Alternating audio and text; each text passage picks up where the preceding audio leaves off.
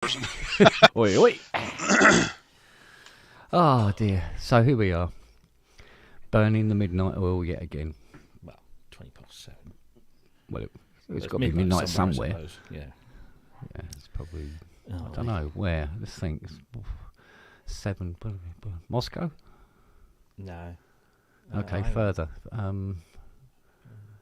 We're 4.5 hours. Yeah. So, Bucharest.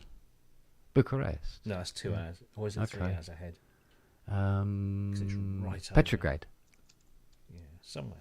That's further east, isn't it? Or is it? Hey Siri, where is it midnight right now? Okay, I found this on the web for where is it midnight right now. Check it out. Check it out. All right, Siri, I'll check it out. I love how Siri's so lazy it has to give you a website. Just tell me. I know. Yeah, it's totally. Yeah. So fucking intelligent. Read what it says. Yeah. And it still doesn't really. Well, those websites are shit. But there you go. Oh, Okay. well, Not that we really needed to know, I suppose. yeah. No, nobody's Hey life Siri, what's depended the on it. time in Mumbai? In Mumbai, India, it's 0:52. No, it's gone midnight in Mumbai Yeah. because they're 5.5 hours ahead over there. They do that. Extra Beijing. half. Beijing is beyond. It has to be. Oh, Closer. is it further east? Yeah, Beijing. Why do I always Mumbai's think- India. Beijing's Yeah, China. why do I always keep thinking India's... Why is that? Well, there's some place in Australia that does a half thing too, right? It's like a half-hour Yeah, change. but they're fucking Australians. They're weird. Everything's out there to kill them, so they try and confuse them with odd time differences. Ouch. Ooh, I see. Hey Siri, what's the time in Dubai? They're- 23:23. It's almost midnight in Dubai. Almost midnight. Okay. I didn't realise it come. Yeah, because it. Oh, okay. Interesting more, as they say. See, you come on here, you learn things. Yeah, time zones for the You, win. you learn that Siri's fucking useless. Well, it's a garbage in, garbage out principle, I suppose. Yeah. And I often put garbage in. I'm not that much more of a fan of Alexa, but it does do more for you. I would really like to have done the whole Apple Home thing, just to keep everything in one thing. Yeah. But Apple Home devices, you know, they're not cheap. But then I suppose anything with the Apple name attached to it somehow. Alexa was just the whole. The reason I went for Alexa was, and she's probably going to shout at me in a minute, was the whole the Amazon Prime thing. You know, it was just so much easier to use. That so there you go. Yeah, you know those that picture of those Kodak mics, channel strips that I put up. Oh yes. I put them up, and then when did I put them up? I think I put them up about 3:30 in the morning. I'll do this Yeah. before I go to sleep. No, it was a bit earlier than that, but it Was it a bit about earlier? 2ish, yeah. Was it about 2ish? Well, at about 4:15, I get hit up with somebody who wants to buy 'em. Oh, there you go. There you go. And I said, oh, well, you know, whereabouts in the world are you? And everything. And he went, London. I went, oh, you're up late as well. Okay. So, and yeah, that's going ahead. And then I put up a picture of that Jupiter 4 and the 3 racks. System 100. Sold. Hey, speaking of learning Oh. things, where's the frog of fuck it? Oh, he's just to the side here. he's taking a shit in the ashtray. I wish you didn't do that. Oh, Don't do that. I told you. Well, wipe your ass afterwards, at least. Not on Jeffrey. Poor little giraffe. Dirty little bastard. I don't know. well, you've seen those frog orgies in nature shows, right? They're randy little bastards. Yeah, it's like a rugby club sometimes. It's just a foam. It's just a orgy of foam and Yeah, it's just sperm and sweat everywhere. It's like, Ew. yeah. and Which it dries reminds to me, a crust. I must watch Saltburn. Have you heard about it? It reminds the me of my scene? ex-girlfriend's knickers, to be honest. I saw the name. What? What is it? Saltburn is this new film with Barry Keoghan in it.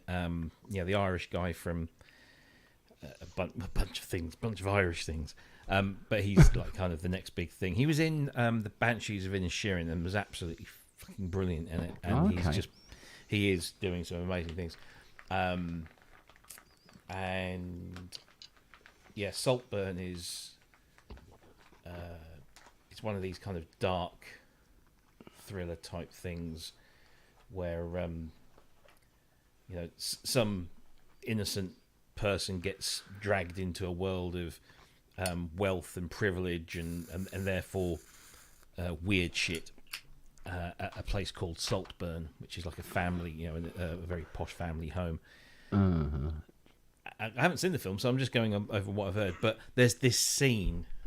Well, there's a couple of scenes apparently. There's one scene that has actually propelled Sophie Ellis-Bextor back into the charts with Murder on the Dance Floor, because apparently it backs that particular scene. But there's another scene where a male individual, is in the bath, furiously cleaning his gentleman's vegetables, shall we say? As you do. And after he has watered the garden, apparently this character that Barry Keoghan plays drinks it up out of the bath. Okay. And you want to watch this? I'm curious. So I furiously see. cleaning meaning masturbating, right?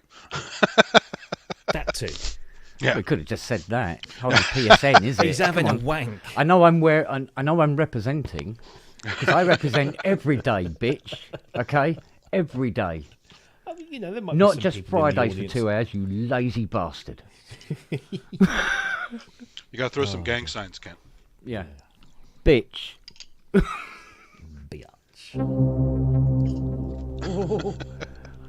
Oh, I love my montage. Oh, steady, because you'll be elitist. Mate, this is how elitist I am.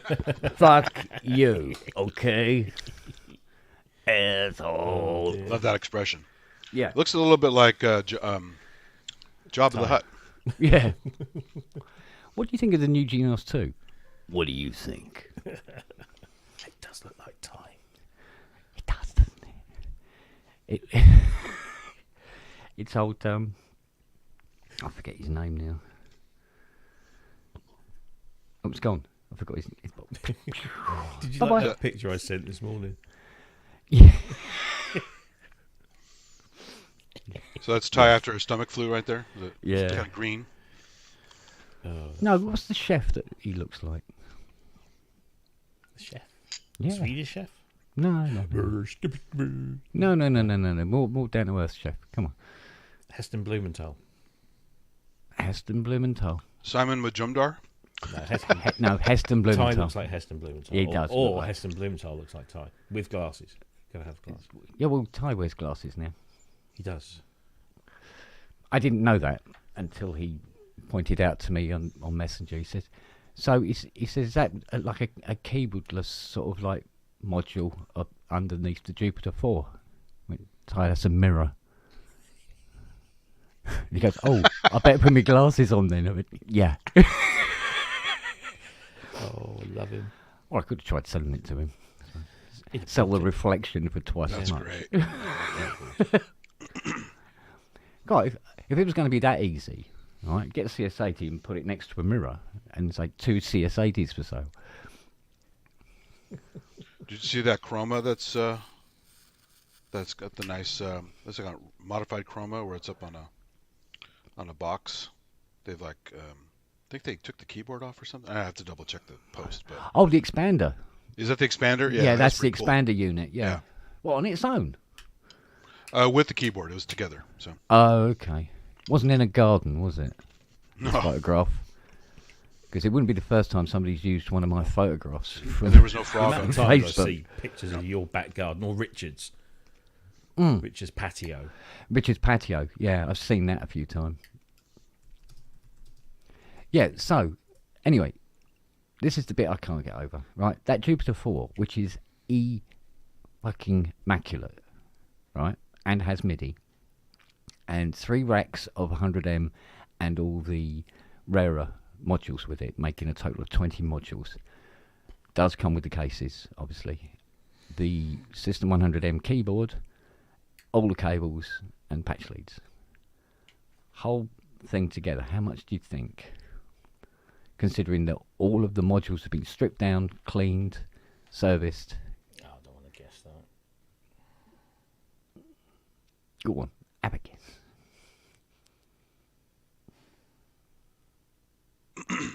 No, because I'll be wildly out, I'm sure.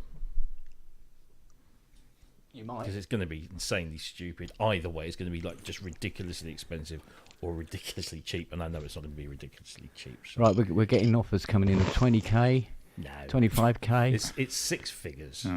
Well, put it this way: the Jupiter 4 is there's one for sale on eBay at the moment for $6,000. 20 modules normally fetches somewhere in the region of about what? 15, 16k. That's 12 years ago, anyway. So, yeah, getting to near where I thought it was going to be. 40k, 75. 75. No, Wow. actually, Matt's nailed it. It's 20, Really? all in. Yeah, I was What like, a world we live in when we think, that's not bad. yeah, I know. That's what's mental about it. But when That's still good. Yeah. Tiny turned around to me and said about that, the Fender Rhodes out of Nemo, and I'm going, oh, would I love that? Yes, I fucking would. Opera Sauvage, China, Spiral. This is the girl. This is the one in the video of him in his studio playing, right? I've gone to him. I've gone, go on then. How much? He went, about 18. I'm going. How much is Fiona worth?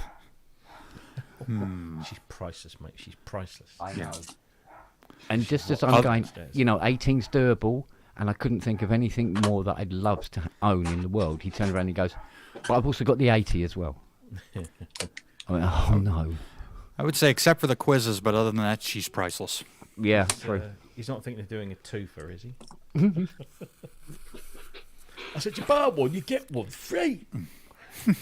Hang a sec. Yeah? Yeah? She's watching, Can you bring it up? bitch. Hang on a sec, I'll be back in a minute. Apparently my extremely expensive meal has just turned up. There you go. Extremely expensive. That could be anything. Hey, Ian. Hey up. How you doing, Robbie? Could be a. Oh, sorry. How you doing, Robin? Thank you, yes. Mr. Surcheck. No, it wasn't Mr. Surcheck, was it? It was... It was when you did Henrik. Henrik's show, yeah. Hey, look, That was I've been hilarious. cool. I've been cool. Yeah, you and me both, mate. I tell you. So what do you know? Not a lot, really. Yeah. Hello. She can't hear you. Oh, look, he's got KFC. Oh. Oh, blimey, the light's gone on. Siri wants some. Let there be light. That's serious then. That's the grease igniting from the KFC. Oh, hello. Yes, hello. How's it going? And that. It's good. Good, Andy. You? Did you get your chompy yet? Sorry. Chompy. Did you order chompy yet? Chomp? Everyone's doing videos on chompy. Yeah. Well, I'm not going to be doing any videos on Chompy because Oh. I didn't back Chompy, and I'm pleased to say. Have you got one, Rob? What, Chompy Club? No. Yeah.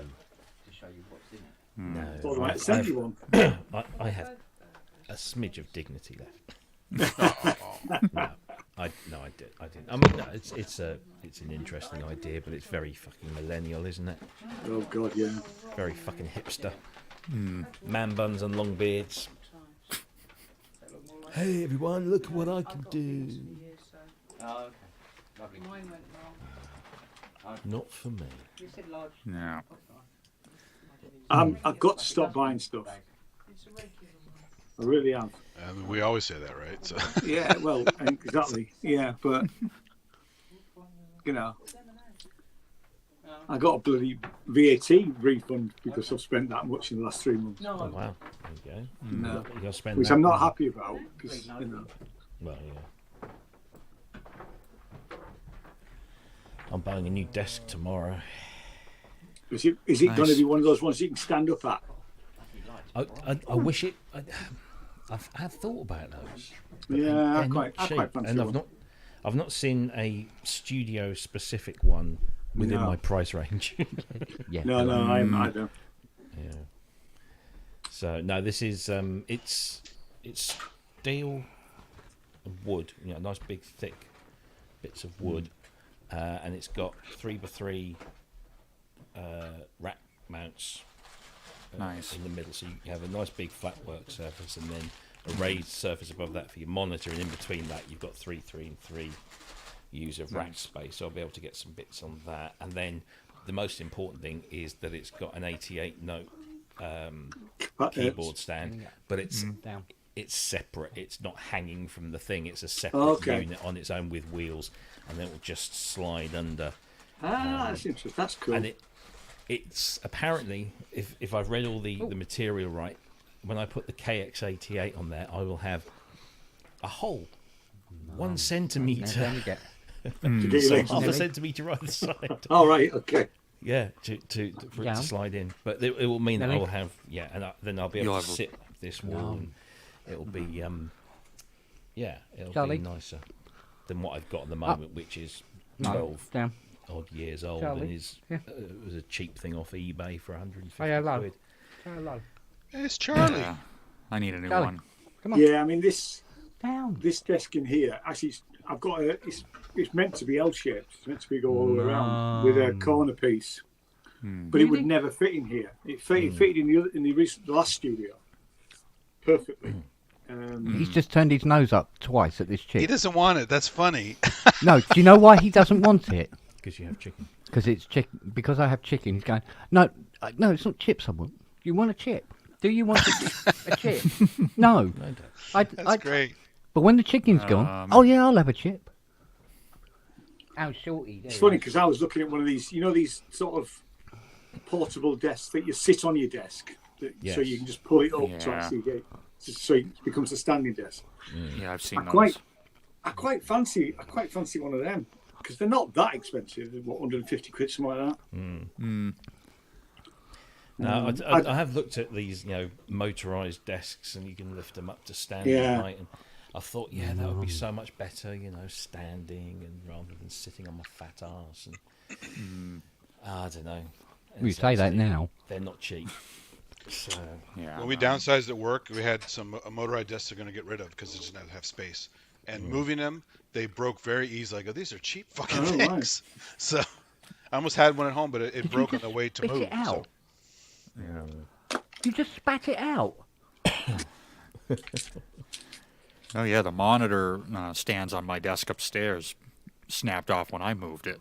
So, but it was only a $30 desk on Craigslist. Yeah. now, this one I got off of eBay. It was brand new, about 12 years ago. And it's a corner desk, but it's curved, so the central piece is curved. So there's a big gap behind it that, although, yes, I put my ring light and other bits, there's a lot of wasted space. And either side of this bit here, so where my hands are where the ends of the wooden bits are, and then this side and this side have glass extensions. Although nice. this glass extension had to make way for a rather large DX1. So I only have the one extension here, and it just means that I've got these panels that I keep banging my legs into, or the chair goes into. There's just not enough surface room, whereas this new thing should, in theory, work better. Because One thing I did grab from the office closing are those little hydraulic desk on top of desk things. Have you seen that? Yeah. Yeah. Where you can raise it and stand. Those are awesome, and it works to this day. I love those things. Yeah. But I've got to consider budgets and space. And, Oh, this was free because they were closing the site Yeah. down. So well, I Yeah, did my yeah. last, not the what. not the house I was in last, but the one before that, I kind of pretty much kitted out my entire office from my old place of work when they were downsizing a whole bunch of stuff. They were just giving away chairs and shelving and filing cabinets and all that kind of stuff. And yeah, but Noah? I could, I suppose, ask if my boss at work would contribute, because they bought this chair.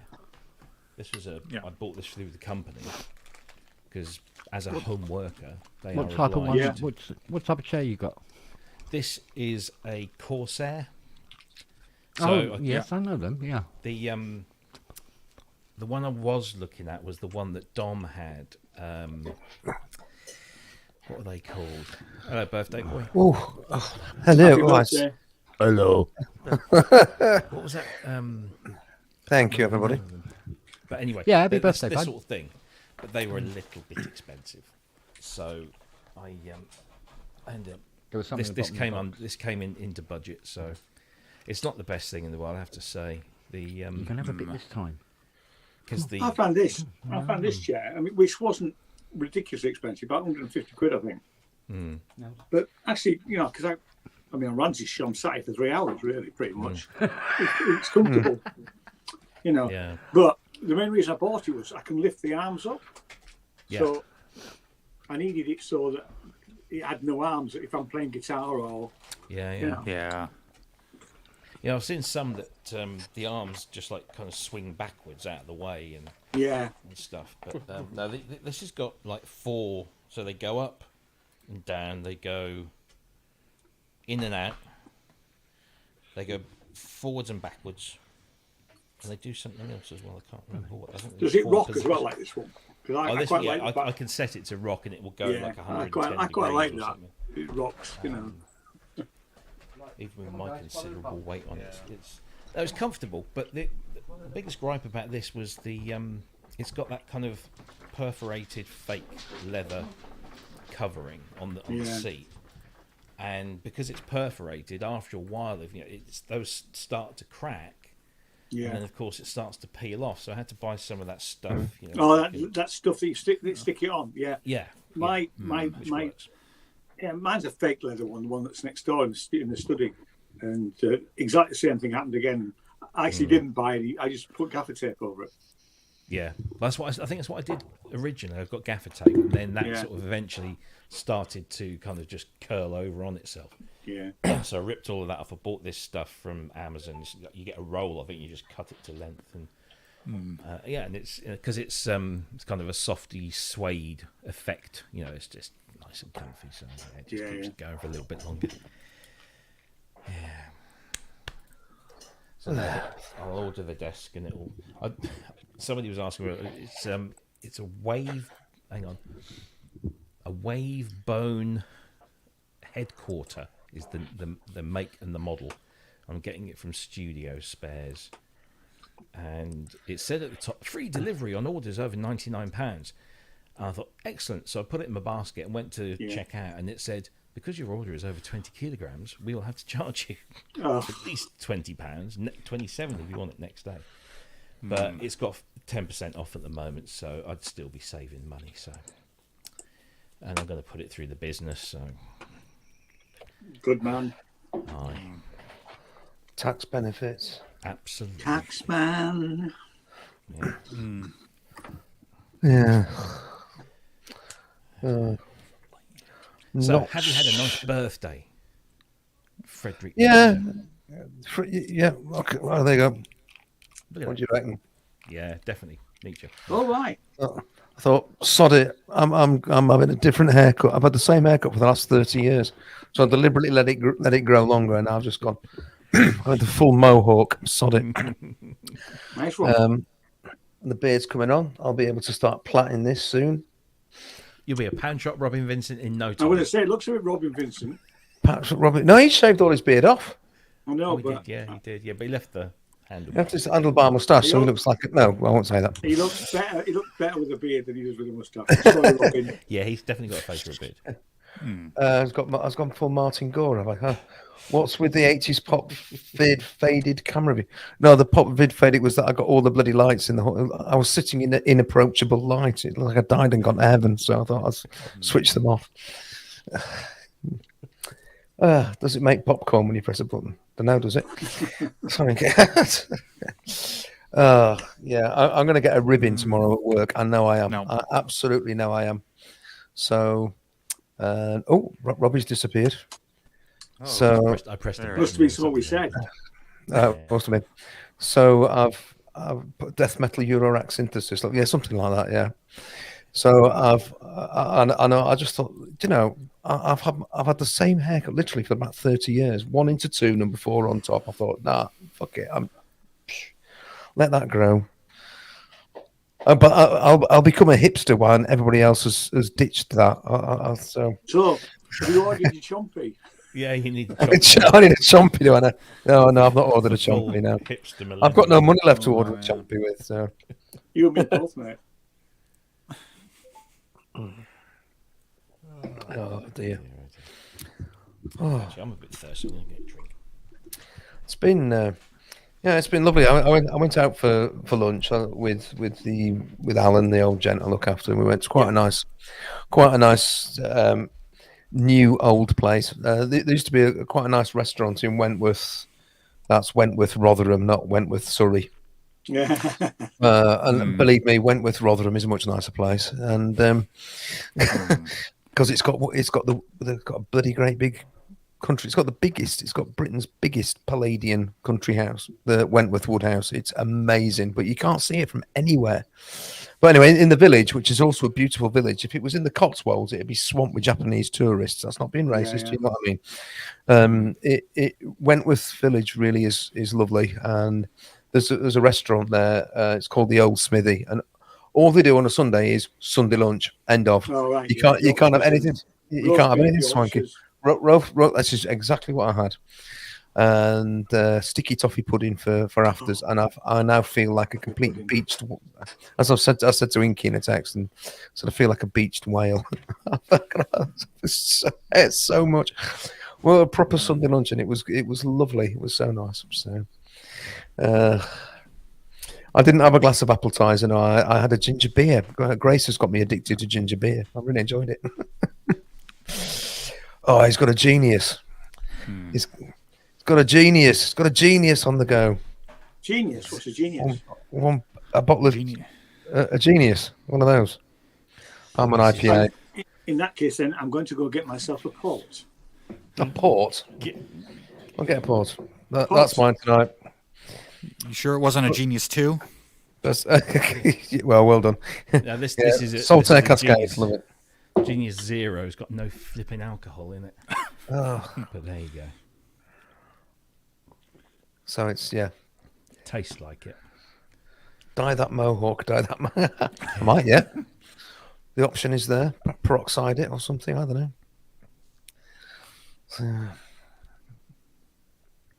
yeah, I'm looking forward to tomorrow and getting a ribbon from the kids. That's what teachers are for, isn't it? Yep, absolutely.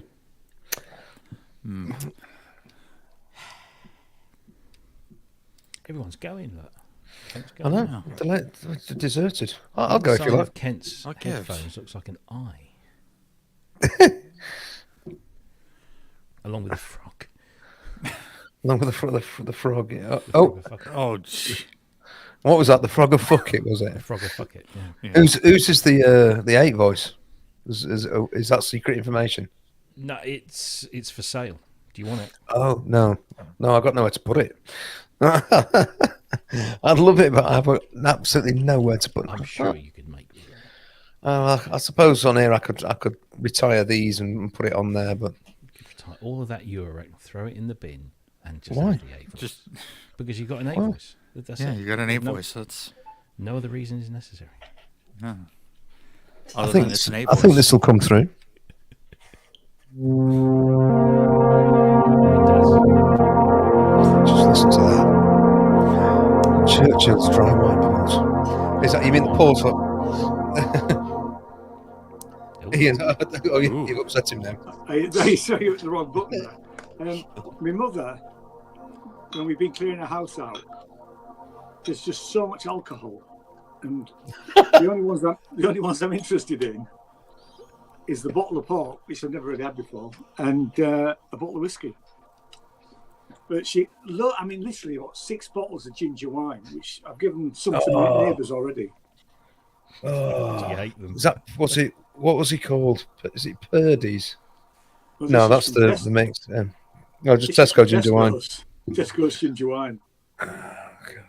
So, I've never had ginger wine. I don't even know. I might like it, but I don't want 6 bottles of it. That's for sure. No. So that and Baileys. There's loads of Baileys. Now, I actually don't like Baileys at all. no, it's an acquired taste. Yeah. So I do 4 like bottles of Baileys. One of them was out of date, so that went down the drain. Oh, Never goes out of date. It does. well, it does. It's got cream in it. It's cream in it. The cream in it. Curdles.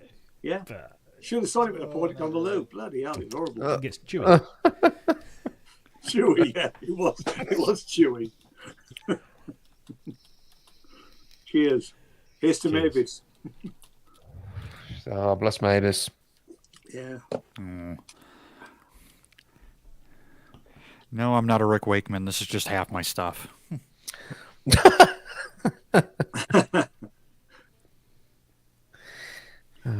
Yeah.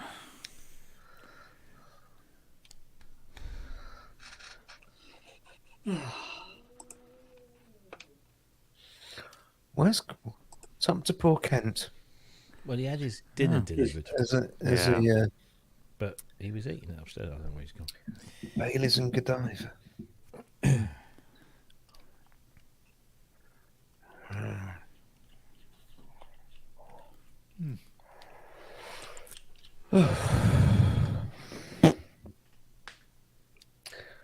Who's bought something already this year? Not me. No, nor I. No, I bought it all before the turn of the new year. It has now all arrived, but I am going to have to buy, as we talked on Ramsey's show, I'm going to have to buy another power supply, which irritates me a bit. Rookie error. See, that's what you get when you get modular, don't you, Rob? Yeah, you see, you don't have that problem with. We don't have this problem. synthesizers. Don't you, Robbie? No. How- Well, actually, to be fair, I know you're you're going to talk about the DX1 power supply, but that was just a few cables that needed resoldering and a few parts that needed replacing. Oh. Yeah. Oh, I see. But I can plug all my synthesizers in, and I don't have to worry about them drawing too much power. So others don't work. You just run out of outlets. You just have to get another power conditioner. Well, indeed. I have to say that this is true. It's the first time I've come up against this, although it's a known thing with Eurorack, and that at some point you if you get as deeply into it as I've now got, you'll. Do you remember when Andy had no Eurorack? Yeah. It wasn't that long ago. It's not really 3 years. 3 years actually, and you're right. But I never said, "Oh, I'm not getting into Eurorack." It had already been. I mean, I do remember the Synthfest 2016. I think that was the first one, wasn't it, Robbie? I think that was the first Synthfest 2016. And I went to that, and there was all this modular stuff, and I have to say, I found it totally overwhelming. And I'll be honest, because all you got from these people with these. Well, what I christened then space farts, I call them. It's just space farts. That's an awful lot of money to and of course Eurorack doesn't have to sound like that at all. It really doesn't. No. And But it mostly does. Well, a movement system can be 40 grand for space farts. So what do you think well, of that? yeah, Andy, yeah, quite, yeah. But no, I don't agree. Have you listened to any of our stuff, Robbie, or do you ignore it? Did you I'll completely ignore it. Yeah, I've never listened to a thing of yours in my life. Right, thank you. That's all right. Just as long as I know where we stand in this conversation, that's fine. Nobody's forcing you. Just actually, Robbie, it's not even a courtesy. I feel duty bound. Listen to my latest radio show because You're not alone. He hasn't heard any of my stuff either. Sorry, Justin. What was that? I said you're not alone. He hasn't heard any of my stuff either. This is true. So yeah, it's yeah. I like melody. I like tunes. I like bass lines that sound like bass lines. I've got no problem with interesting over-modulated textures. I mean, because I can go off into that as well. But I mean, how many Krell patches do we really need? The best one was the original one, and it's already been done. So, I'm not that. A load of modularists go on about, generative Yeah. patching and sort of. Easy for you. I don't, that's not, is it? Yeah, self-generating. And actually, nah. No. Oh, I'd rather play a nice tune. And yeah, you're right. I could just get a synthesizer and play it, but there's something very satisfying, really, for me about the exploration. That the sounds are not necessarily predictable, nor are they necessarily the ones you were expecting to get. And again, the being able to reproduce it exactly is, well, it's not there. Okay, the sample's in the sampler for sure, yeah, but nothing else has got any presets, so it's never going to be quite the same. I mean, the thing is, you can have your thing, you can have a nice patch set up and ready to go. Then you switch the cases off, go to bed, come back the next day, switch it on, and it sounds different. You're going, oh, why? Why doesn't it sound the same as it did last night? And it's just one of the mysteries, and you have to embrace it.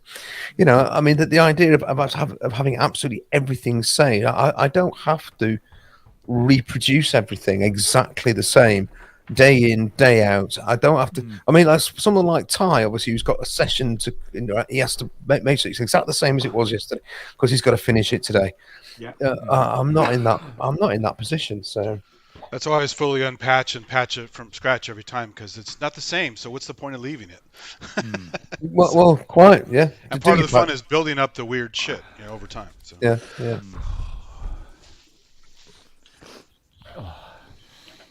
Better? I had to go down and put some black bomber, Snowdonian black bomber on it. On what? The burger. Oh, right. What is Snowdonian black bomber? I'm glad you asked, Andy. You peasants. Peasants, I say. Oh, sorry. It's It's a cheese. Gentleman's relish. is it Cheese? Oh, cheese? It's a cheese, yeah. Snowdonian black bomber. It's Welsh cheddar. Contradiction in terms.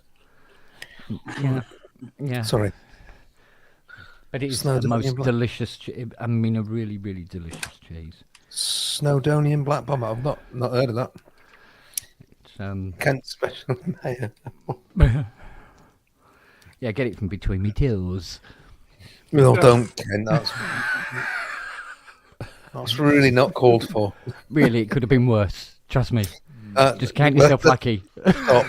Actually, they do cultivate celebrity cheese from belly Oh buttons and other God! kinds of stuff. It's true. can we change the subject, please, Jim? It's for Ty. He loves cheese. The penguin of pot plant is sickened. Don't fucking care, alright? The frog. It's a frog that looks like the. Yes. Go on, say it. Go on, we've all have. I can't think of the word. There's only 2 letters in it. Yeah, come on. Is You there? do it to a bow. Ty? Looks like Ty. Just show. Looks like. Can I just say one thing? Can It does. Can I just say one thing? No, I meant who's the troll? Oh God, the green. Ty. We're still talking about Ty. Ty. Yeah. Yeah. Oh, I can't remember. Anyway, who cares? Jabba the Hutt. Give it a hat frog. Yeah. Can I got all these lovely birthday greetings on Facebook today in the time. All these nice Good. lovely greetings. It was very, very nice. It's lovely. And I go down. Everyone's going, have a lovely birthday, Andy. Hope you have a good one. All the best greetings of the day. And I got down to Ty Unwin and it went, arse. And then and that was it. At least he responded to you. He didn't respond to me on my birthday. Yeah, I got a response from arse. Yeah. I was very pleased. Shrek, Chris said. Thank you. That's what I was trying to get out. Shrek. I couldn't get it out. Yeah. Oh, I've got, So yeah, thanks, got Ty. Fiona's mug. No, you are Fiona's mug. No. This is Fiona's mug. Bitch, please. I'm read fucking that. fabulous. I pee glitter, shit cupcakes, and fart rainbows. She opened up and went, "Yep, agreed." Bless the little cottons. Oh, dear me. Aye.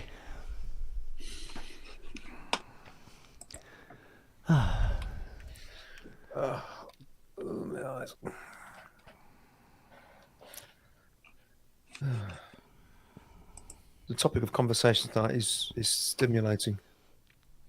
Well, as long as it didn't go like the last pub, and I had to delete it. Why did you have to delete it? What happened? I was. It was a request. What, from Ty? No. Funny enough, not Ty this time. No, the deletion. What did you was say, requested. Robbie? No, it wasn't me either. I No, didn't talk about anything I shouldn't have I'm been not talking going to say. I'm not going to say who asked. They had their reasons, and they went, okay, fine. It's not like I earn money out of it or anything, is it? No. It's fair enough. And does anybody actually ever watch them back again? I doubt it. Oh yeah, no. Well, no, people don't watch them back again, but That's what happens people are when you still watch watching them share. like You a have to week read on. later. It's still people watching them like a week on. So weird. Yeah, I mean, I sometimes put it on in the background and hear you lot burbling away. Yeah, it can be blah blah blah blah blah blah blah Help blah. us to sleep. That's said I do. All right. Yeah. There you go. Helps me sleep. Slant it as you as well, homegrown. Oh mate, I'm learning about all the kings and queens of He was England, very- stroke Britain since 300 BC, AD. Sorry. Kings and Queens of Britain since 300 AD. No, interesting. That gets Like me the to Aerosmith sleep song, like Kings and that. Queens and Guillotines. Yeah. Well, if in France for sure. Yeah. Yeah, it's such a hodgepodge mix. It's hard to separate it out anymore. Well, We got the Habsburgs, right? So I mean, it wasn't just isolated. Habsburgs. Yeah. Well, Bonjour, bonjour, Mr. sir. Synth Tech. Bugger off. Hey, it's where you start. Everybody starts somewhere. Have you been mending people's synths, Matt? No, my own. Oh. And have you mended them? I finally finished the DX11. Woohoo! There you go. Finished Was it a power supply like, issue? Finished it or finished it. No, just finished. As in, put a line And under it it. finished it, crossed it out, Yeah. hit it with a hammer. No, chucked it I'm in not. the skip. God knows he's tried to No, finish it's Matt, it. not Kent. Ugh. I've seen you in operation, Kent. I know that's true. Oh, it's not working. Yeah. See that big hammer there, Andy? Yeah. What? Pa- What? No! Pass me that big fucking hammer. Percussive maintenance. Indeed.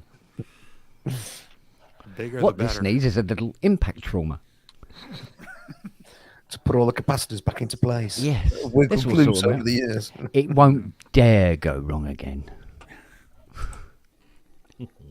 Ah, that's taught. Mate. So I'm going to put up some more exclusives on Facebook tomorrow.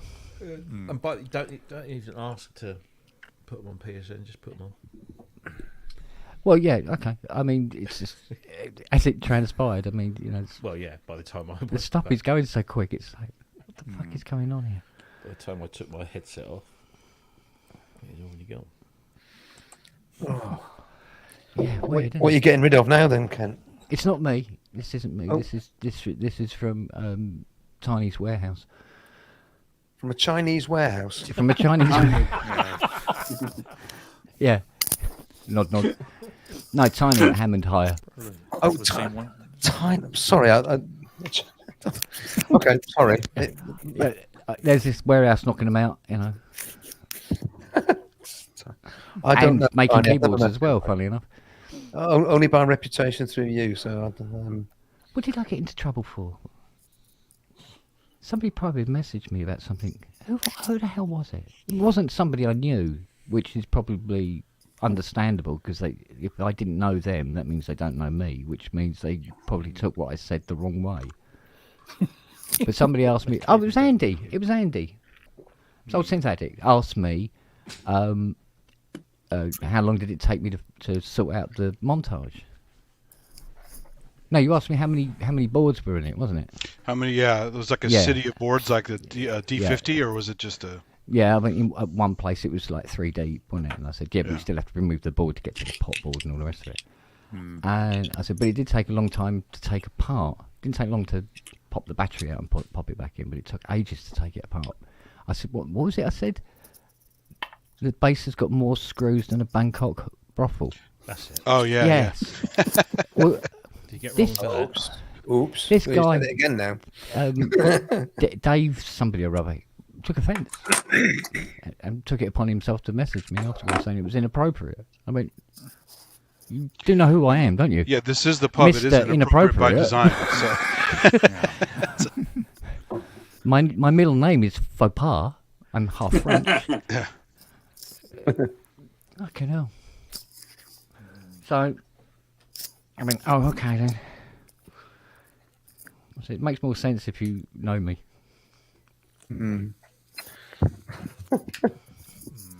Some people. I know. This is the prurient pub, right? So. That's about the least appropriate word, isn't it?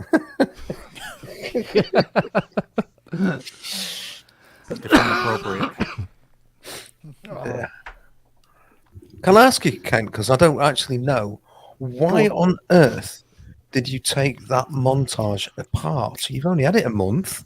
Oh, because I sort of upset the firmware. But I did that, I plugged this ribbon strip into it.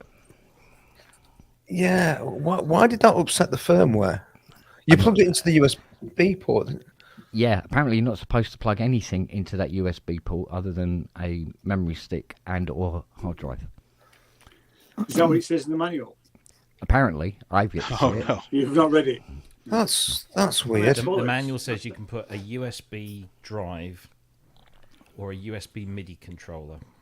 Well, that's They're what the that two is. things it's Well, that's what I thought, but apparently, no. It has to be a recognisable. not some weird strip. Yeah. So you I mean, had I may have tried to download something. There's hex code on that thing. I looked at the EOA website, and there's Oh there's all yeah, kinds of- I know. When you it's can also like, do oh, stuff with. Yeah, he goes, oh, you can pre-configure you. And I went, oh, okay. You need to go and download, what was it, Cyclone 74? Cycling 74 Cycling. Max, yeah, And because it's then- Max MSP patch That is editor. Max MSP. Yeah.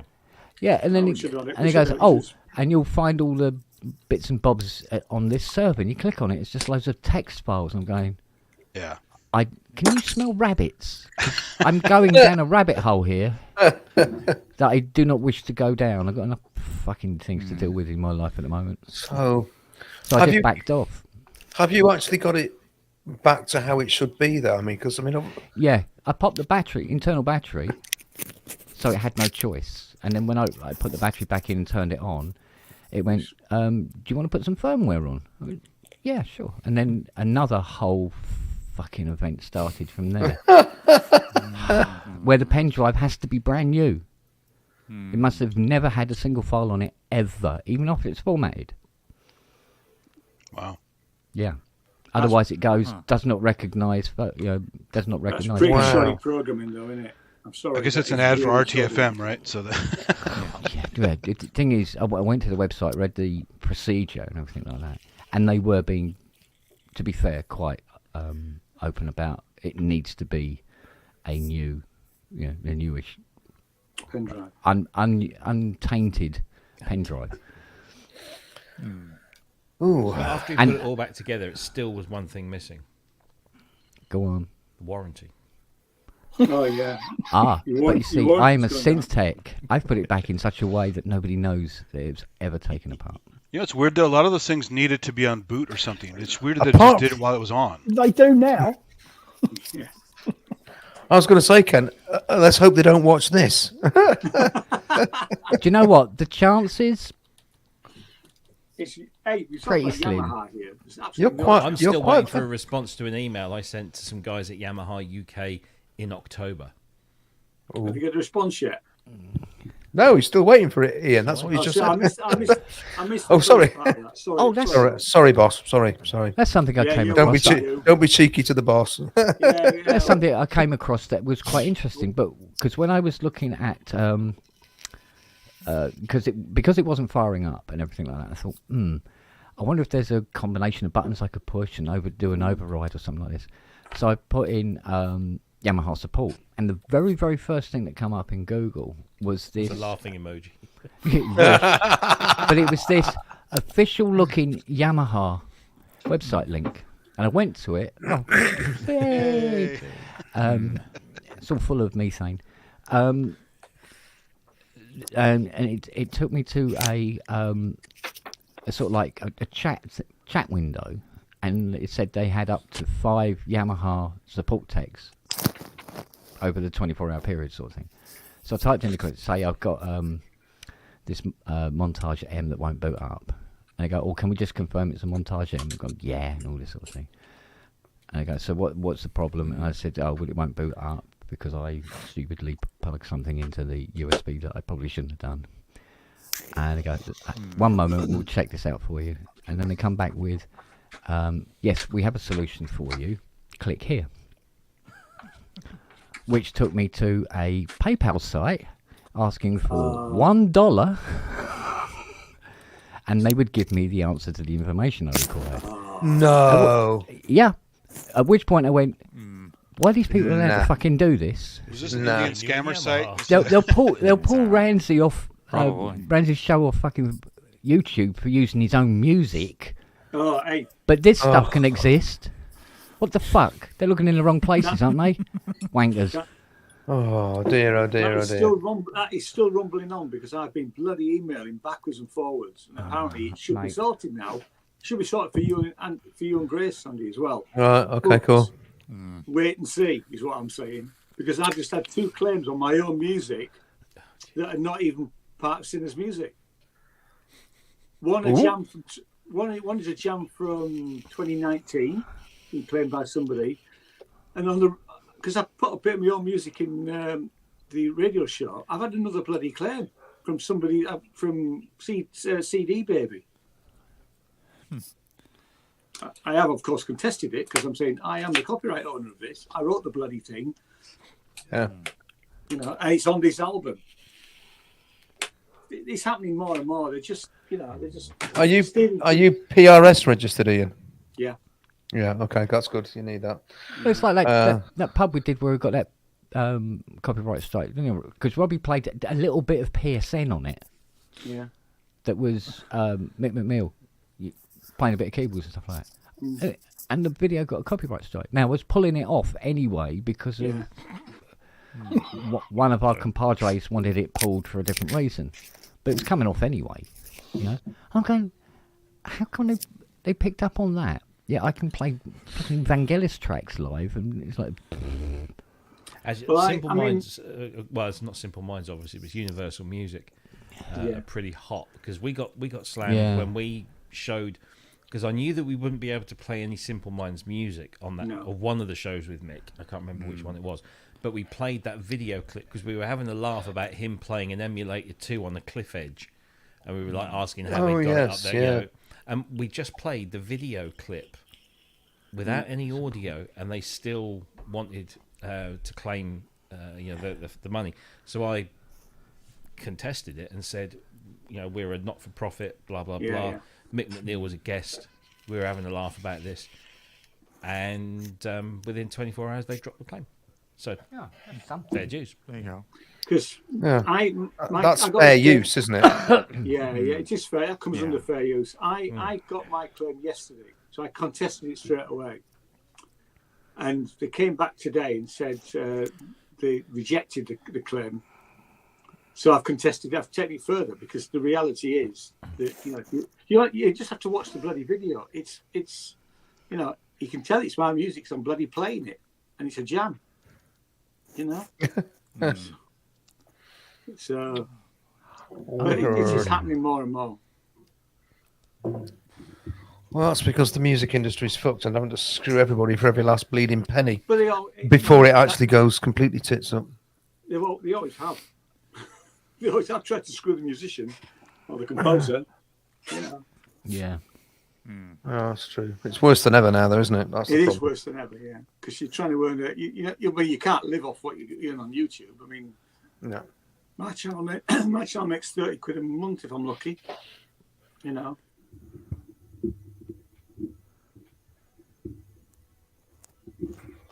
Yeah. It's the beginning of Skynet. First they take over the music industry, then they take over the world. So Yeah.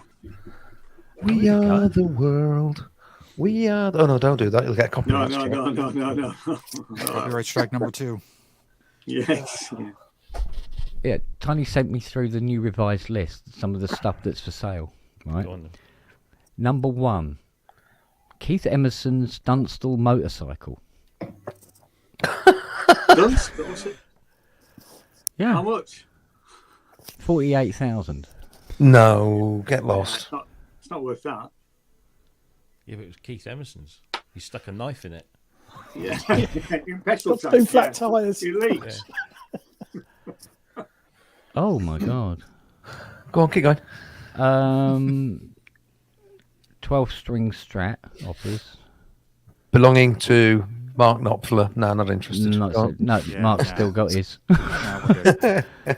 Max Mil- Pass. 12-string, Jeff- a 12-string Strat, you say? I don't think I've ever seen a 12-string strap. I have, yeah. You don't want one of them. 12 to 15 Max Middletons. Well, them. Who's Max Middleton? Yeah, Why are they exactly. 12 to 15? I think there's it's some sort of PA equipment. Belonged to Jeff Beck, used by Kate Bush, Rolling Stones, etc. Memory Moog with MIDI, Mini Moog, and Oberheim Sam, Clav D6, another Fender Rhodes, Oh, 4 oscillator, D6. Mini Moog D, only 5 4 made, oscillator. 4 oscillator. One of Keith's probably. Yeah, it's Keith Emerson's, modified by Bob himself. Ooh. Wow. Oh, a Musonics, an RA Musonics, 1971. 38,000. Oh, I don't know about that, mate. A pair of 1972 Mini Moogs, owned by Keith One for Emerson. each hand. Yeah, one for each hand. Yeah, real. Is that thing in it? on there.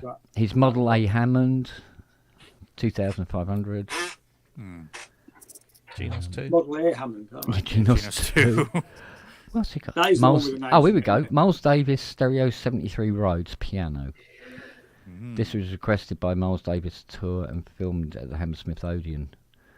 Books a TV documentary, was aired, a film made, and a live recording release. A tour of London concerts became legendary. Many other artists are requested this Rhodes. Billy Preston, Greg Harrison, Eric Clapton, Pink Floyd, Mark Knopfler, etc. Offers on that one. The 4 Beatles mics. Of course. $5. Oh God. Is it the Rello Sound mics? It says STC Coles pair. Oh, no, right. No. No. 'Cause- AKG D30 a pair. Malcolm Davis from the Apple Studios S Row said Ringo always used these at Abbey Road. When Apple went belly up, we decamped to John's studio. Okay. And then went on to Thurston Park, Ascot. John Lennon's set studio. That's at Ascot, yeah, okay. Ringo's Titanhurst Park. Not reading this. Tinhurst in there. Is it Tinhurst? Yeah, that's John Lennon's house. Right. Yeah. So they collected all the mics up from these various places. M49? What's an M49? SM69. Oh, M49, probably Neumann. Yeah, 47 Fat. 63 UK B3 Hammond. Yeah. That's a There's all sorts of stuff. What's on the other list? How much is the Coles? Not that I Their can afford them. offers apparently. Oh, are they? Yeah. $5. I had a Beatles Relo. It wasn't owned by a Beatle, but it was the sort of early '60s mic that they used, the Relo sound mic. And I sold it to a guy in France for 700 quid. Is that the one that kept coming back? No, this is the one that. Actually, no, you're right. Actually, we shipped it, and it never got out of customs. It came back. That's it, yeah. And then I sent it to him. I sent it to him, and he was going to Switzerland. I think he ended up going to Switzerland because he had a studio in Switzerland and one in France. So we just shipped it to the other studio, and it went perfect. But France was a problem. Isn't it always? Yeah, well, actually, I've had a bloody letter from FedEx wanting bloody import duty for that bloody X key. They can whistle for that. See in court. Yeah, Vox Continental Mark 1 Slimline with percussion, the only one ever made. Wow. Belonged to Jerry and the Pacemakers. £9,000 for that. Actually, that doesn't sound bad if it's in good working order, and it will be, won't it? Well, no, if it's tiny, it'll Vox be Continental. Yeah. With Those percussion. guys, I bet those guys have pacemakers now. Oh, fucking definitely. I imagine so. A pair of Uri studio monitors, 813s. What?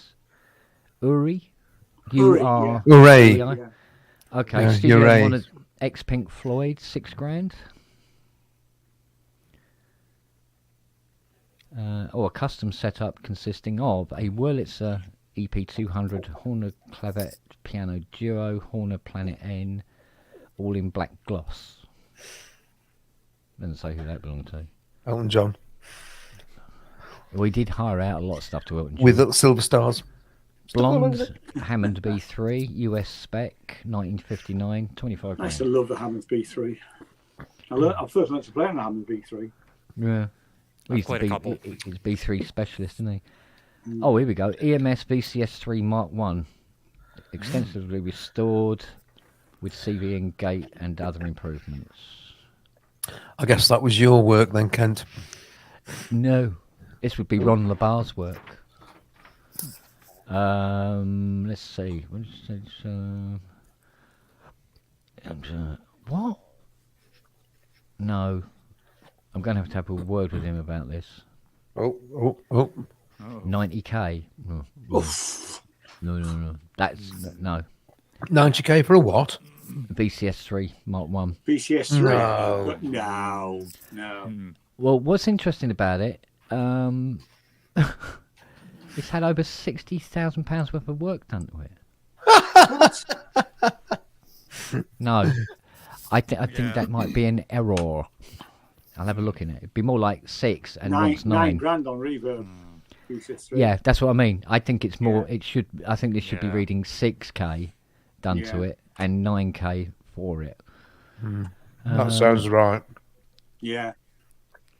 Right. So we got. Oh yeah, Vox Continental Mark 1 flat top, 1963, 7k.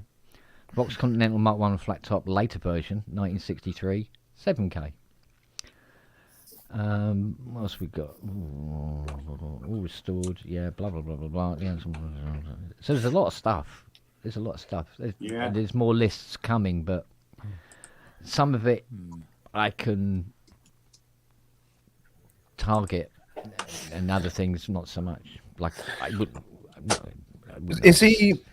Is he packing in and selling up, or is he just getting rid of a whole warehouse? Full He's of getting stuff that he's getting rid of a lot of stuff that people don't seem to ask for anymore. And is he? I mean, these things you say, Ringo Starr's. Yeah. Is he brokering it on behalf of Ringo Starr? No, he ended up owning them Right. because they'd sell the stuff to him in the end. But He goes, has "Oh he no, got- they'd be useful to hire out and stuff like that." But they I mean, come with the reality history. is that it's all right saying that it was Ringo's, and I don't doubt it was Ringo's. But what proof has he got that it's Ringo's? Well, in Because terms of people- anybody, take for instance the LM1. Yeah. He said that it's the one that they used on the Dare album, and the reason he knows that is 'cause Martin he got- Rushent's.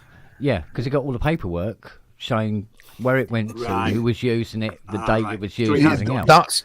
That's the value. That's Yeah. the value. Exactly. Yeah. So if I mean if Watch Antiques Roadshow. yeah, but if you're into the if you're into the Human League, it may have some sort of like special attachment, but not necessarily the LM1. It might be the System 100 or something like that. You know. Yeah. But this, I mean, this is all this stuff to come. There's a complete System 100. I'm not kidding you. Oh wow. You could eat your dinner off it Wow. Wow. with speakers. Oh, if I had the money, well, I would have that. We I see would some of this definitely stuff. I'm finding, I personally found to be surprisingly cheap, and other stuff sort of like, ooh. So it's all. Yeah. But like I said, he was always open to well, make us an offer then, so we'll talk. Yeah. So he's not it's not set in concrete, but some of the stuff though is like, yeah, it's. I mean, see- Miles Davis Stereo Rhodes has got to be worth Yeah. pennies, if isn't you, it? Oh yeah. I'll be honest. I would never be bothered because if some famous musician had owned it, Yeah. you know what I mean. But I mean, I'm more interested. I mean, I'm more interested in the System 100 because it's a System 100, not because. Well, somebody yeah, else exactly. Yeah. You know. Yeah. But same. because it's like constantly maintained, Yeah. Yeah. it's such a excellent piece to have, regardless of whether it was used on Wall Yeah, of Worlds exactly. or whatever. It's sort of like, Yeah. wow, look at it. There isn't a scratch on it or anything. I said, I said to him, because I said, it's amazing that you've been able to hire these out so often, and they're all in And beautiful you come back condition. in that. Yeah. Well, he says, oh, that's because I will bill them well over the odds for any damage that's done to them at all, Good. and they know it. Yeah. Good on him actually. Yeah. Yeah. So, Can I and just that's ask, why is my mic level better? Apparently it was a bit hot. That's it's all better. fine. I didn't think it was hot. I thought it was fine. I thought it was fine. Well, whatever. So, and it's some lovely things, But he's got that 100M stuff I had up on my page today. That looks like that's on its way out. But he's just sent me a photograph of the other 100M stuff he's got. It's like, fucking hell. It's like, mate, I think it's about 7 cabs. Yeah. Right, all with the sequencers and all the other little special little modules they did, and it's like fucking Did Alex hell. Ball 7 cabs. eventually get Yeah. all the modules, Yeah. including the rare ones? He did, didn't he? He got a load of sort of ones that weren't manufactured, like Yeah. like they were prototype prototypes. copies and Yeah. things from Yeah. a box in Japan. Yeah, because there was one particular. Was it the ring modulator that's quite rare? Because the ring mod didn't come with the 5U. The bearing System 100 that has a ring mod in. I can't remember which module. Give us a sec. Bonjour. Bonjour. Can't remember. Hiya. Oh, hey up, Andy. Hello, mate. T'other Andy. To the Andy. Bonjour. Three Andys now. That's getting confusing. Oh no. Let's change our names, everybody. Mr. President's in the chat. Oh, look at this. Oh, Mr. President. Oh, Richard. Ah, Ricky, you coming in, mate? So yeah, I mean it's getting ridiculous. Some of this gear is just sort of like, what the hell, It's like, fucking hell. You don't mind if I carry on with that, do you? I've got my head. I can still hear you. Yeah. Noodle I'll leave I away. can hear it. Just call me. Ah. I'll hear you. It's a pub. It would be like somebody playing with a fruit machine, wouldn't it? Exactly. As long as it's a fruit machine and not one Roxy's of looking those at me as really, if really you're- annoying 8-bit All games. Or Geno's too. The one that has shut up. Is that what the live and mega synthesis does? Is that what it was, Ken? Is that the samples? Is that the PCM samples? Well, mate, that's what I was hearing. I'm sorry. I'm going, is this somebody just sold Outrun in a box? What is this? Well, No, I Engineering can see is its a Mega appeal, Man, but it's, pocket operator. So yeah, I just sort of like. Do you know what's interesting? And I think we were all kind of thinking it, I suppose, in our heads. And we're sort of like, it's from the Sega Genesis and all this sort of stuff. And he goes, yeah, it's going to appeal to the kids and everything because they can remember these games. And I'm going, no, hang on. Surely this was like 30 years ago, this machine. Yeah, 40 and 50-year-olds remember Yeah, them. it's actually middle-aged kids that are going to be interested in this. That's like more my era. Has it moved on that far? Jeez. No, oh God. I watched a video the other day. It was every Gran Turismo from the first one to the current one. Yes, I've seen it. And you go... Makes you want to cry, doesn't it? I mean, it makes you want to cry that was... it was, I was selling the bloody things when that first one came out and was just like, we were just so blown away by, oh my God, this is so realistic. This is amazing. How will they ever become any better than this? Oh yeah, they went to number 2. And then that was so amazing. And then number 3. Was it Gran Turismo 4 was the first sort of like the 3D kind of version? It wasn't top down? Or No, all Gran Turismos were... It was, no, before that. You're thinking of Grand Theft Auto. Which, I am. I do beg your pardon, yeah. Because I remember, I think it was 3 on the PlayStation. Well, on the PlayStation 3, I think. Gran Turismo 3 or Grand Theft Auto 3? Well, Gran Turismo 3. Gran Turismo 3 was PS2. Was it PS2? Yeah, 3 and 4 were PS2. They and when you compare those to 1 and 2, which are PS1. Well, maybe it's really 4. Maybe it's 4 then, on the 3. And I remember going, wow. 5 was the first one on. Was it? Yeah. 5 was the first one online. Yeah, So- 5 and 6 were. What is PS3. Gran Turismo? Is it an Italian travel agent? It's an ice cream parlour in Milan. I think it's a racing. Is it a racing game, boys? It's a car race. It's a race. It's a racing simulator. Yeah. So what pedals do you have? You have then, Robbie and Kent. What do you have any pedals and steering Yeah, I've got wheels? Logitech G29s. All right, yeah. Pedals in the gear Yeah, I got a shifter. G29 It's got very wheel niche, Andy, and hasn't it, pedals. mate? Yeah, same here. G29 here. Yeah. Yeah. But I haven't got the VR thing though. So It's Well, you know my blinding little Mustang that you can't catch? Ah. Granola bar in Trieste. Sorry, Richard. I'm going along in my test track, and it's a lovely straight track for what is it? It's a 13-mile oval, isn't it? So you've got this long straight, and you It's can just not open real, up. boys. It's not real. Well, it doesn't matter. It's not the point. The point is, you got the VR on, and you got time to look around, right? Yeah. And I'm looking at things like crash. the stitching in the leather of the door trim. Yeah. And stuff like that. Fuck, and Or the just wood grain in the fuck in the gear. me. Expecting to find like Wrigley's chewing gum wrappers in the bloody footwell and stuff. It's just so what bleeding version? realistic. What version are you playing now, then, guys? That'll be a DLC. 7, right? Okay. Yep. 7. There's a good reason I have not gone and done any of that, because I know from the experience of the 1980s that I would disappear and never come back.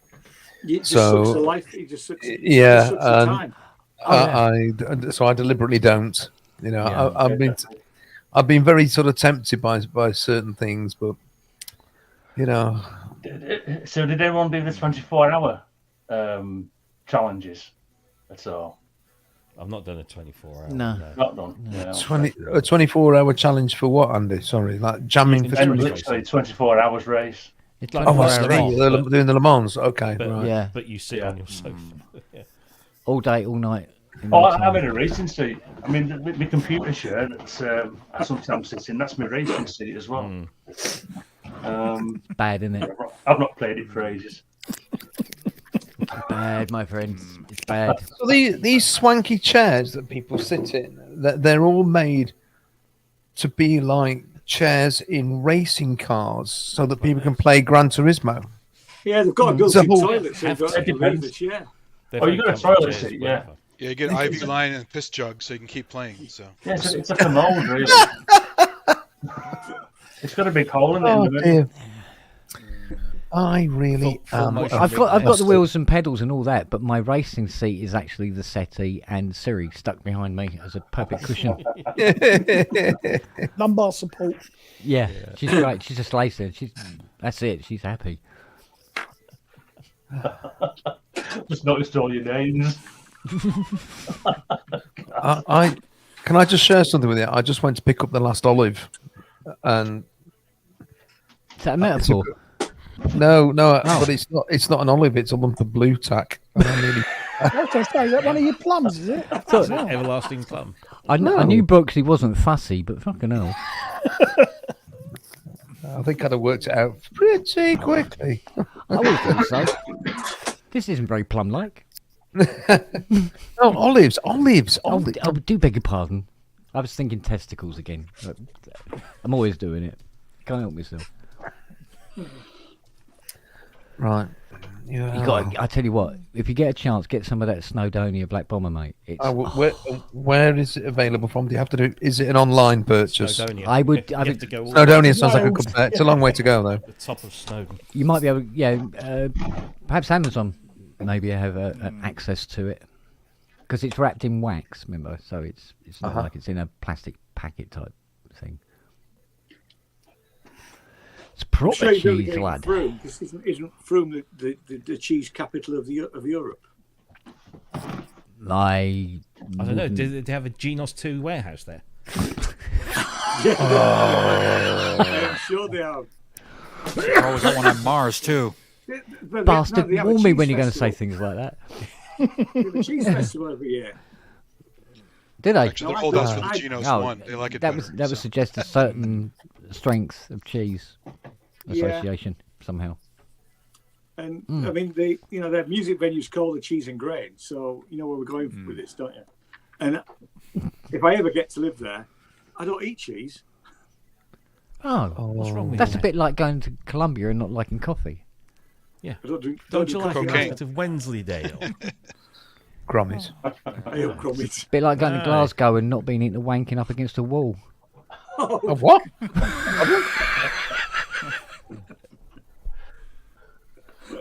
Now, Ken, that was inappropriate. Yeah, sorry. Most people that are What's my out middle name to fight again? you and complain, That's that was Mr. Faux Pas. Mr. Faux Pas now. Remember? That's what my coworker's doing on this conference calls. I wonder what he was doing. Why are you out of breath again?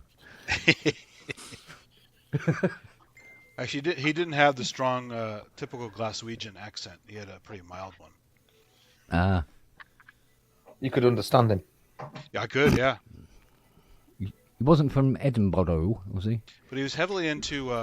He had half of his house is full of guinea pigs. He's one of those guinea pig guys. That's Well, really whatever weird, he's isn't doing to stop him from getting into the other half, he should try in the other half as well. We always hear him in the background that wee sound that they do and stuff. Oh, God. They're cute little things, I must admit.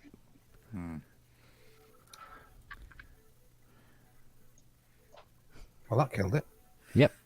Eating guinea pigs. Tumbleweed. Well, they do eat them in South America. Yeah, they They do. do. They have them on Yeah, they do. skewers, don't they? Yeah, Sure. Yeah, I they say, do. what's the point of a guinea pig if you're not to eat it? I mean, come on. And he lived like 2.5 hours or something. Well, they do. They have this stupid short lifespan. Well, they eat squirrels in the What, The worst- encyclopedia Yeah, you pigs fucking down. reading? What's the point The of worst having thing is giving your when- child a pet guinea pig when it dies Yeah. after 3 weeks? Oh you well, know? actually, I'd say that the worst thing is that when one of the boys brought the guinea pig home from school, the class guinea pig, And it will die brought during it home for the holidays. weekend, and the bloody thing died. Did they find it floating upside down in the tank? It just Well, it's And you like didn't goldfish cook it from a up? fun fair. They, Oh, they dear. last about 3 days, and then you fish them down the loo. Ask for the menu. Oh, dear. Flocks of sparrows. You have to flush them down the toilet. Oh, sparrows breeding in the sewers. Oh, man. Oh, dear. Works then, Kent. Still works. Just. No, fully. Apparently so.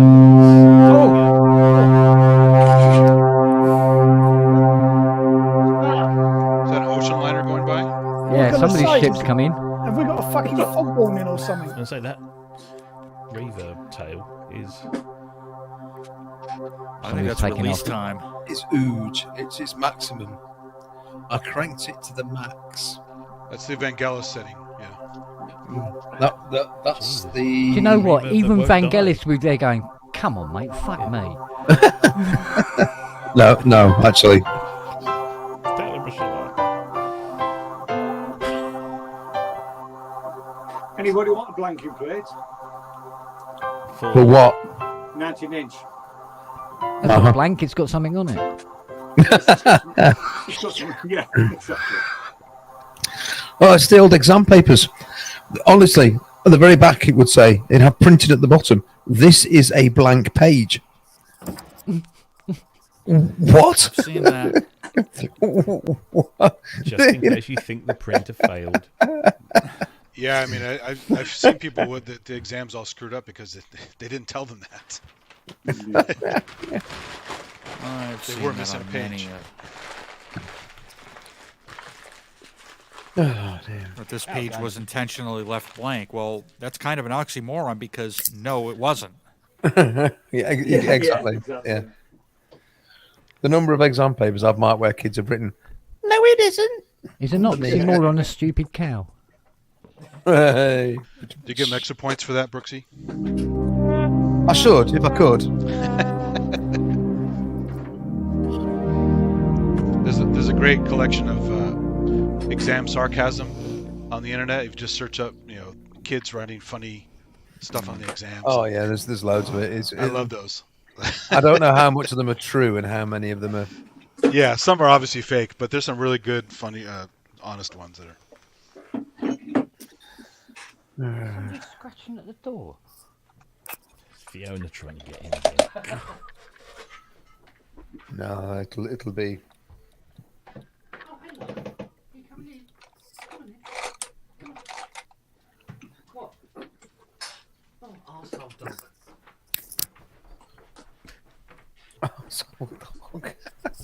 Scratches to come in, open the door, say, coming in then. She goes, backs up and goes, no. Walks away.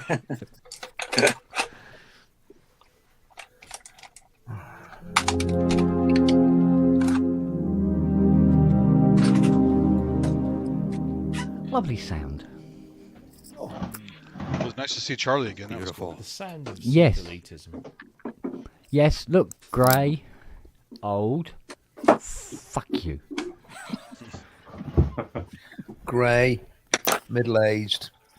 Fuck you. Yeah, Where's the what are you frog? trying to? Are you trying to be Grey. sort of like a rugby blocker, or do you want to become Friedrich Nietzsche? Because Don't care. I just. very Andy, Very I Nietzsche, think mate. it's a good new look. It is a good look. He looks like Joe Marler. Who? Yeah. Joe Marler. Uh, Oh, okay. Joe Marler. Joe Marler. Yes. Harlequins. Yeah, that's right. Yeah. Yeah, big like a prop forward or something like that. Yeah, isn't no, he? he's taken that bit off now, though, isn't it? Yeah. That- No, that's right.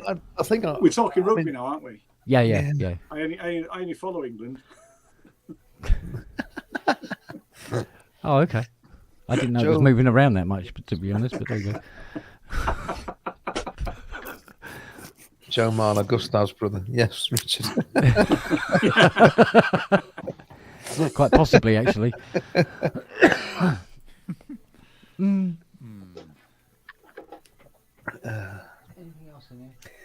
Haircut midlife crisis. Oh, God, I don't know. I had my midlife crisis years ago. This is just me getting bored with having the same haircut. I thought, sod it. Really, that's as simple as it goes. Looks good on you, babe. At least It's you barely a fucking- crisis. At least you can fucking grow hair. Yeah, that's it. Yeah. Yeah. When I whinge about the amount of grey that falls in my lap every time I have a haircut, Nikki, the lady that does it, she just says, "At least you've got some." Yeah. Stop grumbling about the grey. Well, yeah, thanks. That's not hair falling in your lap. That's just you left your flies open.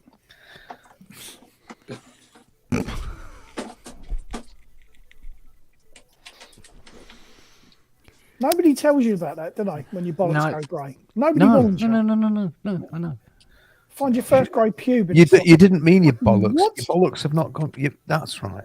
I don't know. He might have been sick for seconds for a rather long time. It might have gone great. Fell off. If they've gone grey, Matt. I take my cacks If it's- off now. if Looks it's- like Frosty the Snowman looking looks back like at me. fucking Alistair Darling down there at the minute. It's just He's dead exactly.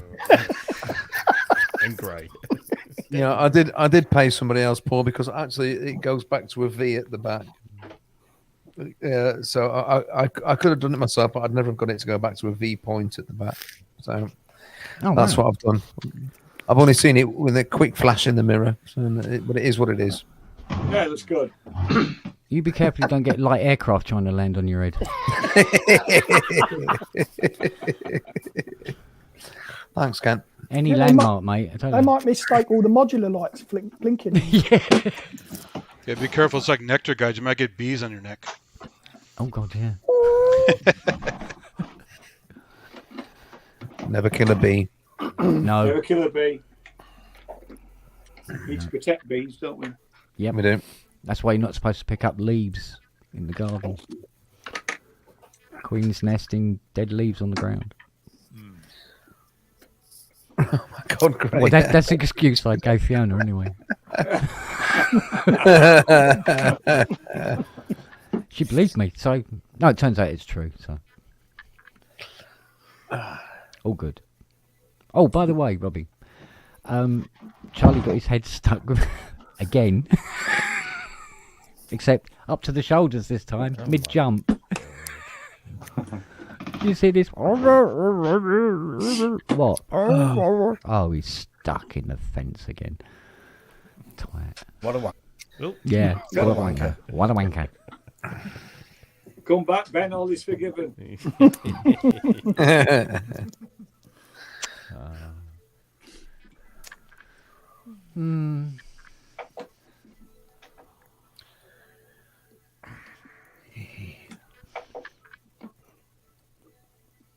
I just love to know what T'other Hand is actually, what his patch is, what his, and I love the fact that he's got his cables all nicely ranked according to stuff. Since I had a rearrange in here, I can't do that because I've Actually, Andy looks like he's trying to make contact with Moonbase Alpha. I've got my thing. I've got my comb. I've got my giant comb for. Ah, yes.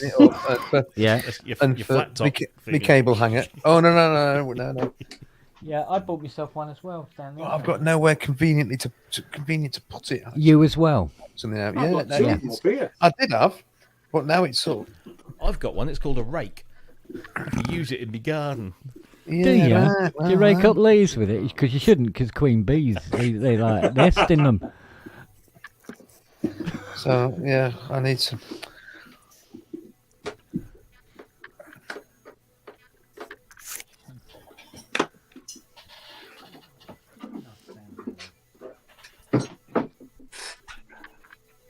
So I spent a very satisfying hour doing this, just putting a wraparound thing around there, the long ones. Aye.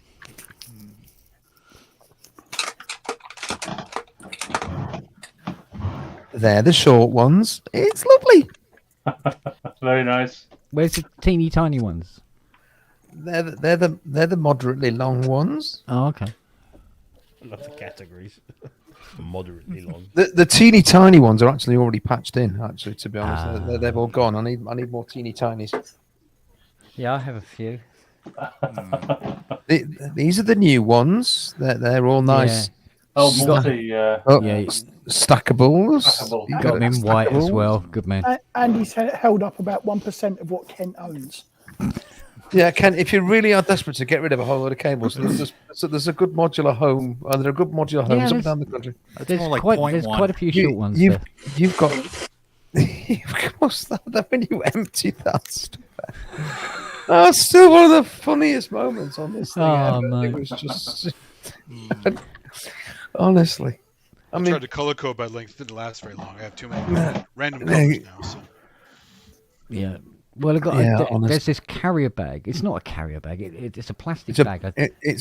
a bin bag Yeah, or well, three. it's about as wide as a bin bag, and it stands about this height, and it is full to the brim with cables. And yet I went and bought cables. Next up, Andy's sock drawer. No, Richard. The bin's about the size of the box the montage came in. I've got some cool socks on today. Did you? What? I'm Norwich surprised County. Norwich City. Who put Norwich them on City. for you? Yeah, exactly. Because I'm like that in the mornings. I'm going. Oh, do you know what? I'm not going down there. I just leave the socks on the floor, walk away. I Might don't break normally something. wear socks around the house. No, I'm a bit nippy and I'm a bit tight on the old. Yeah, but Ty doesn't wear clothes either. He spoke to me on the Yeah, well, phone Ty yesterday, always has completely his- naked again. It always has his central heating He whacked up enjoys to 32. telling me I'm completely naked. I lived in a Oh, are ya? volcano. That sounds like a fetish to me. Yeah, That's a Ty's fetish whole for life sure. is he definitely loves you, Kent. Oh yeah. Well, he says things like that. He just says, "Oh, I'm sitting here talking to you completely naked." I said, "Oh, cool, cool. I'm sitting here with my dick stuck in a melon." Whatever. What a waste of a melon. Yeah, just trying to outdo each other all the time. Oh dear. Bless him. I hope it was a cantaloupe. They're the best. Oh, I wouldn't know.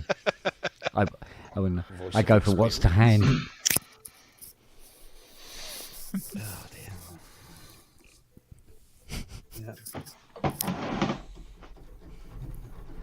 Dreading the players coming in here. It's a special patch I've made. It's just the sound of keys being hit. I think it's quite accurate.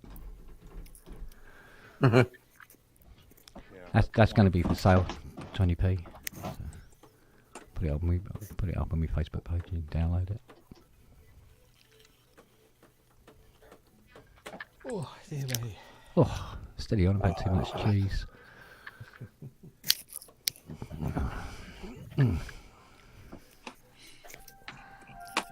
Discording me this time of night.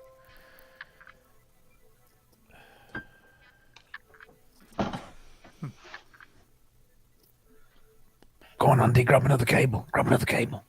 Go on, grab another That's very cable. inappropriate, Ken. You're going to have to remove the show. Oh, look at that. Oh dear. So Kent, did Now you try it's- plugging that ribbon into the modular yet? Yeah, it worked. It works on the modular fine. It Absolutely does, fine. yeah. CVK. Yeah. Yeah, but it also has its own little 12-bit synth built into it as well, which was actually Yeah. not bad sounding at all, actually, for what it is. Well, it has a contact area too, right? It's not just a ribbon; it's a little metal contact area. Well, there's you can play notes on it, so it's segmented as well as. No, but the far a left ribbon. looked like it had on the website. Looked like it had a little metal area. that Oh touched yeah, it. that's sort of like a little control thing. You can Yeah, have to open filters or whatever you assign That's it cool. to. Yeah, once you've got through that text file. So, because it's got like the USB mini B Yeah. socket, and I bought one of these. One of these for a couple of quid, which is a USB mini to C. Yeah. So I used that instead. But I thought, oh, okay, so the USB goes in there. But when you connect it to something like this, you use the mini USB B for power, and then the audio output becomes the gate and CV. I'm like, how does it know?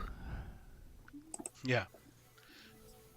It's like Well, it keeps the hot things hot and the cold things cold. How do it know? Yeah. So I'm going, if it's an audio out the rest of the time, huh? I don't get that. So I think that might be a consult the text files again.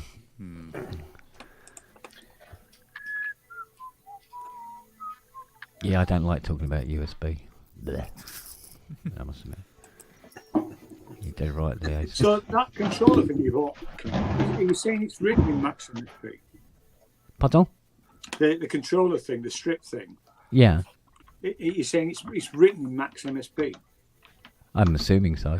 That's interesting. Because It's you in the need manual. to down. It does need max to- MSP. Yeah. It does. It does max. The editor is right, Max okay. MSP. Yeah. All right. Okay. The editor is unique. They say, yeah, you got to download the Cyclone 74 and then you have access to these It's files. like the Osmos, the Egan Matrix. Yeah. Yes. Indeed. Because I have Max. You do? I do. Doesn't Oh he yeah, I know? use it. So You probably don't. I've heard about him. You don't care. yeah. Got him. He's not fussy. I was going to say if you were going to download it and you wanted money, give me a shout. I'm sure I'll be able to. Oh, right, okay. Circumvent that business.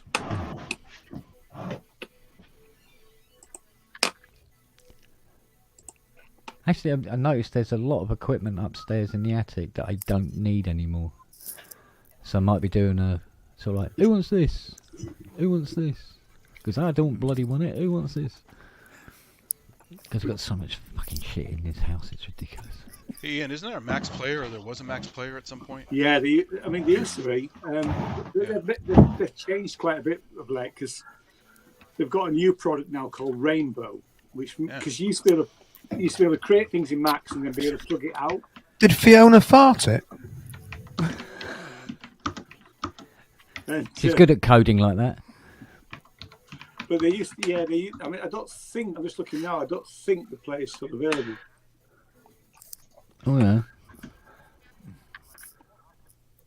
remember using it a long time ago. I just lost track of it. So Yeah. I have to keep my hand in every so often and just do something with it because I don't do it on a daily basis. We've heard that before. Yeah. The good thing about Max is yeah. if,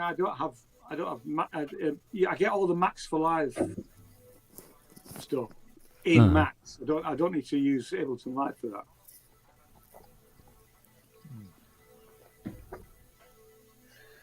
Somebody said disc. Richard, you just going to hang around in the car park or what? Can't do. And on that note, not because Richard's possibly What we're missing here? Oh, don't worry, nothing. do Don't an worry. Ian. You're going to do an Ian? Gonna do an Ian. Oh, Is there something good on the telly at 9 o'clock tonight, Robbie? Is that what you're telling us? that's copyright infringement, that Hey, is, does mate. it, really? just before you go, good film on tonight. If you haven't seen it, there's the drumming film, The Guy Who's Deaf. Pardon? It's on BBC Two later on. I haven't heard of that one. I'll have a I can't look. remember what it's called. Metal something, is it? That'd be interesting. I mean, we all know about Evelyn Glennie. I mean, so why not? No, it's Wasn't Whiplash then? no, it's not Whiplash. It's the other Oh. drumming film. Where Oh, the is it guy played by that bloke who played Is it Riz Freddie Ahmed? Mercury? Oh, when he did was it the same actor that did Freddie Mercury? Riz Ahmed is in this. Something metal. it's same called. bloke. He was in Rogue One, wasn't So he's a deaf drummer. he? Deaf drummer. Yeah, apparently. Yeah. About as much use as a. Anyway, No, not at all. I've known some drummers that Evelyn played Glennie. like they were Apparently deaf. it's really good, and we're going to take I'll it. check it on out. Apple Leopard. Store. Yeah. Yeah. Let's go. See you later. Au revoir. Bye, Robbie. See you later. I'll be See you, back. Robbie. Bye. Sees you, Ron. Who's got the what a wanker button now, then? Oh, I'll do it. What a wanker. Give me a few minutes. I'll sample it and put it in Studio One and trigger it somewhere. Sound of metal. I can do this. I got that. Yeah, that'll do. That'll do it. That'll do it. I don't have the crickets. I gotta find that. I gotta pull the Modi X out for that, I think.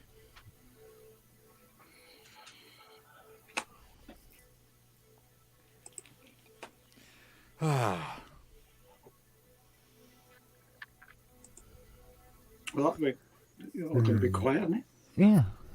We can bitch about him now. What should we say? It just shows you the It's amount of it's noise just a Robbie waste of brings. space. Play that note again, Andy. All those- That'll kill top 5 minutes.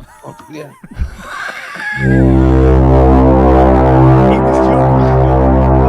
Too late now. Leave it out.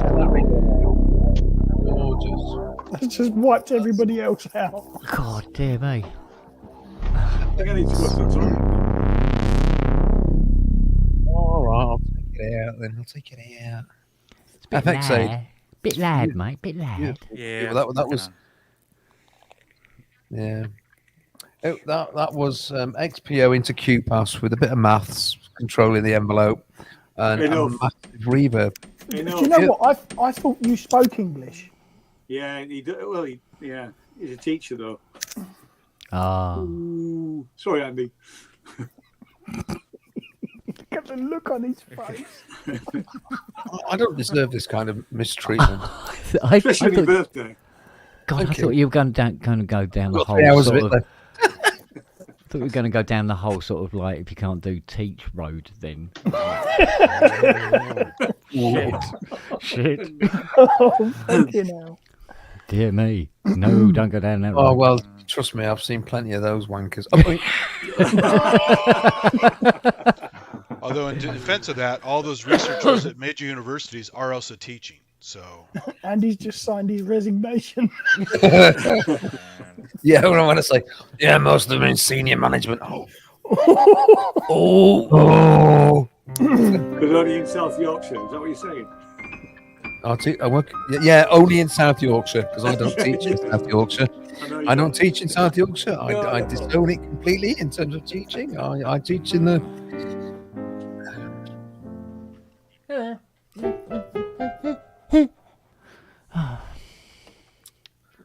Nice. Noise. There we go.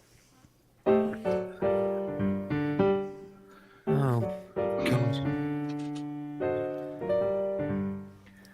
It's like What a happened, stranger walked into the saloon. Yeah. Really? yeah, put the honky tonk piano in there.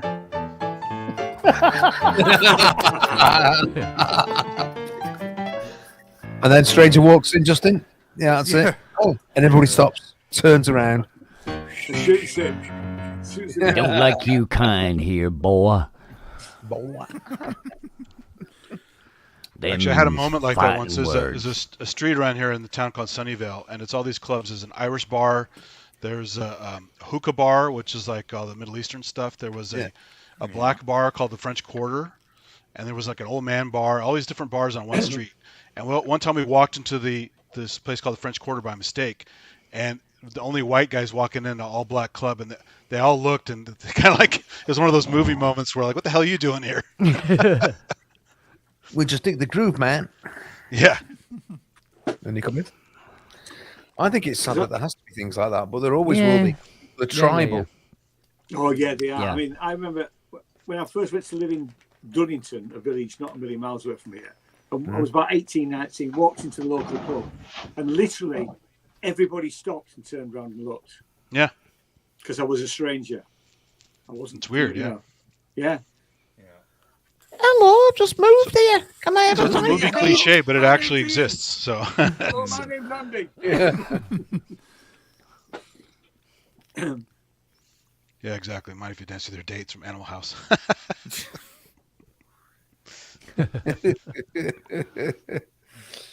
God, Animal House, that takes us back. Goodness I've me. never seen it.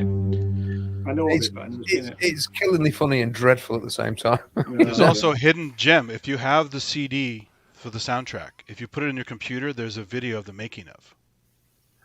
No, found I that don't by mistake I one don't time. have a DVD of it now. No, CD, audio CD.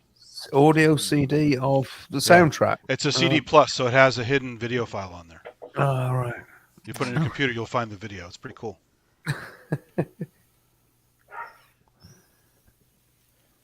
What? What? Dog just keeps shouting my name out for no apparent reason. Or you feed me, walk me. Oh, the feed me. me, the feed me thing. What a bloody ritual that is. Oh my god.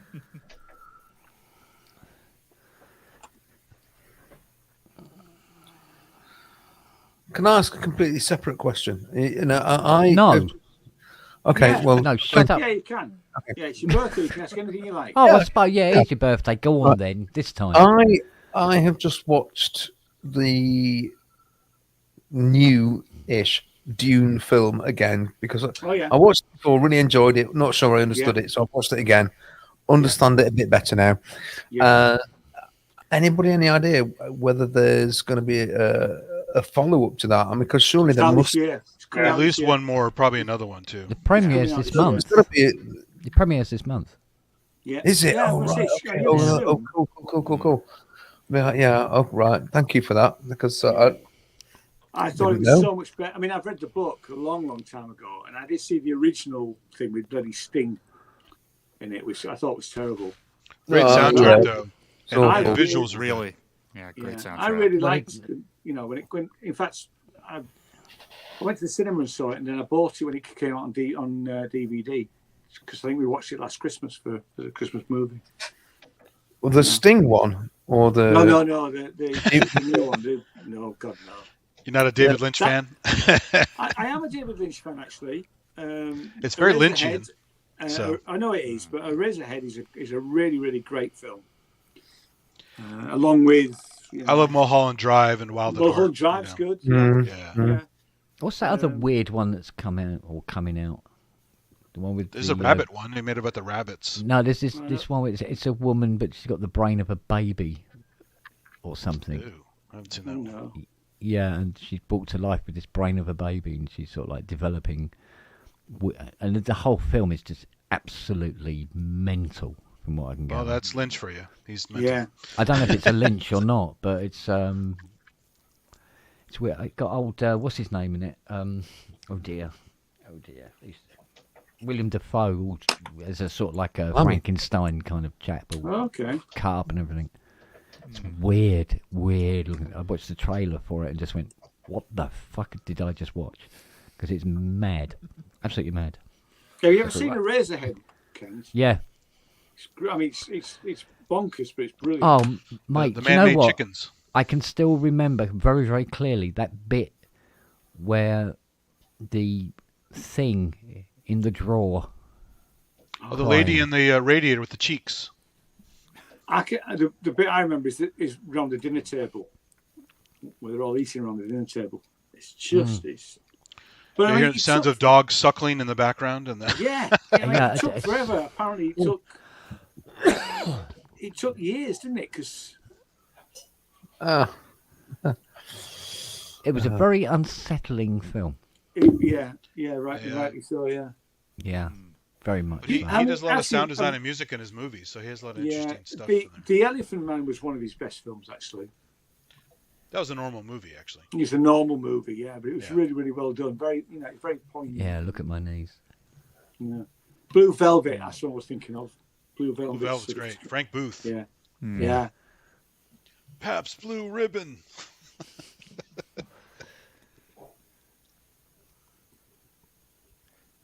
And I did watch Twin Peaks, the first series, but not when it came Oh, back. the with last season is really crazy. it. Yeah. You should check it out. Yeah, it's I think it's on. Is it on Netflix or something like that? Or somewhere. Prime? Yeah, Yeah. quite. Probably. It's always somewhere on there. Yeah, Willem Dafoe and Wild at Heart is just hilarious. Bobby Peru. Oh man. Yes. Yeah. It's a long time since I've seen Wild at Heart, but yes, he is. He's just. Do you think Andy looks quite hard now with that haircut? Yeah. I'm scared of him. Or it's just the way he's walking? In fact, I'm not sleeping on his phone this year. I've booked it to a hotel. walk. No, sorry. Oh Booked it to a dear. hotel. I'm not staying with you, mate. I'm too scared. I do this to myself and then put on my stillies and mince about. Yeah, okay, fine. You set me up for that. Don't deny it. Yeah, go on then. Well, you can still wear a leather jacket with studs, you know. Yeah. You know. I can't. I got rid of it because I couldn't get into it anymore. Oh. Honestly, no. Well, you could wear the wristbands with studs. You know. Yeah, that's yeah. Oh, yeah. I had a fabulous biker's jacket. It was great, and I loved it. But I actually wore it out. I mean, can you believe it? I wore it so much that there wasn't a single pocket left that actually functioned as a pocket. Yeah, I had a leather Still jacket got like mine. that. I still use it. Actually, I should wear it out more because I only wear it when I'm on the motorbike. Yeah. I don't wear it out, and it's a great jacket. Well, I've never ridden a motorbike, and I had a biker's jacket because it was obviously just for poncing about in then. Yeah, So, Man. and it was all because I can tell you, there was a front cover, and I'm pretty certain it was E&M magazine with the Depeche Mode on the front. Yeah. Circa Some Great Reward, when it was black jeans, black t-shirts, black leather jackets, Dr. Martin boots, and I went, "Oh, thank God, there's a look that I can do." Yeah. And there's that one, that was it. And Yeah. because I couldn't do clothes, I still can't do clothes. Clothes are a mystery to me. I just sort of put them on and then take them off, and what goes with what, no idea. But that just made absolute sense, and yeah, I think I'm sort of regressing a bit back to that. So yeah. That's an investment of 350 quid for a new leather jacket. But did I wear skirts though? No, I didn't do the Martin Gore wearing skirts bit. No, it was Alan Wilder for me. Camden Market, mate. You get one for a tenner. You're probably right. Actually, it's been years since I was at Camden Market. Yeah. Oh yeah. In fact, I bought it's like a brown leather, like a gentleman's jacket, but absolutely brilliant, really nice and warm. No, I want the bikers one with the little clips and the little zip pockets there. And I think I paid 15 quid for it. And then, absolutely brilliant. Not be real leather, surely, for 15 quid. Yeah, it is. Yeah, oh no, it is. It is. Yeah. Oh right, okay, fair enough. It's worth taking a train down to London, then, isn't it? It is actually. Yeah. It's been years. I used to love Camden Market. I did too. Yeah.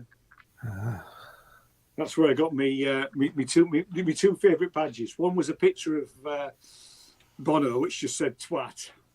Oh, come on. And the other one was my make Coldplay history. I just thought I've got to have those badges. Make Coldplay. What's wrong with? See, loads of people really hate Coldplay, and I can't quite work out why. I like Dire Straits though, but I hate Coldplay. The early stuff is much better. The last time I was at Camden Market, my sister was sexually assaulted by a marmoset. Hang on, is this a cryptic crossword clue? No, this marmoset went down her front. Well, they're very small, so it's a minor assault. So. Yeah, it's rooting around. Yeah. Better than getting a ferret up your leg. And the guy says, "Oh, I'm really, really sorry." Like that, retrieved his little monkeys.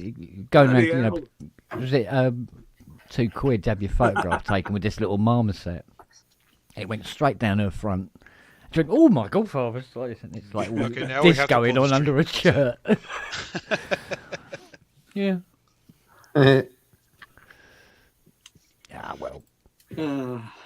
Inky fecking ferrets, be right back. What? No marmosets. No, not ferrets. Yeah, just because Ian's wearing a flat cap doesn't mean to say we have to bring ferrets into it, honestly. It's better than me whippet. What do you think this is? Kez? Yeah. Actually, I need to see Kez again. It's years since I've seen Kez. No, what you need to do is you need to take a trip to a little place called Hoyland, and Hoyland Common in particular, and go and spend an evening in the Working Men's Club. That's all you need to do. Especially if Electromantics are playing there, which is where I went to see them. So, and we just brought, because I taught at the school where Kez, or at least the Kestrel for Knave, the book, was based. Yeah. Barry Hines was an English teacher. Yeah, because I read it. I've got it. Yeah. Yeah, Barry Hines was an English teacher at Kurt Balk School, and it is that school. And the guy, the real PE teacher, the one that Brian Glover played. Yes. Yeah. He was still working there when I started working at, and he was absolutely just like it. So, I mean, Brian, you think it's all Brian Glover, but I bet Brian Glover went and met this bloke. It was, and I taught there for 14 years. Wow. God. Growing up, I used to love Barry Hines' work. I mean, Joby was the other book I remember him writing. Yeah. But Kestrel for Knave, Joby, and I mean, it was just growing up. It was second. And I was switched on to that stuff by an English teacher in our secondary modern, and she was only there for I think probably 2 terms, and this teacher was absolutely brilliant. She switched us onto so much good stuff in those two terms, you know. Yeah. What's the key to it? You've got to be absolutely passionate and transmit it. Yeah. And that's Yeah. Kes Barnsley today documentary. Marky, I don't know, Mark. Yeah, I've seen it before, but yeah, there is a brilliant documentary about Kes and Barnsley, and they go into the new Kirkbolt school. Greg, whatever his name is, who's the headmaster in Betweeners. Greg Davis. Yeah, Craig Davis. He's doing a documentary about it, and it's really, really good. Well, they go into the new Kirkbolt school, which is absolutely bloody awful. It's a great new modern building. Well, it's lovely in many ways, but it's a modern building. It looks like a prison. But the old building, which was like the old red brick quadrangle things with a whole load of 60s blocks all built up, which are all falling down. I loved that place in so many ways, but it's all been bulldozed. It's all gone. All gone. So all the stuff that really is Kes and Kestrel for a Nave and Barry Hines stuff has all been bulldozed, which I think is quite sad, because the current Kirkbolt has got nothing to do with it. But never mind. That's actually one of the only films that I went to see with my mum and dad. Was Kes. Interesting, yeah. I mean, because they were not big film goers, my parents, but that's the only time I remember my dad going. I went a couple of times more with my mum, but a film about the North, played by people from the North, and Barnsley. Yeah, and it's a world apart. Ken Loach, what a start! I mean, it's fantastic. Yeah. I mean, I went to see him because he did a sort of interview thing in Edinburgh last year. Oh, did he? Oh, cool. Yeah, he was great. Actually, he was really, really good. And Jeremy Corbyn was sat in the audience, and Jeremy Corbyn was. Oh, wow. Yeah, one of the first things Ken Loach said was because he was asked about Keir Starmer, and he said it's just Tony Blair in sheep's clothing. And I'm thinking, yes, you're right. You know. Wow. But he's been expelled from the Labour Party apparently. What, for slagging off Keir Starmer? Yeah, you know. Well, it doesn't take much to get expelled from the Labour Party now, does it? No, exactly. Leaning to the left apparently is not a good thing to do. Hey, I'm a socialist. Not a good thing. Yeah. You know. Yeah. Oh dear. So.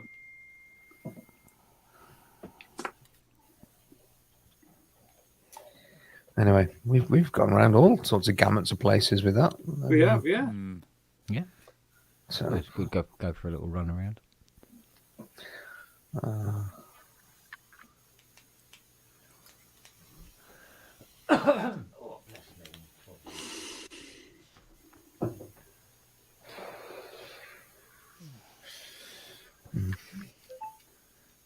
Right, okay, so what's the next bit of gear we're going to buy, if we're going to buy anything at all? You already know mine. I have to see my bank account. Fuck all. Absolutely nothing. Oh, are you going to, Andy? You're going to get the sea legs? Yeah. No, I wish. Oh, I see. Okay, fair enough. You getting the I'd like to Terror? buy sea legs. I would as well. Actually, that's my next thing. The Terror? Terror. Yeah, good man. Yeah. That looks like a giggle, actually. Is that the toilet seat? I'll probably, whatever money's left from my mother's, that's what I'll buy with it, because then I'll never sell it. Okay, that's good. You know, because I did the same when my stepdad died, and I bought a piece of gear there that I've still got. You know, so that's what I'm going to do with that. That's why I haven't sold my Polymo, because my mum bought it for me. Yeah, yeah, exactly. You know, and it's signed by Bob, although he had absolutely nothing to do with the machine whatsoever. It's got his name on it. Twice. Exactly. Yeah, it's got his name on it, and that's it. There's something cool about the Polymog. It's so delightfully crap, but yeah, there is. I've only ever played it once. Really badly designed. It's not. It was. Yeah, it's not clever. It's like where you drive too far down a road and get lost, and you go, well, look, we'll just power on until we get to somewhere we do know, and fuck it. And that's basically what the Polymoog is in its design. Anything to just get to an audio output and then just put it on the shelf and sell it. Yeah. Because whoever come up with the idea of putting the whole plus minus 15 straight from the power supply board to the pots on the front panel needs shooting. Well, they've suddenly been fired. Yeah. So all those pots are literally, I suppose you'd call them just basically a resistor between the positive and negative rails because of it. And it's just like, so, you know, a pot goes and it's just smoke pours out of it and the bloody thing catches fire. It's mad. Absolutely mad. Oh. Andy's going for more cables. He's had a moment of inspiration. Got a couple over here. I've definitely got a lot of those blue ones. I don't know why.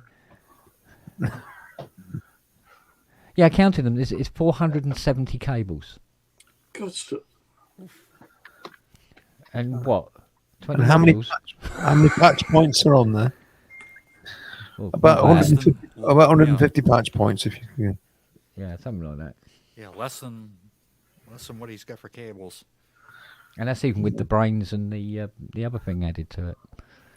What is the other thing? I can never remember the name. Where did you get them from? Was it elevator sounds or signal sounds or synthcables.com or what? I think it was RS, but I think I think I got the blue ones from RS. But where it said, you know, for one, it actually meant for one pack. They'll take them back, you know that, don't you? Well, they would have done. Yeah, I know, but sometimes I just go, I got them now. You never know. I might end up with a wall. You think so? Can I show you, Ken? Do a Lester Barnes. I had entirely the opposite mistake because I thought I'd bought 2 packs of stackable tendrils cables. Yeah. And what I got was actually 2 cables. I got 2 cables. I got 2 fucking 2 cables, and that cost me 20 quid. What? You are joking. No. Oh, well, it was 17 quid, but it's, you know, it's like the best part of 20 quid. A laugh. They only Well, cost honestly, I thought it was. I just I thought it was a pack of 5. They are stackable, as you can see. They're beautifully so. I thought I was getting 10 of these things, and I ended up with 2. They're not even long. Well, no. Actually, Kent, deliberately. It's Andy will know about this. It's the small ones that you run out of soonest. The ones where you're patching certain. No, things I mean for the price. Stackables always cost a lot more. I paid a crazy amount for stackables. Oh yeah. I mean, the white ones I showed you before. Those 5 cables were £36. Jesus Christ! Yeah, I know. You've just got to suck your belly in and go. Yep, I need those. I've got to have them. Oh, shut up, you. That's ridiculous. I thought my mutable instrument ones were dear. Bloody hellfire! You got mutable instruments cables. Wow. Yeah. Well, I've not got any of those. Yeah, No, but they're nice cables. They're just nice cables. those ones are just tendrils. The other ones, these ones here, they're tip top, and they're again stackables, and that was £36. And I'm thinking, you're a fucking mug, Andy. You really are. Not even long ones, are they? HP space is precious, so instead of putting molten, get stackables. It's actually, even though it's more expensive, it saves you space. It saves you space. It saves you money. And you go, 36 quid. I mean, you old grey elitist. That much money, I'd rather just get a malt. Yeah. I can't supply them. Oh yeah, I got them. Yeah, you can use those too. Actually, Justin, you're right. You could buy them or one of those little knuckle things. Yeah, I've got one of those little knuckles. I bought one of them because I saw you, Andy, using them. Yeah. Just to put it in context. In one of your videos. Or that Andy. Which Andy? No, you know, Joe Marler, Andy. Right, yeah, okay, yeah, just Marla. And you saw him with one of those knuckles. Yeah, you had some orange ones or something in your setup. I have the little spiky ball ones. Look like jacks. There's probably a cream you can get for that though. Andy, Yeah, I've don't seen worry those. about it. Yeah. But you gotta have them all. You gotta have stackables. You gotta have the little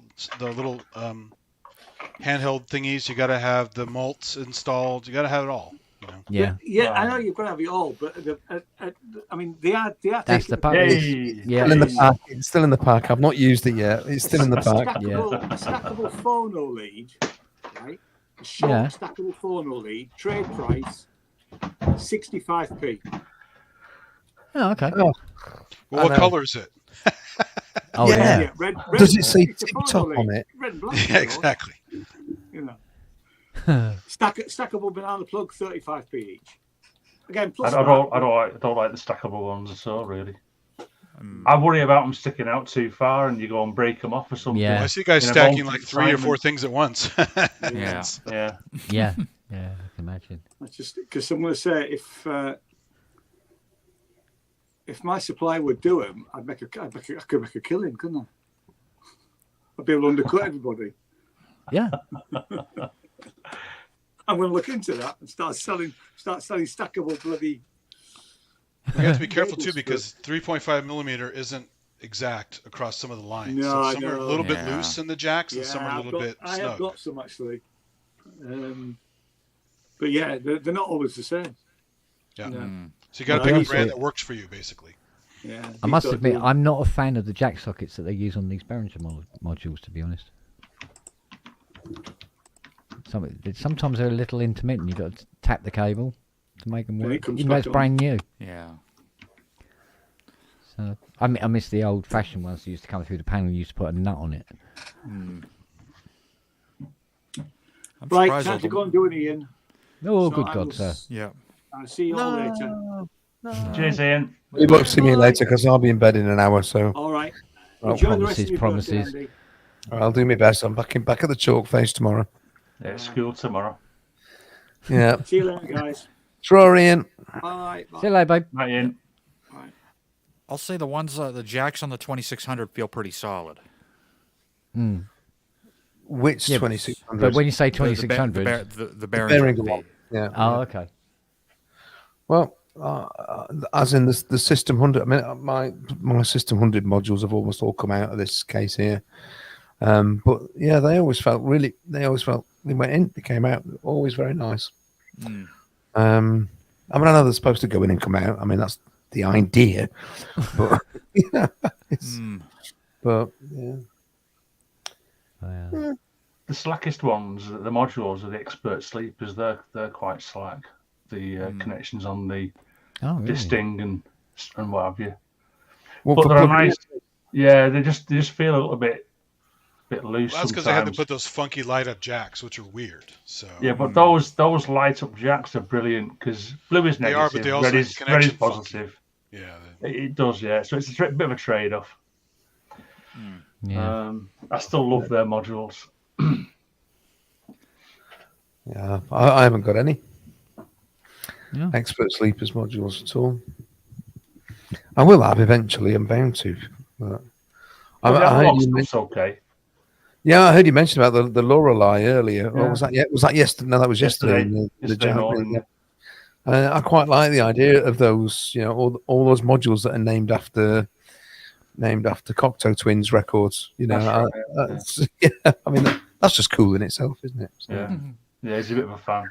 yeah. Okay, so Volt modules. What are Volt modules? Sorry, Paul.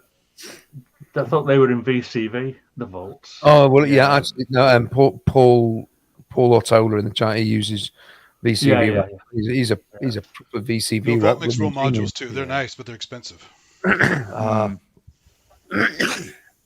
Pretty much everything in VCV was from a real thing. Yeah. Oh, is it right? Okay. Yeah. Yeah. There are some VCV rack modules which are only VCV rack, though, aren't there, Andy? Now there are, but initially it was Yeah. all like copying everything, right? Yeah, which is cool. Yeah. Yeah. Mutable, Vault, Bafaco. Yeah. I've never used it, so I don't know. I've never used VCV. Well, at least a long time since. It's cool, and you get MyRec on the iPad, and it's basically the same thing. Yeah. It's just a subset of it. So Yeah, I've used both. Bless you. Thank you. Don't know where that came from. Everyone needs a good sneeze every now and again just to know that you're alive. Bradford? Here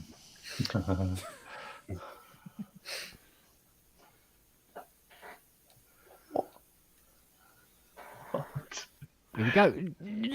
Whee! Oh, that bodes well. That started down in the middle leg somewhere, didn't it? Oh, God. It rose very slowly. It's coming. Come on, breathe in. You need all that lung power. Go on out, you bugger.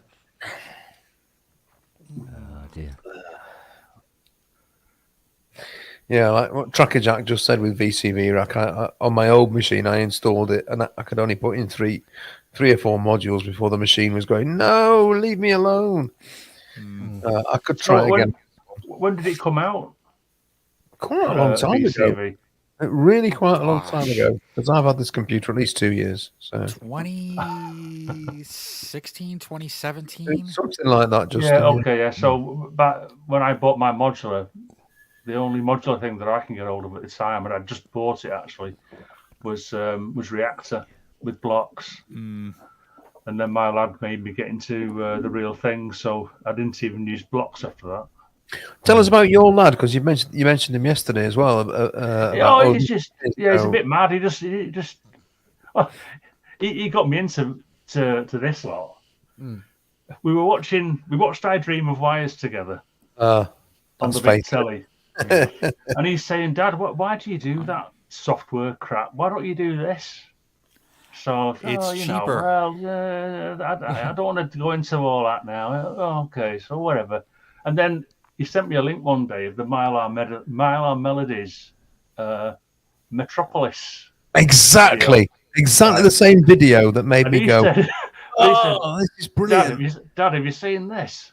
And he goes, oh, right, okay. Oh, that's interesting, isn't it? You mean the original? I'm sure you must mean the Mylar Melodies Metropolis video. Yeah, Metropolis, yeah. The first one. Absolutely, exactly. Well, and then Robin Vincent did his getting into Eurorack series, and that would make me go, I can do this. Anyway, sorry, I'm just jumping. No, so he said, I want to have to get one of these. I said, well, no, just hang on a sec, just let's have a think about this. And the bugger went out, bought it, and it arrived before I'd even ordered my basic system. So we had this module, this Metropolis, sat there in his little box. Doing nothing. He'd done a Mylar Melodies cardboard box thing about a week before. So he had this for about a week before that arrived from Tom, and I thought, God, and that was it then. He just, we were off like, but he did borrow it. He hasn't taken this system for quite a few years now. So pretty much everything his modules are the Metropolis, pressure points with the brains expansion, and the warps. Can you explain what was going on with the pressure points? Because you were having all sorts of trouble with it. Oh yeah. It was terrible yesterday, wasn't it? What a joke. But what it is, I don't know. I actually contacted Make Noise about this. And it's one of those things that, you can return it. I'm thinking, to America? No, thanks. Plus, my lad had bought it as well anyway. Yeah. The trouble with my brains and pressure points, what happened to yours? Well, it's you touch the when it gets warm, especially in the summer, but even yesterday because it had been on for quite a bit.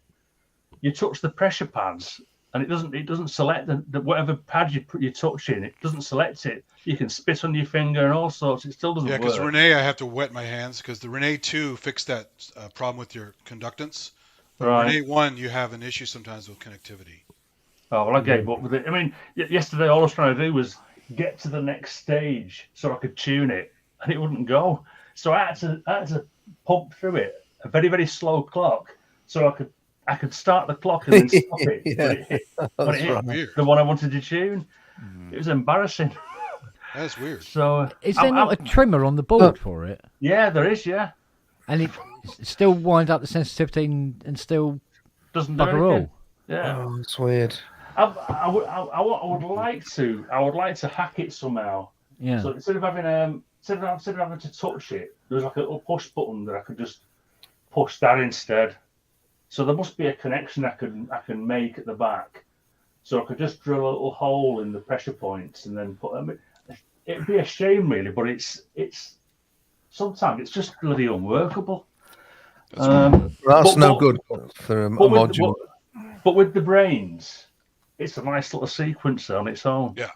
Because all of I that, have all of two pressure points, so I have eight you've steps. got 8, yeah. So you've got Yeah, that's nice. 3, you've got 24 then, haven't you, altogether? 24 notes. Because I use a switching sequencer. So right next to my pressure points, I've got a switching sequencer, the ADAC one. So that means I can get it to step through the 3 rows. So I can get a 12-step sequencer Yeah. out of my pressure points. Yeah. But everything I did yesterday, Andy, that was all pressure points. It wasn't. I didn't even have the Metropolis going. It was just all pressure points. So it's But a Renee nice is little actually just get sequencer. Renee 2 because it has issues with the Renee 1 has the touch issue. You gotta Yeah. wet your fingers, which is kind of weird touching electronics, wetting your fingers. I've just been put. I've been put off these. I Yeah. see these touch sensitive ones now, and I'm thinking, no, not again. I'm not going there again. Yeah, but Renee 2 fixed it. It was Quite another a problem few that of them, fixed it. aren't there? There's a lovely like slider thing that you can. IntelliGel. LS1 light strip, I have that. LS1 lights. No, the LS1 light strip is different. It's like Vertical. little pads in it. But you can record it. But there's one that's actually capacitance. That's just come out. Oh, I can't remember what it's called. Oh, that's Anyway. the new one that has multifunction. Yeah, that's right. Yes. Pressure Yeah, that's and right. direction. Yeah, well, and they're just interesting things that you can do with them. And I, Yeah. Have you seen the Ooster sequencer, Andy? the what sequencer? Clearly, I haven't. Fraptools Ooster, USTA. But it's all capitals. It's a capital. It stands for something, or whether it's just I don't know. No, I haven't. That's No, new to me. Well, yeah, and I'm going to stay away. I think, but I would like one, because that's going to be closer to what I'm trying to get to at the minute. I'm trying to do some like Caterina Barbieri stuff, and she uses an ER01. Sorry, ER. Oh yes, 101. The ER101. Oh, those are a pain to program. Yeah, loads of people have them. They're out of production, and you try and get a second-hand one. They're like bloody. They're like rocking horse shit, and they cost a fortune. Yeah, they were one of those modules that sort of mid-period Euro rack where people just went. Yeah, "Oh." Colin Benders uses one a lot as well. Yeah, he does. Colin, yeah. It is 101 style programming, though, isn't it? That's the point. It's which is a bit of a pain in the arse. That Ooster it seems a little bit more user friendly. So, I think Inverted Popes has one. Does he? Well, he's got everything, hasn't he? Oh no, sorry. Inverted Popes. Tony, yeah. Tony's got one, has it? I didn't know that. As well, yeah. Is it the one with the sort of like the sort of circle or It's the an oval shape in the middle? That's right. Yeah, no, I'm with you now. Yeah, I've seen him using it. Yeah, 16 knobs around it. Yeah, I've seen that. Yeah, and I bought the Hermod, Andy. So I'm that's that is intentional sequencing, which is much more me. But you can do the randomization and stuff on it. But I still think I would like to have something which will be a bit more unpredictable to throw in and see where it goes. Yeah. I think. But I've got limited rack space now. It really is now with this thing here. If something new goes in, something old will have to come out. Yeah, because you've got to stay portable, haven't you? Yeah, really. Yeah. I mean, the whole point of that is that I can just go right. That's it. Close it. Off we go. Yeah. Well, you've got to do an EMOM this year. I'm telling you. It's a must. Don't be daft. Everyone will go for a pint when I get up. Why? Well, no. The thing is, they don't. Even if somebody's truly dreadful. Yeah, but I don't use beats or anything, do I? It's just sequencer stuff at the moment. So a lot of it's drone. Listen, I have seen people stand up and do drones, and actually, I've seen somebody just doing basically filtered noise, and Oh, it was terrible. it was almost unbearable. But you Yeah. know, people do it. People get up and go, "Oh, this is what my thing. This is what I do." So Yeah. if you're doing sort of melodic sequences with stuff, regardless of if it's a bit more ambient, that's okay. So Yeah, I mean, and do it. Say, well, I'll go on early. You know, I'll give us an early slot. well, even Darren released that track, didn't he? Where he's from the Pure, wasn't it? That doesn't have any rhythm or even bass on it. Yeah. And it's great. What tonight? The one he's put Yeah, out tonight. yeah. I've not seen it yet. No, I've not. Yeah. I've had the notification. I've not listened to it. Yeah, so there's Trail patches no only. bass No. and no Okay. rhythm on it. It's fine, absolutely fine. Lovely to sit Yeah, down and listen absolutely. to. Well, listen to Inverted Popes. There's no drums or rhythms on it. And doing something like that as an EMOM, especially if you're on, first, second, third slot. You see, what you don't want at one of these things is for somebody to come up and play blistering techno in slot 2. It's Yeah. like, whoa. Yeah, It's I'd great. have to go on first. Yeah, just but as a warm-up. Andy, you're like me, mate. I'm a bastard for trying to get to use any rhythm or anything. I really have to get into it before I can go anywhere near rhythms. I just want to do scapes. Do you know what I mean? Yeah. Fine. There's nothing wrong with Keeps that. me happy, and if it keeps me happy, there's probably other people in the room that you can keep happy with it as well. Yeah. Because you're not going to nail it with everybody, so don't bother. Do you know what I mean? Don't try to please everybody. Please yourself. Yeah. Yeah, there is that. I mean, And anybody else that wants to come along on the journey with you, great. Yeah. Otherwise, fuck them. I mean, That's the best way pretty to do much it. yeah, it's pretty much what I do with my live streams on a Saturday morning. I just like, I'm surprised so many people turn up actually. 'Cause half the time I'm just waffling on about nothing for about half an hour. Well, I get about 45, 58 people listen to this bollocks for 8 hours. Do you know what I mean? It's you know, so and I mean the effort that I have to put into these shows is almost immeasurable because nothing goes that low. Can I suggest you put the on switch a bit closer to you then, Kent? The what switch? The on The on switch. On switch? No, I don't know about that. Mm. Ooh. Oh dear. Oh. You know, I can't be Right. can't be with that, you know. We've got Jim glue into modular, so all that remains now is to get Andy Synchrotron to do an EMOM. That's it. That's the goal for the year. Good luck with that. Thanks, Manny. I haven't got a car. Oh, I'll come and pick you up. Oh, get away. Where are you? Where are you? Warrington. Oh, wrong side of the hills. Oh God. I suppose if you're on the way to Blackpool, it won't be too bad because I'm literally just about a Yeah, mile up. the Yeah, M6, we can right, we couple can of we can miles. we can turn off the M56 and come and get you. Yeah, that's No, okay. 62. Yeah. Well, let's have a think about it. I'd have to probably swap some modules around and just put everything into the. I've got a rack brute, which is ideal. Two rows of rack brute, which is ideal. That's ideal. Yeah, yeah. Oh, you can see it at the top there. That's what Robin Vincent used at Synthesis last year. Yeah. Well, two of them. See you at Blackpool. Yeah, okay, Simon. February? No way. No. Well, I mean, if you can, the thing is, actually, have you been to an EMOM? No. Right. Not Well, live, if no. you can I've get seen to, plenty on the internet. if you can get to one, if you can, what about your lad? Has he got a car? He's working in Denmark at the minute, on and off, so it's going to be Git. awkward for him. That's Oh, not an excuse. You'll have to leave early. You have to leave earlier. Yeah. Right. Oh, we'll get you to one. We'll get you to one. Right. That's it, folks. Come on. Everyone in the chat. Pressure. Yeah. No, Push. not pressure.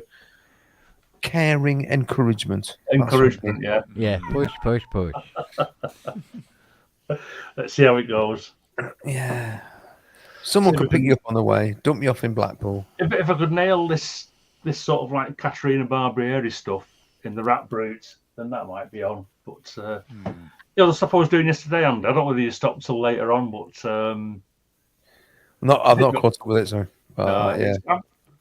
I've put some timestamps in the video if anybody wants to have a look. I'll go back and have a look. I will. It's, Yeah. It was just, actually I did a short one yesterday. I was only on for 2 hours yesterday. I normally do 3 hours. But yeah, just did 2 hours yesterday. So. Well, I enjoyed the hour I was with you, but then I had to go off Yeah, and do thanks, other mate. stuff, Yeah, so. probably you were probably just there for the talking hour, unfortunately. No, because I do remember the bit about you having trouble with the Yeah. the pressure points. What I try and do is I'm trying to explain to people, because I mean, quite a lot of the people that watch really don't know anything about modular. So I try to explain my patches as I'm going along, which is perhaps I needn't do that really. Perhaps I should just one day just go straight into a jam with everything pre-patched. So. I know. Oh, thanks, Dave. I thought about doing. Quite a while ago, I did my Eurorack journey so far video, and I've never done another one since. And I really should perhaps have, now that Grace is busy, for at least for a month. I should perhaps have a right. Well, what has 18 months brought? Bollocks! My God, what's happened? You know. Patch from scratch is great. There's a few guys that will do a patch from scratch thing. There's that Moogly. Do you ever watch Moogly? He's usually on quite late. I've not seen that. No. Yeah, he'll just patch from nothing. He's got probably double what I've got easily. Yeah, but patching from scratch and just explaining what you're doing as you're going along is it's good. I enjoy it. Well, how's Kent getting on with the System 55? Okay, it's probably actually running even as we speak. If it's turned on, it's running. Yeah. Yeah. Did it? I mean, can I ask you? Did you actually just go, okay, this works like a 55, and just go boom, boom, boom, and it was fine? Yeah. Well, that's cool. Well, apart from the module that wasn't working, of course. Oh, which module wasn't working? The MIDI one. Oh, it's dead as a bloody doornail. No, did he get it replaced, or did he? Yeah, I got it. No, I got it replaced. Yeah. Oh, okay. Yeah, so they sorted that for me. Bless them. Well, they had a bloke drive to the door and hand it to me. Nice one. Is that from Anderton's? Yeah. Oh, brilliant. That's good. Well, they're only down the road, aren't they? Really? Yeah, admittedly, but even so, they didn't have to. They could have just popped into a jiffy bag, couldn't they? But yeah, and they got that sorted out. And yeah, it's basically works exactly the same as 55. And cool. Because a lot of people said, "Oh, does it sound like a 55?" You go, "Well, no. but yes, in a way." But look, put it this way: a full 1968 RA Moog System 3C, which would be like that puppy. Probably wouldn't have the sequencer, but one like that would be £250,000. That's £1,500, and the difference in price when you offer it up to the difference in sound, it's not. It's nothing. Yeah. It's nothing. It's not scalable, is it? No. Does it even, No. The difference between pound and how close it gets to the sound. No, see, I just remember watching the. Oh my God, I've forgotten his name. Go on. Describe him.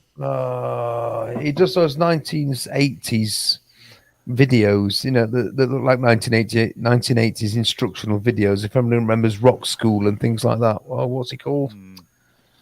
Oh, he's Benj. Got it. I got it. Benj. Yeah, Benj's videos, and he did a side by side comparison. Yeah, and he was like going, "Oh, this is bloody amazing, really." Yeah, when you take a step back, it's very close, and when you consider how little it's costing. Yeah. Personally, I would have liked Behringer to put that whole budget thing aside, build it properly with the expensive pots and the expensive jack sockets. So say it was £1,000 more, right? Say it was right, and then buy that one. That's interesting. Without any trouble, but please build it so it lasts more than 10 minutes. You have to be very, very careful with it. It's very, very delicate. You know what I mean? I think it will. I mean, my experience is that they're pretty well made. But the time hasn't Yeah. yet passed, so Yeah, no, it's just that the jack sockets are really very delicate. I mean, really Are they? delicate. And Right, yeah, they're not because great. they don't feel like that on the System 100. They feel really quite positive. Well, the thing is, I mean, you plug it in. Say you're taking take a multiple and feed a CV to it, and you're going to pass off CVs to others, and you'll get, say, 2 of the modules receive the CV and the third one doesn't. And you have to wiggle that cable, and you go, oh, there it is, and don't move it.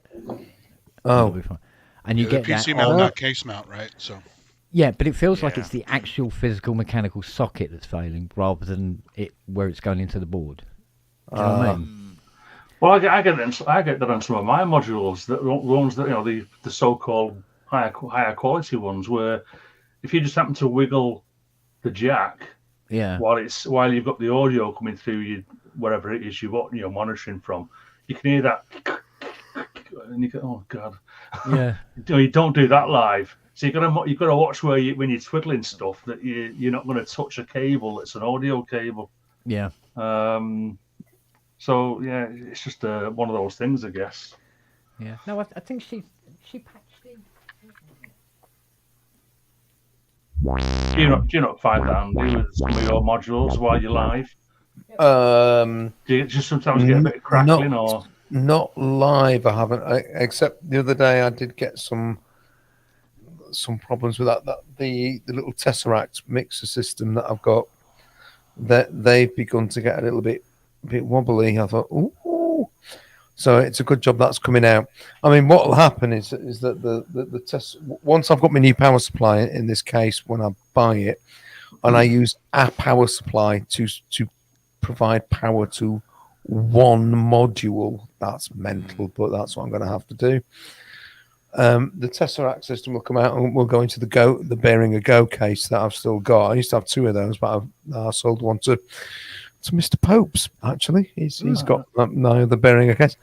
In fact, I bought this this Jasper stand because of selling that Go case to Inverted Popes. But anyway, I've still got a Go case which has got the other modules in. And I've taken a lot of stuff out because this case here. Well, I mean, it's. In some ways, it's a bloody big case. It's 104 12U. It's 4 rows. Big, yeah, that is big. It's quite a lot of HP. Yeah, got a lot of space, but it's going to be bloody full. But the little Tesseract thing over in the other case is going to be really useful in there. So. And the blue box mixer is smaller, so that'll give me another 3 or 4 HP back in. It all adds up, and you go, oh, you get your tape measure out and going, oh, I can fit that in. It's ridiculous. It's like it's grown up Lego, isn't it? That's what it is. Speaking of cables, I've actually lost an entire voice from driving from here to San Francisco for a live event. And I didn't have time to repatch it, so that voice was gone for the show. It really sucks. How did you lose the voice? What died? I don't know. I mean, it was fully patched. I'm using those the depth for a pass-through module, so I can break the unit apart without having to repatch everything.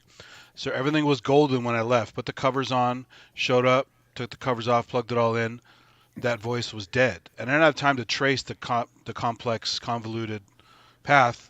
As I'm doing a quick sound check, there's no way to trace that.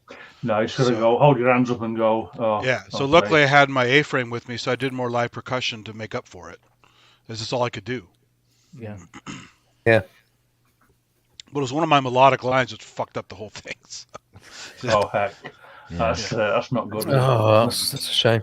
So I did an EMOM where I'd got the patch cables coming out of the BeatStep Pro patched into. Well, no, I plugged them in incorrectly into the BeatStep Pro, but in the middle of the gig, I couldn't work out which one was incorrectly patched.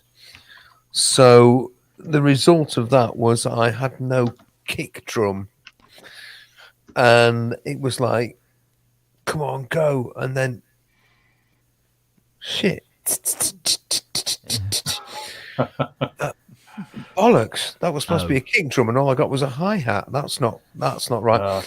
And in order to avoid that, I ended up buying a dedicated kick drum module, which runs off a completely separate trigger.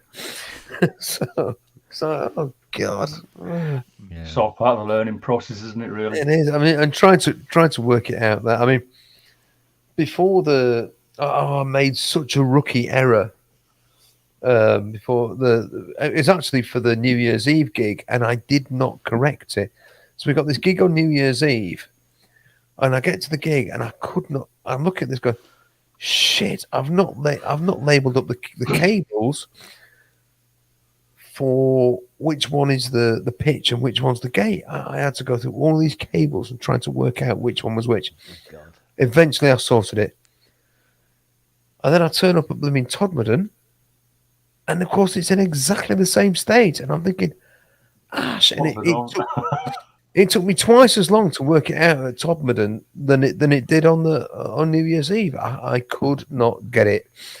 Eventually I did. Eventually I did just by sheer bloody mindy going, yes, no, yes, okay, oh, no, yes, yeah, got it. Oh, what a tithead. Always label your pitch and gate cables. Therefore, you know what's going where. Yeah. Well, have you seen the Junkie XL video the other week where he's gone through all why he has color coded cables, doesn't he? Oh yes, he said that. Yeah, that's although I right. suppose he can afford it, can't he?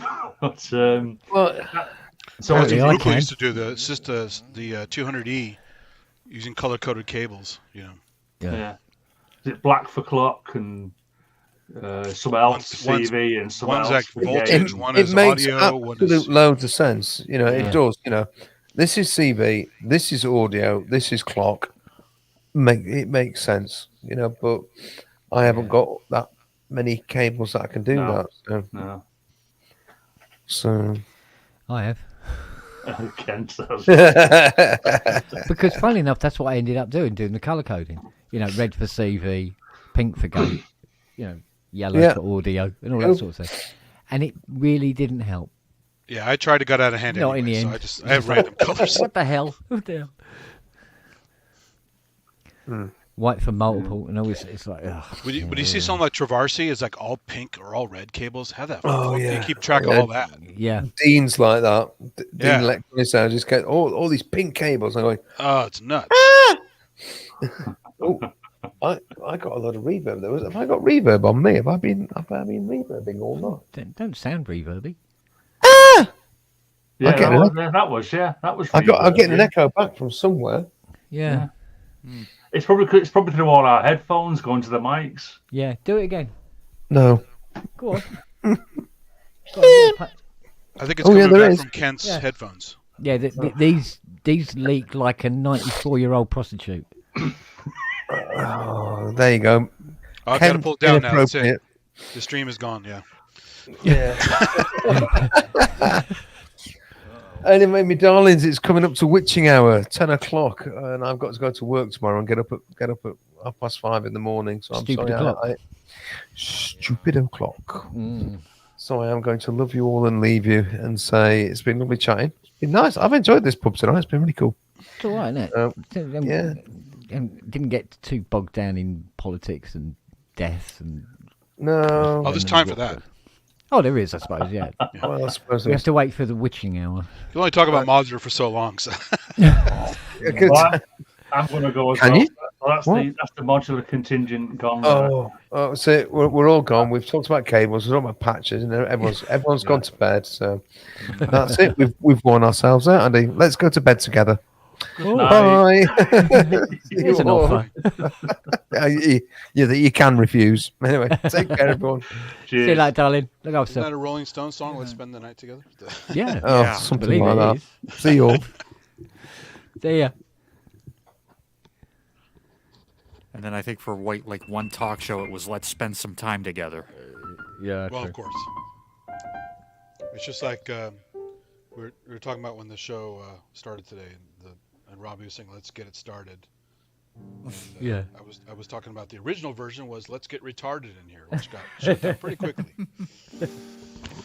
But what was it, like half a year before they fixed that? I think, I don't know. That song was out for a while. Yeah. Yeah.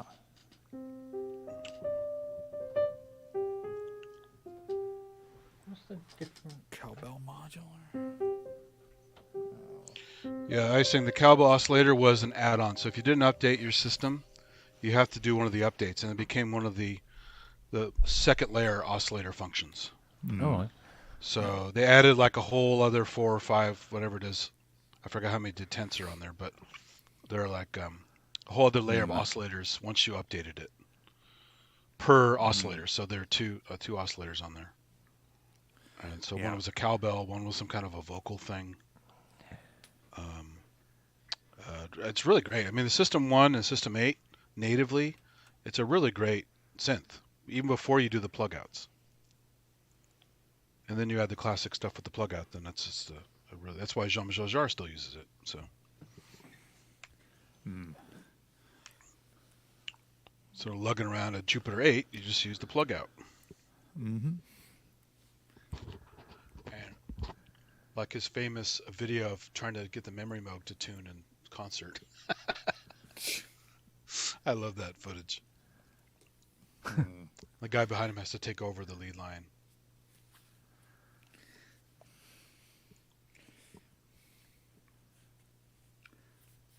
Oh. Okay. Where's fruit bat? Oh, here it is. What do I got back here?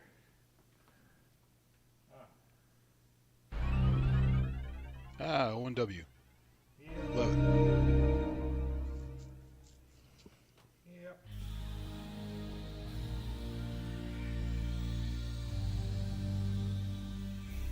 No, you don't need Rolling Cloud icing. It was before they even did Rolling Cloud. I mean, now you could do it that way, but there may still be a way through Roland's website to do it directly. Just an updater. That was how I got my plugouts before. Before they ever had Rolling Cloud, I got plugouts to the Roland thing. I had to pay whatever for the plugouts. Yeah.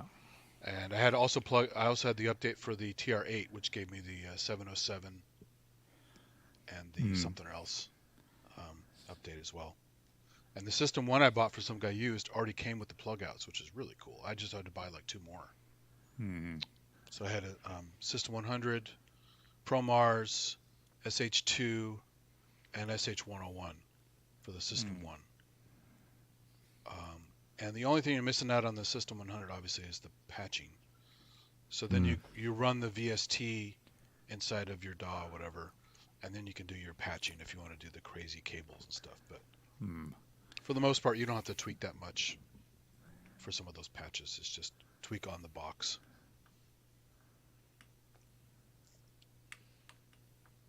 Because having all those knobs there is more fun than sitting with a mouse. Well, I've just invited Steve Smith in, Oh, good.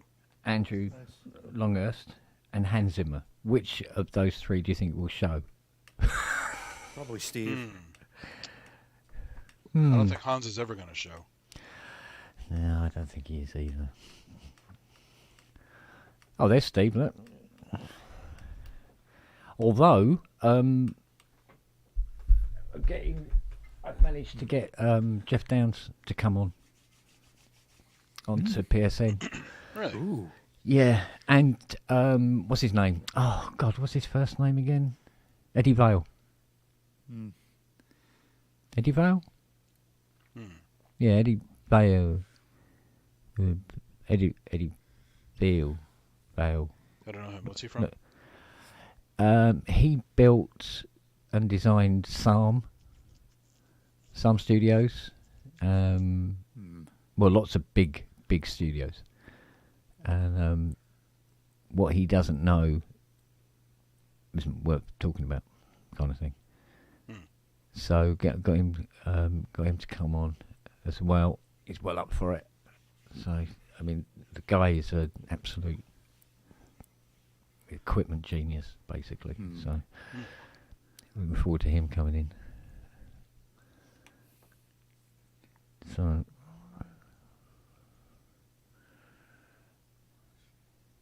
Oh, before I forget, so how many cables did you have? What's your final count that you bought? It was 270 something. Oh, it's not that bad. I've had patches where it's like 50 cables. Oh, Easily. okay. So it's when you start adding multiple cases Yeah, and doing whole sets and stuff, it's very easy to use 50, 60 cables. yeah. But I mean, this Especially when is you have only a just. patch bay to go between them, like I have for mobile use. Well, this is just one basic modular, isn't it? It's Well, I kind know of, kind of you're adding more overkill. stuff though Well, yeah, at some point. yeah. You know, it's an Well, addiction. You're gonna be getting rid of this. well, about 4 or 5 weeks ago, I started designing a sequencer that Yeah. will be ideal for a Euro rack. That does all the things that I want from a sequencer, That's which cool. at the moment is actually quite a long and distinguished list. So, you coming in, Steve?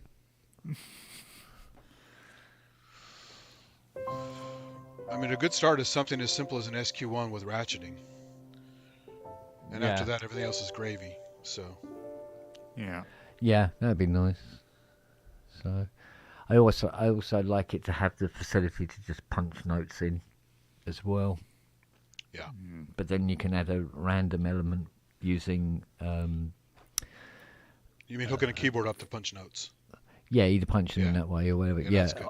yeah, and also have quantizable selecting as well Yeah. for notes on parts. I think the SQ1 does that. I haven't tried it for a while, I but think the thought you SQ1 could might do auto that. advance Yeah, with the keyboard. Yeah. yeah, but I wanted to Yeah. bring in some sort of randomization in it as well. So, Oh, sure. so I was thinking of having what Sample hold. essentially is a brown noise generator, basically. Yeah, sample and hold kind of thingy. Yeah, kind of thing, and get sort of like really sort of like freaky with pitch and stuff like that, and just have it jump around a little or a lot, depending. Bits and pieces like that. But I was also thinking of what would be nice is to have a module that was like the ultimate breakout module. So it had everything on it: CVs, gates, USBs, piping in MIDI. Oh, you name And it. little Yeah. bits.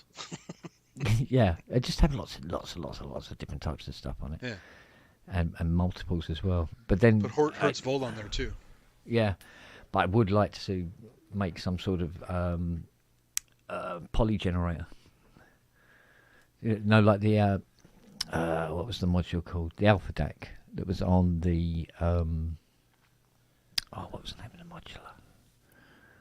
Thick. It was an old kit type modular you could buy. They're based up in Blackpool or Liverpool, one of the pools. What were they called now? Back in the 80s, somebody's bound to know. It was these. Not familiar You with could that. either buy them built or in kit form, and it was. Oh mate, 80s, early 80s. These modulars were around.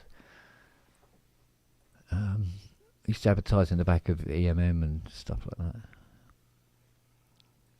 Yeah, there are all Laughing kinds me of a weird corner. stuff in the magazines that I occasionally go back and try to find them in the magazines because they Yeah. were cool. They came and went, or actually never really came out for very long, or were just the vaporware. You know, they're Yeah. just I'm trying to remember who the fucking hell.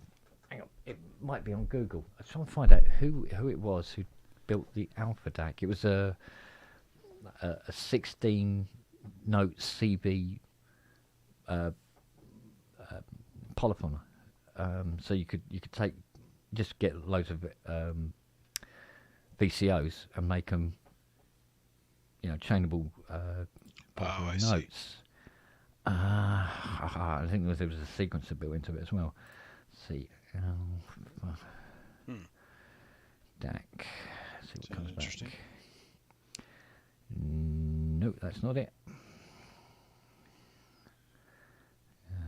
Oh dear, there used to be something. Now we've got DigiSound. DigiSound 80 were the people, and they made the Alpha DAC module, which was 60-note polyphonic keyboard controller. Let's have a look. interesting. 1981. There you go. Oh, that's why I wouldn't know about it. Oh, we've got the PCB designs. Oh, okay. I wasn't looking at this stuff heavily till around early high school. So Hello, dear. Also did it. Oh, they also did it with a Motem front panel later on. Oh, mind you.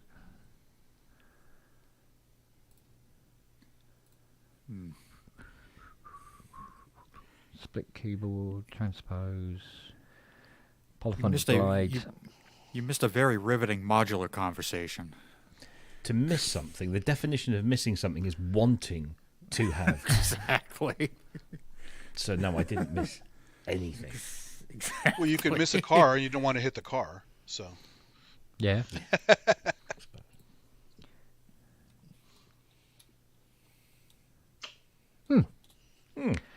DigiSound 80, that was it. yeah, I see it. Alpha DAC Did you what? 16. DigiSound 80. Did you sound 80? Yeah. What was that? It was a modular. Their website needs some updates. It's not. No, it was a certificate's expired. big fuck off 5U type Oh, a proper modular. Proper big, Not this big miniature man's modular. Sylvanian families type shit. I'm not doing myself any favours here, am I? With that in the Genus 2 community, mate. You're going to Who be can found we dead in your alienate Weetabix next? one morning, you know that. Who can we alienate next? We've got Genos 2s. Actually, Genos 2, we should actually widen that. Arrangers, right? We've got Arrangers. We've got Modular. Yeah. Who else? Who else can we piss off and infuriate and have accuse us of elitism? Oh, the Alpha DAC has a little panel like the Fairlight has on it. Little keypad. Interesting. Looks like part Moog, part Fairlight. Yeah, weird thing. Do not besmirch the Fairlight name. Well, it's the same era, 1981. So. Modular. You can take that anger and turn it on yourself. You can actually besmirch Actually, the Fairlight and Doesn't- aim it at yourself. the right way I back in feel the about face. him now, I just want him out. Just want him out. Talking of weird Australian big white behemoths. G'day. Hey! Happy New Year, Look at all. I him. haven't seen you for a while.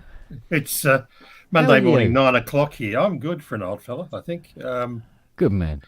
I've been struggling. I've been struggling with a few things. The main thing was I had this young chap who wanted to buy a DX7, and of course I sold it to him because I was glad to be rid of same. No, not true. It was actually, it was a very minty DX7 too. So he got that at a reasonable price. And I was actually contacted by his dad. His dad said, look, my son is looking for a DX7. I've noticed your list of 1,000 cents and I wonder if you've got one. And I said, I should have someone somewhere. I don't think it's on the list. So I sold it. Anyway, so he's purchased that. Then he's interested in doing trombone control of MIDI. So a MIDI trombone Is controller. this the same guy Yeah, that you built the whole thing for, yeah? I built the rig for him. Anyway, I built the rig, but I had trouble with the nano units. They're powered by 9-volt AC, and they were getting very hot, Right. like thermally overloading in the racks things. So I've had to abandon that and go for some other things. And I went through my list of old stuff. I found the 360 Systems nano bass rack unit, and that's a bit dicky. The front panel is just glitching out occasionally, so that requires a bit of love. So I have to open that up later. And I found an MU100 Yamaha General MIDI module, and they have encoders which die on them, as I've just found out. So I'm going to have to find an encoder for that particular device to make it work again. So I was looking for substitutes for the LSS and eventually found the. I've actually resorted now to an eSynth. If you're going to kill something, kill it properly. So, Kill it dead. well, the other thing is just in terms of mass, the whole thing weighs about 300 kilograms now. So it might be easier just to give him the Rhodes and tell him to lug that around. It's not. It isn't a Nemo Rhodes. I must say that it wasn't the Nemo model Rhodes. It was just a regular clapped out Mark One.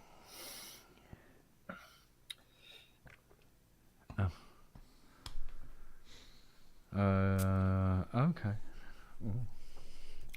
So anyway, I've been doing that. I've been messing around with those things and having some fun trying to get this young lad on his path to musical arrangements for stage shows. To be broke for the rest of his life. Well, Yeah, I don't know goodbye to anything about that. Eurorec. No, he'll. You'll be broke and tuneless. Oh, dear me.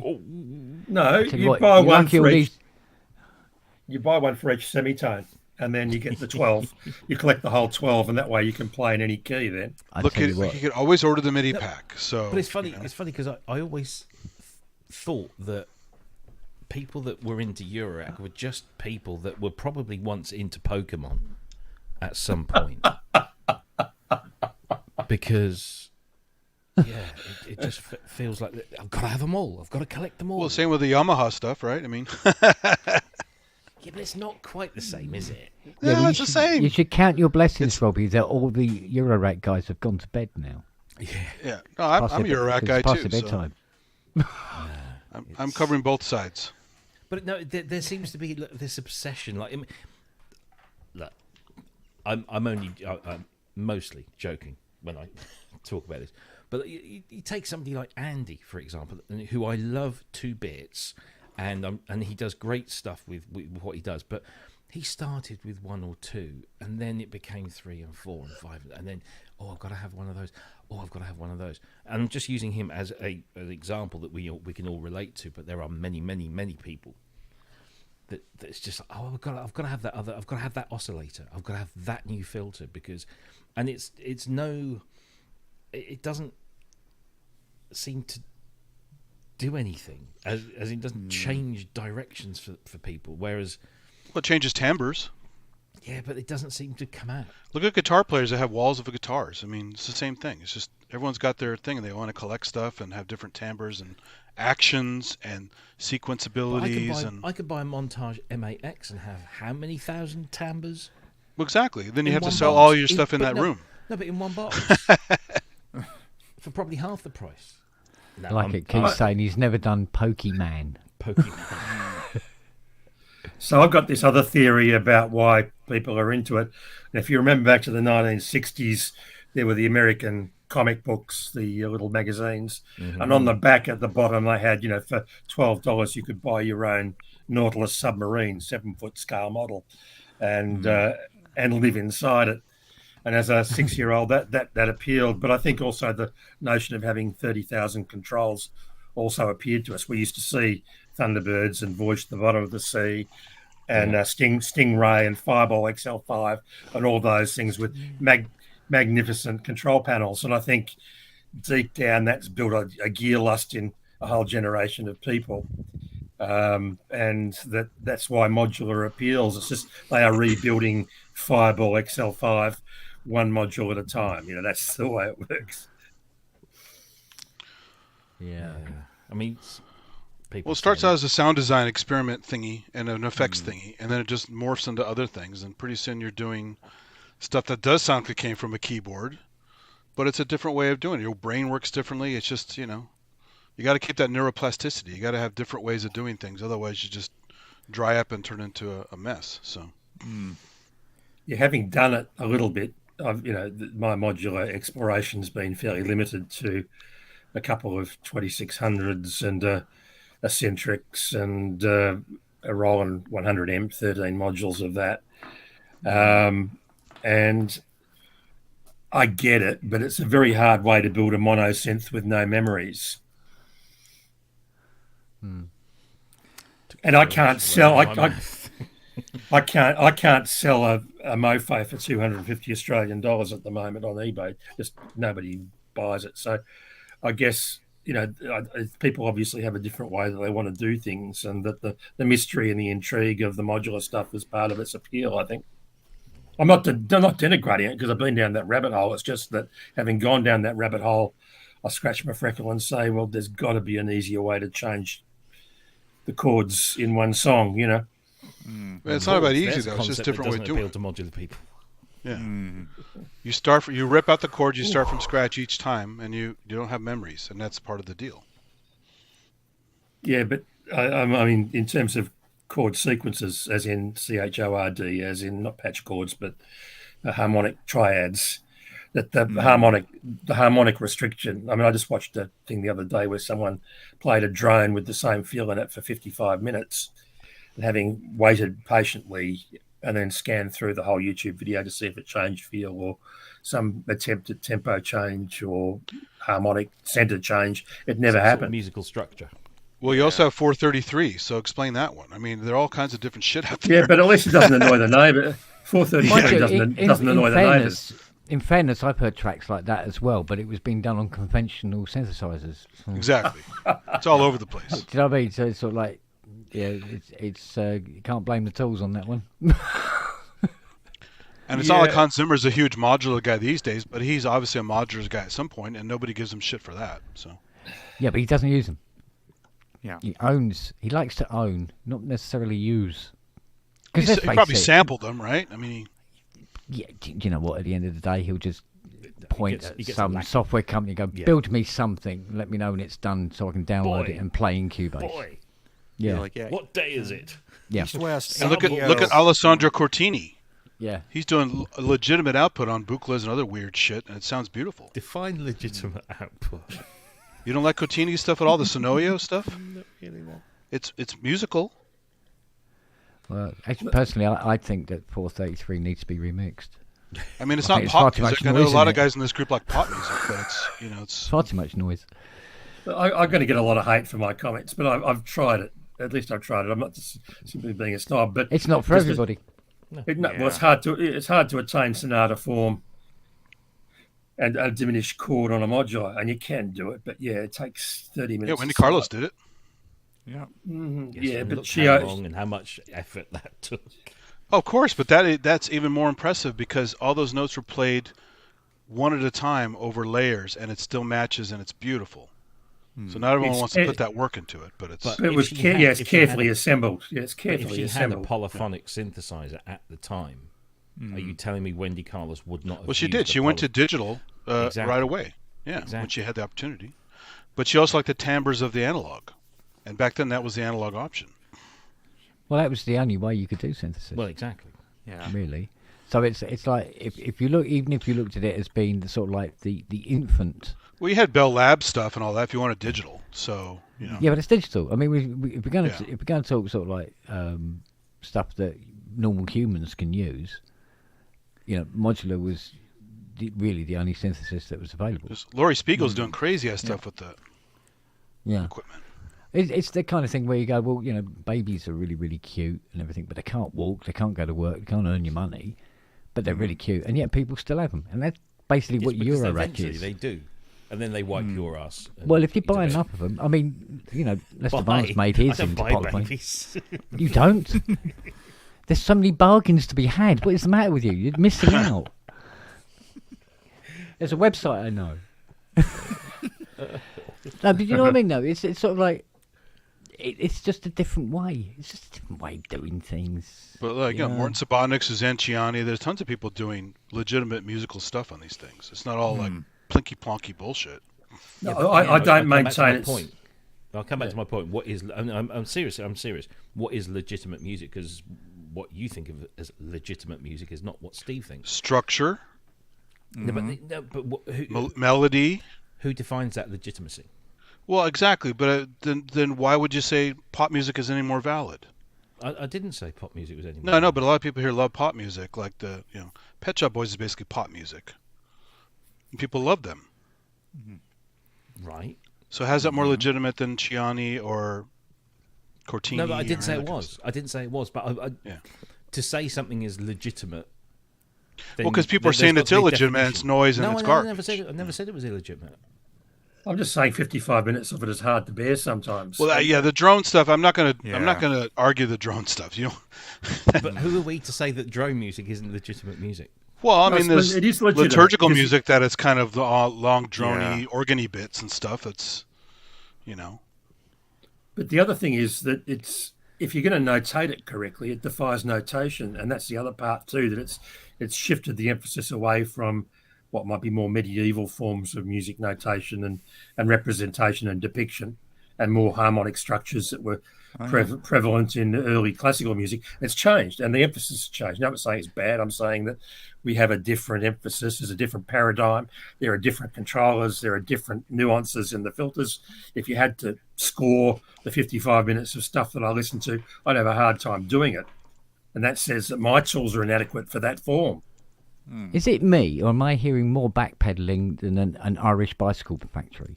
I just don't get it, but that's me. That's not the, that's not the form. No, but I mean, no, I get it. I get it. I mean, you know, it's hard work putting a patch together on a Euro where I can push a button over here. But I suppose if you're looking for a little bit of what's the word, achievement from your patch, if you spent 20 minutes setting it up and you get it just the way you want it, because you have all these options available to you, and all you got to do is put a cable into it, as opposed to pushing the button. But that I get my enjoyment from the sound and what I play with it. I kind of get the same thing from this. It's just there's a little bit of work involved. It's a little bit more personable getting the sound from your Eurorack stuff. And to be honest with you, it's much of a muchness, really, depending on it's down to the individual, isn't it? You know, I mean, like if people are going to love 2600, that, you have normalized patches, and then you have cables. So there's nothing wrong with using all the normalized patches and having fun with that, like people have done. if you take the 2600 as an example, the things that you can do with that with the patch points, the amount of circuitry that you'd have to put inside that case to be able to do it on the front panel. Yeah.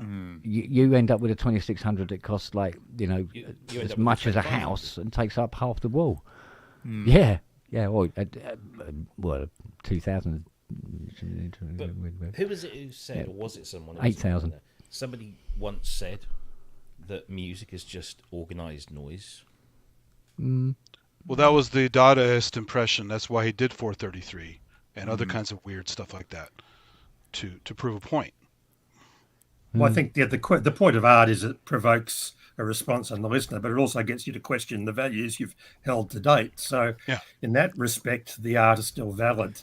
Whether it's a single oscillator built out of a Radio Shack 101 kit or whether it's a module the size of a house, it doesn't matter too much. The point is that there was a progression through different stages to get to whatever the arrival point is. And then secondly, that it may challenge the audience's perception in the same way that when they put Chaucer's Canterbury Tales on West End in the 60s and there was nudity in it, people were kind of confronted by that, or the musical Hair in 1970, again, the nudity was confronting because people didn't understand whether it fitted into their conventional world of art and value set or whether it was defying that.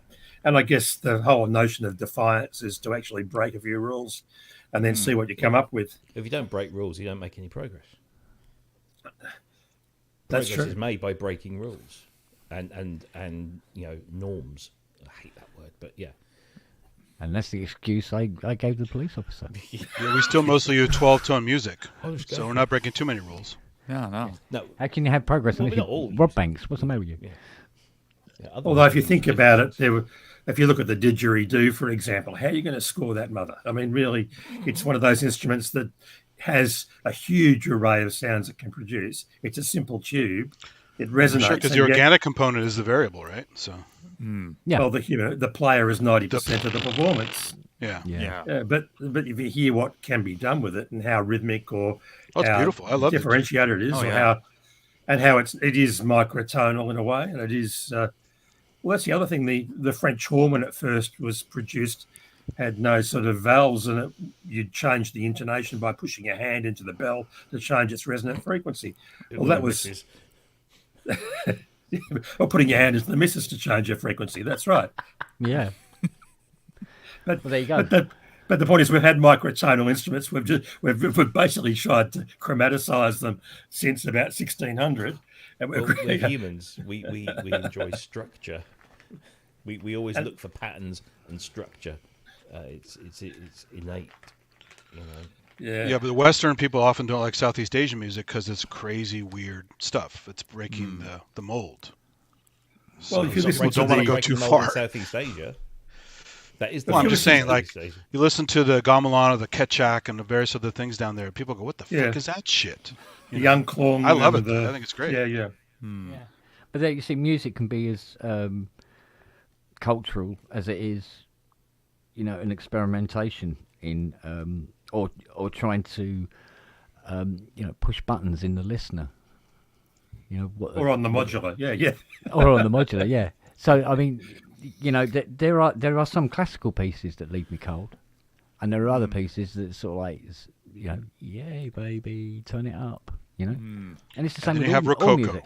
Yeah. Well, that's it. I mean, like country and western music makes me want to vomit into a bucket and then drink it again, just so I don't have to listen to it. I can't. Country and there is western some- music there- just there is immediately some. goes, oh God. It's Like that. pretty agree. harsh, yeah.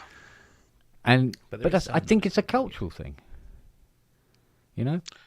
Well, I mean, I grew up. Part of my relatives is from the South, and I still never liked that stuff that much. So I've been around it a bunch. It just never got me. Yeah, but imagine if you lived there and you hated it. Exactly, yeah. But I mean, You know? the thing though is the musicianship of those guys is amazing, right? They're great players and they're great tone out of things. I just don't like the content. Yeah. No. Great lyrics and all the rest of it. As soon as I hear, it's like, oh, fuck Yeah. off. My dog died. Yeah. My truck left me But then Well, you that's look for at another somebody like- truck. You look at something like Taylor Swift, right, who comes from that background and has taken all of those country Elements. Yep. those elements, but it's pop, but it's still country. She still writes country songs, if you want to use, or maybe country songs, but country songs. They have all of the classic it's like a things fusion. that make a great country record. This is the thing. There's a band over here in the UK. I think they're called the Shires, and they're a duo, and they're massive on the country and western circuit here, and they broke America, and they're all over the place. And I listen to their stuff. Or I don't listen to it, but when I hear their stuff, there's half of me going, God, that's a really good chord progression, a great melody, a really nice hook. I love that, but it's all it's all of the stereotypes of country music. It's all he broke my heart and all this kind of stuff. Oh, jeez. So I hate it and love it in equal measure. But Well, you it's take funny, somebody like Taylor Swift, who's taken all of those clever bits, all those bits that push people's buttons, and then moved them, or with the help of other people, she's moved them into. I'm not saying that. I just want to backtrack on that. I'm not saying that Taylor Swift isn't heavily involved in that, because obviously she is. But her whole thing is taking all those things that tick the boxes for everyone and just moving them into a pop paradigm, and it kind of works. She's also heavily inspired by all of her bad boyfriends, so that she gets lyrics Pretty much. Yeah. Each breakup. I'm just waiting for the Travis Kelce breakup album. Not that but I I guess- follow Taylor at all. I'm not a Swiftie. Do you know I haven't actually heard her? I try. I watched. You're not Netflix missing much. specials. I watched the Netflix specials. That's one heck of a show she's got going there, and it's certainly the scale of it's amazing. And I still think it's incredible that she can use the people she does to get the results she does. But There's something I mean, about her, though. There is Oh, something well, about her that makes. So it's I don't listen- manufactured. Look, it's manufactured. Oh, the it's only, absolutely, yeah. I mean, Totally, it's it's an image thing. but there's it's something it's about her carefully just I don't manufactured. trust. Yeah. No. Would she pass the babysitter test? Is the question you've got to ask. And No, and- her and best attribute is she is getting young people to not vote for Trump. That is amazing. Yeah, there is that. Oh, let's not go politics. Oh, okay. That was it. That was my little soapbox. I'm done. But no, there's this thing. I see her interviewed, and there's something about her, and I'm thinking, I can't quite put my finger on it. She's very polite. She's very articulate. She's never said anything that that's controversial to me anyway. that's it. It's finding the response that doesn't tread on any toes whatsoever. There's something very suspicious about her, and I don't know what it is. I don't want to take away from her actual success. Yeah, she's inoffensive. And I'm sure she's had a huge, that a lot of her success is down to her and her alone. I don't, I don't doubt that at all. But there's just something. It's almost like she's hiding something. I don't know She's like a whether that's Stepford just- wife. She's Yeah. hiding the fact. She's hiding the fact that she's still bitter about Kanye telling her that Beyonce Well, had the yeah. best video of all time. Oh, that's right. Yeah. Which she kind of did. But I mean, I still hear "Shake It Off" sometimes, and I think, God, that's as a pop song, that's fun. It, you know, I'll hear it and it'll be in my head for the rest of the day because it is such a catchy. Yeah, it's got all of those elements, all of those classic formulaic pop song Messaging, elements. But I still kick myself. Why the hell am I even? Yeah. But no, there's something about her I just don't trust.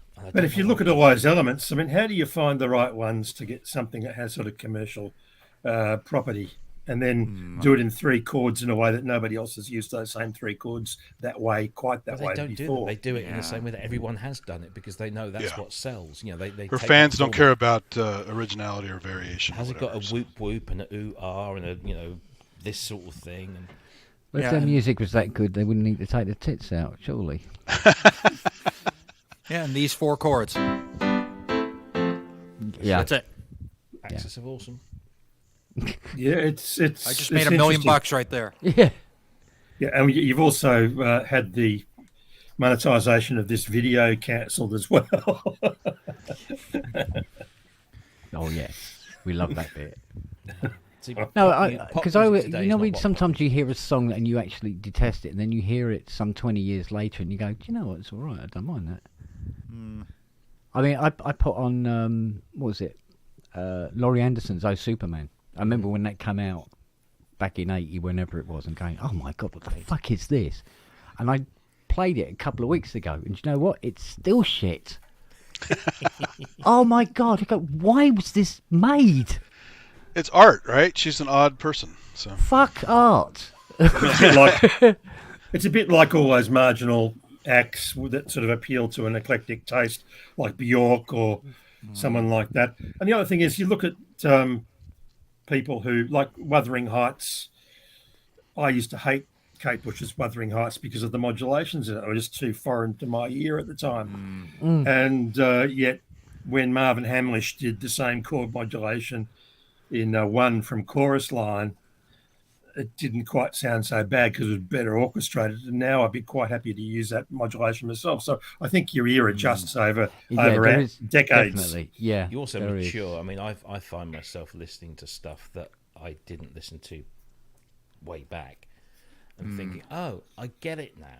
I absolutely get what that was all about. And now, that kind of... It's like Peter Gabriel.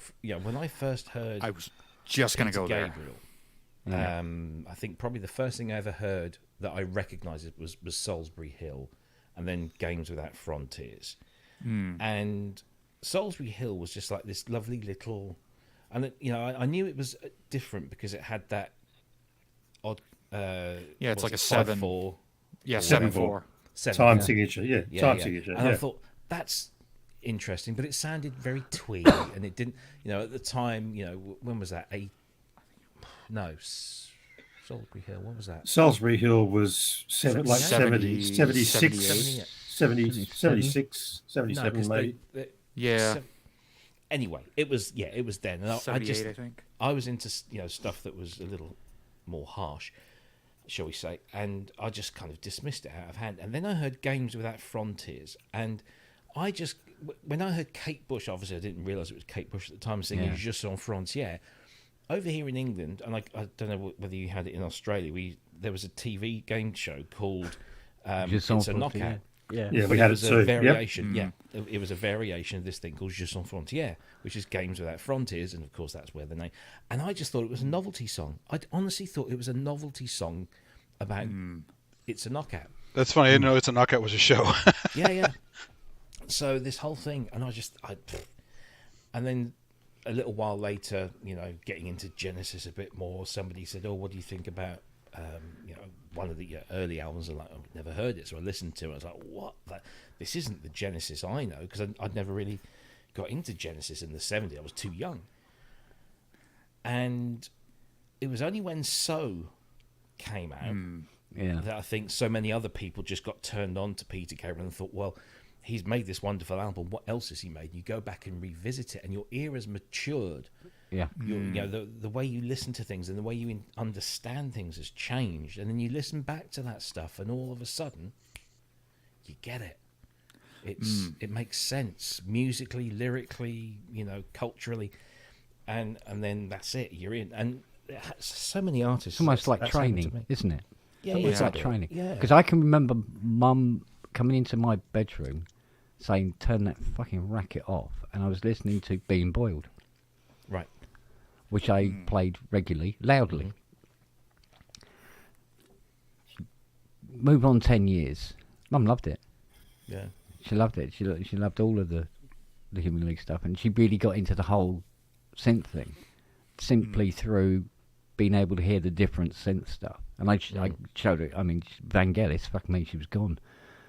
And to meet her and stuff like that, and she's like, "Yeah, wow, I'm yes, I'm into this." Jar, you know, early And Jar. again, you can listen to one artist, and all of a sudden, another artist that you maybe have dismissed out of hand, all of a sudden Becomes relevant They all of a make sudden. sense because there's connections, and that's the wonderful thing about it, isn't it? That I had a good friend who at 18 said to me, you might start off listening to Peter Gabriel and then you'll listen to Genesis and then you'll move to King Crimson, then you'll move to Pink Floyd, then you'll spend some time with Jethro Tull and you'll move on to 801 and then you'll move on to whatever else. And he said it's just a cycle. You'll go through that cycle your whole life, just doing cycles through all that stuff and rediscovering stuff again and rediscovering artists.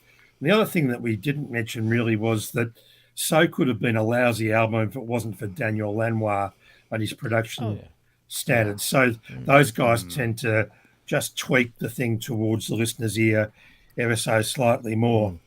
And that's not insignificant. I think at the time Gabriel was also looking to, because you know he is a self-confessed Otis Redding fan. He loves, you know, that kind of poppy soul music. He loves that. He's a drummer, although he will often say he's a failed drummer. But he's a drummer. He likes that kind of pop sound, but also, you know, he's got, I don't know, just an element to him that just clearly is way different to everybody else, and it's brilliant. But I think that maybe by the time So came to be, Lanois was a massive influence in that whole project. But I also think that Peter just wanted to flex that muscle, and you listen to, you know, songs like Red Rain. Red Rain, Sledgehammer. All of those. Big Time, In Your Eyes. You know, they're all brilliant pop songs. Yeah. Of their time, but of course, interspersed with that, you've got Milgram's 37, and you've got This Is the Don't Picture. Give Up, and This Is the Picture, and you know, there's Mercy Street is. It takes a while. It took me a while to really get Mercy Street. I love it, but it took me a while to kind of figure it out. Yeah. So he's still, you know, it's kind of true to that sort of side of himself. But if you listen to subsequent albums, I mean, even Io, which, you know, is an incredible album. It retains all of those classic Peter Gabriel traits, but it's a very pop album. Very pop. But it's still very Peter Gabriel as well, which is his... I'm so glad that he did that album the way he did it, because it's still so Peter Gabriel. And yes, I love the way he synthesizes all the world elements into his music. And, the synthy stuff and all that. Nobody else, I don't think, can do that. Yeah. So well. Oh gosh, listen to Security, like all the, so good. No cymbals. Yep. No So cymbals. I remember hearing War of the Worlds for the very, very first time, like it was yesterday, and immediately falling in love with it. And I didn't even know it was CS80 and strings at the time. But I knew that whatever they were, I loved them. And they were going to stick around for a long time. I just had an experience with Cupid and Psyche, Scritti Politti. It's just like instant, this is amazing. Yeah. And what's doing that? Hence my love for all things digital. Yeah. Well, you also have timing too. I mean, imagine, I was like a baby at the time, but when Black Sabbath came out, all this like hard rock stuff, way ahead of its time. It's got to be crazy for people when they first heard that. The War Pigs and Iron Man and stuff. it's really good quality stuff that was way ahead of its time. Yeah, it wasn't until like I'm not a hard rock expert, but it was like later '70s when that stuff really took off, right? I mean, I also remember all the tracks that I used to listen to, whether I liked them or not, just because they had synth in them, because it was such a rare fucking thing. You know, the Bee Gees, because there'll be a bloody Selena in it somewhere. yeah. Blue Weaver. Desperate for analog. Hello, dear. Hello, gorgeous. Why is Justin looking like Rick Wakeman? What's going Oh, on? we've already had that one. Ah, Welcome, I'm in a welcome, different- welcome to 3 hours ago. I'm in a different. Yeah. I'm in a different part of the building. ah. Yeah, yeah. It's, Hi, Steve. How are you, Andrew? What the fuck's it got to do with you? Do you know what? I didn't like Tubular Bells. He didn't like you either. No.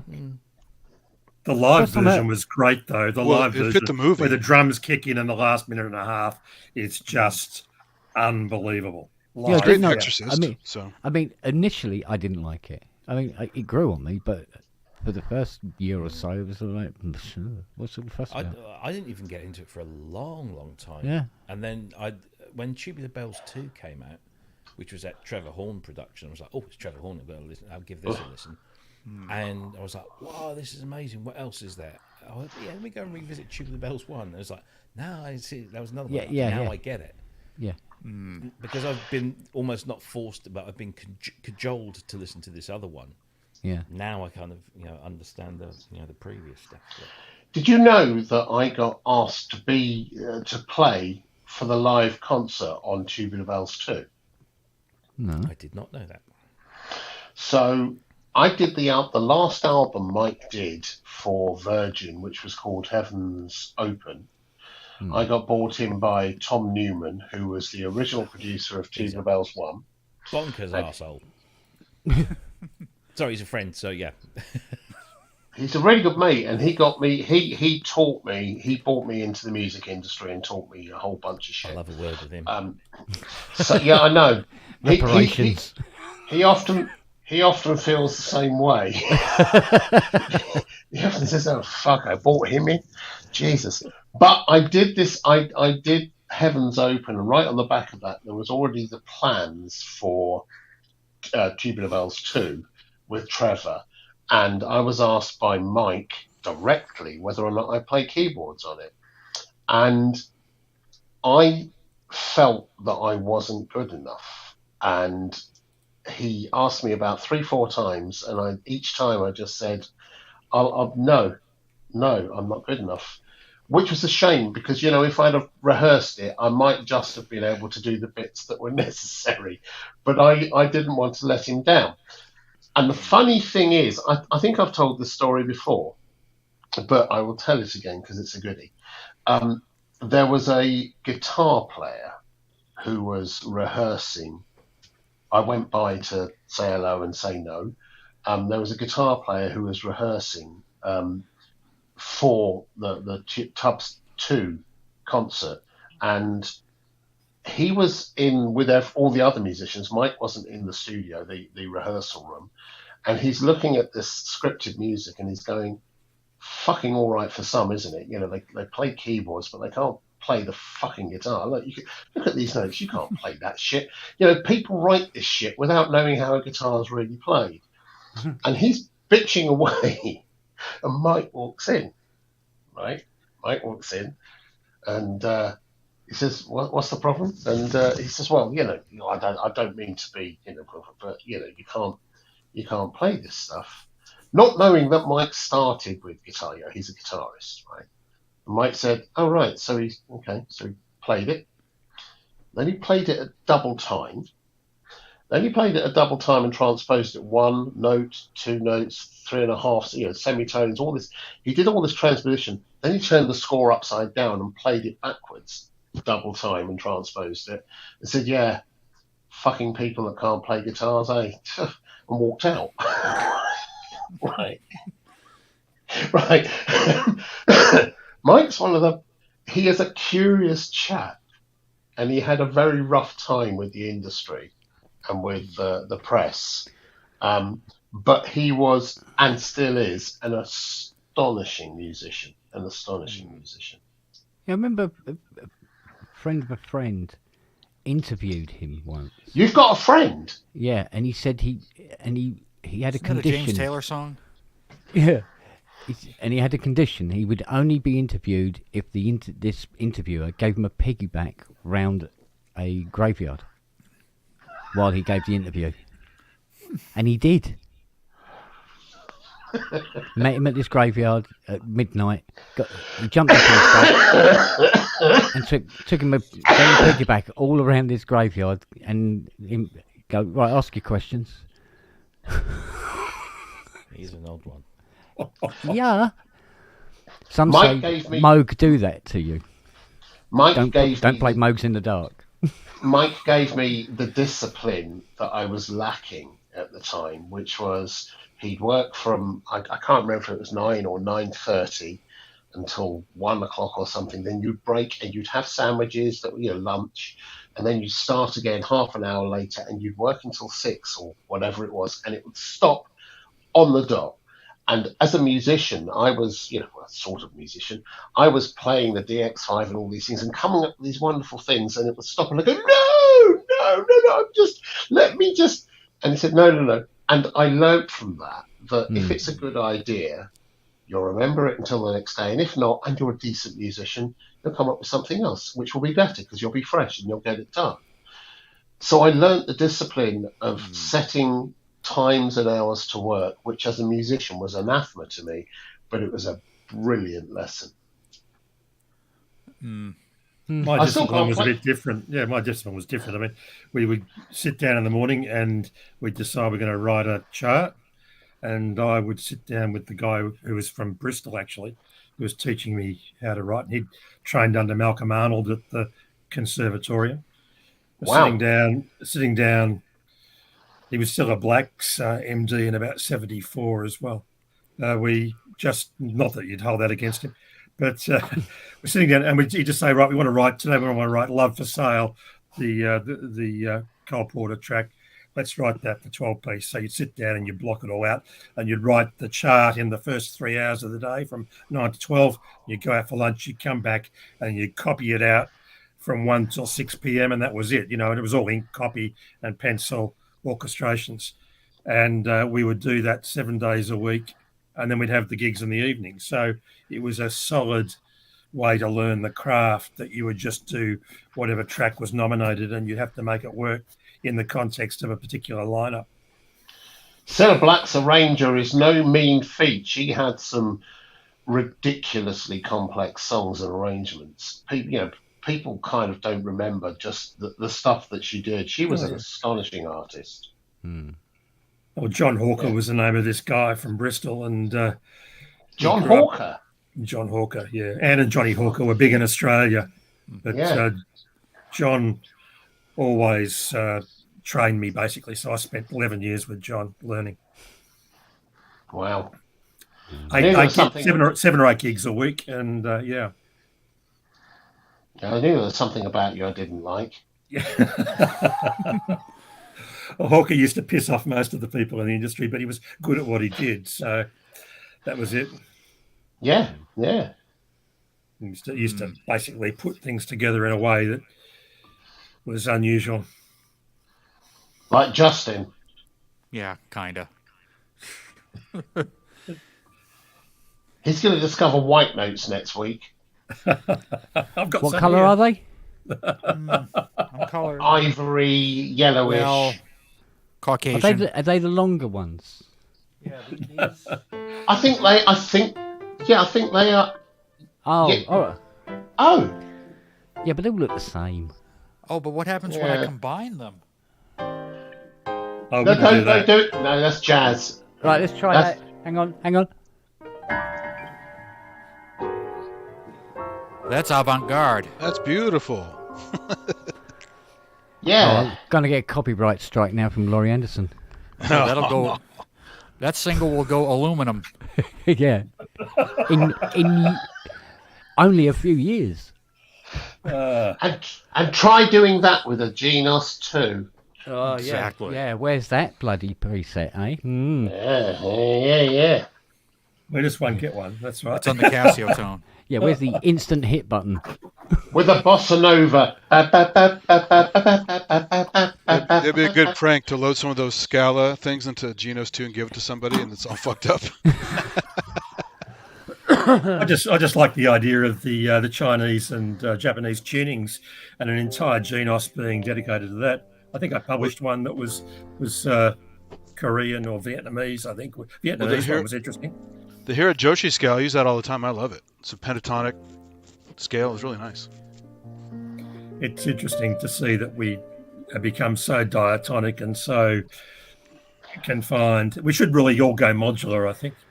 Yeah, there we go. Now we're back to that. Yeah. Yeah, Kent was tempting me earlier with a System 100. I was tempting you. Yeah, amongst others. I think you'd already had a pre-wank before you even bloody phoned me. Well, I certainly had. I had to keep flinching my hand whilst I was holding the phone. You know, it's going, Ken. Oh, fucking Ken. Yeah. That's what I like to hear. Men wanking themselves off, screaming my name. On screen, Kent. To be fair. Yeah, true. On the screen. Yeah. Yeah. Well, there you are. Get your moist around the gusset. See if we can get that in there.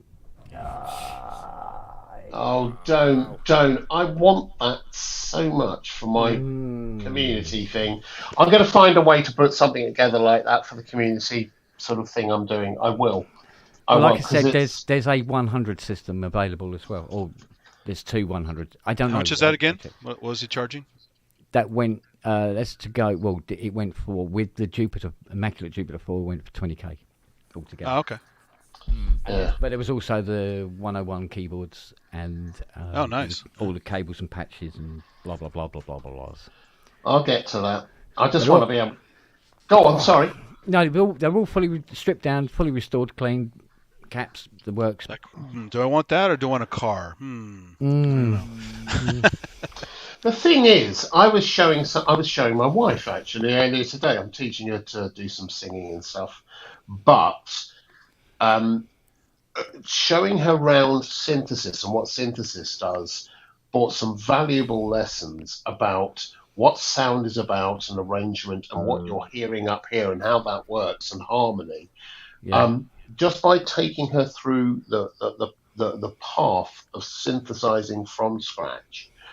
And that's something which I want to be able to do with the sort of community-based thing. I think everyone that gets into creative work should understand synthesis from basic principles. Everyone, video and photographic, all of them, because it makes it. You understand so much once you understand that.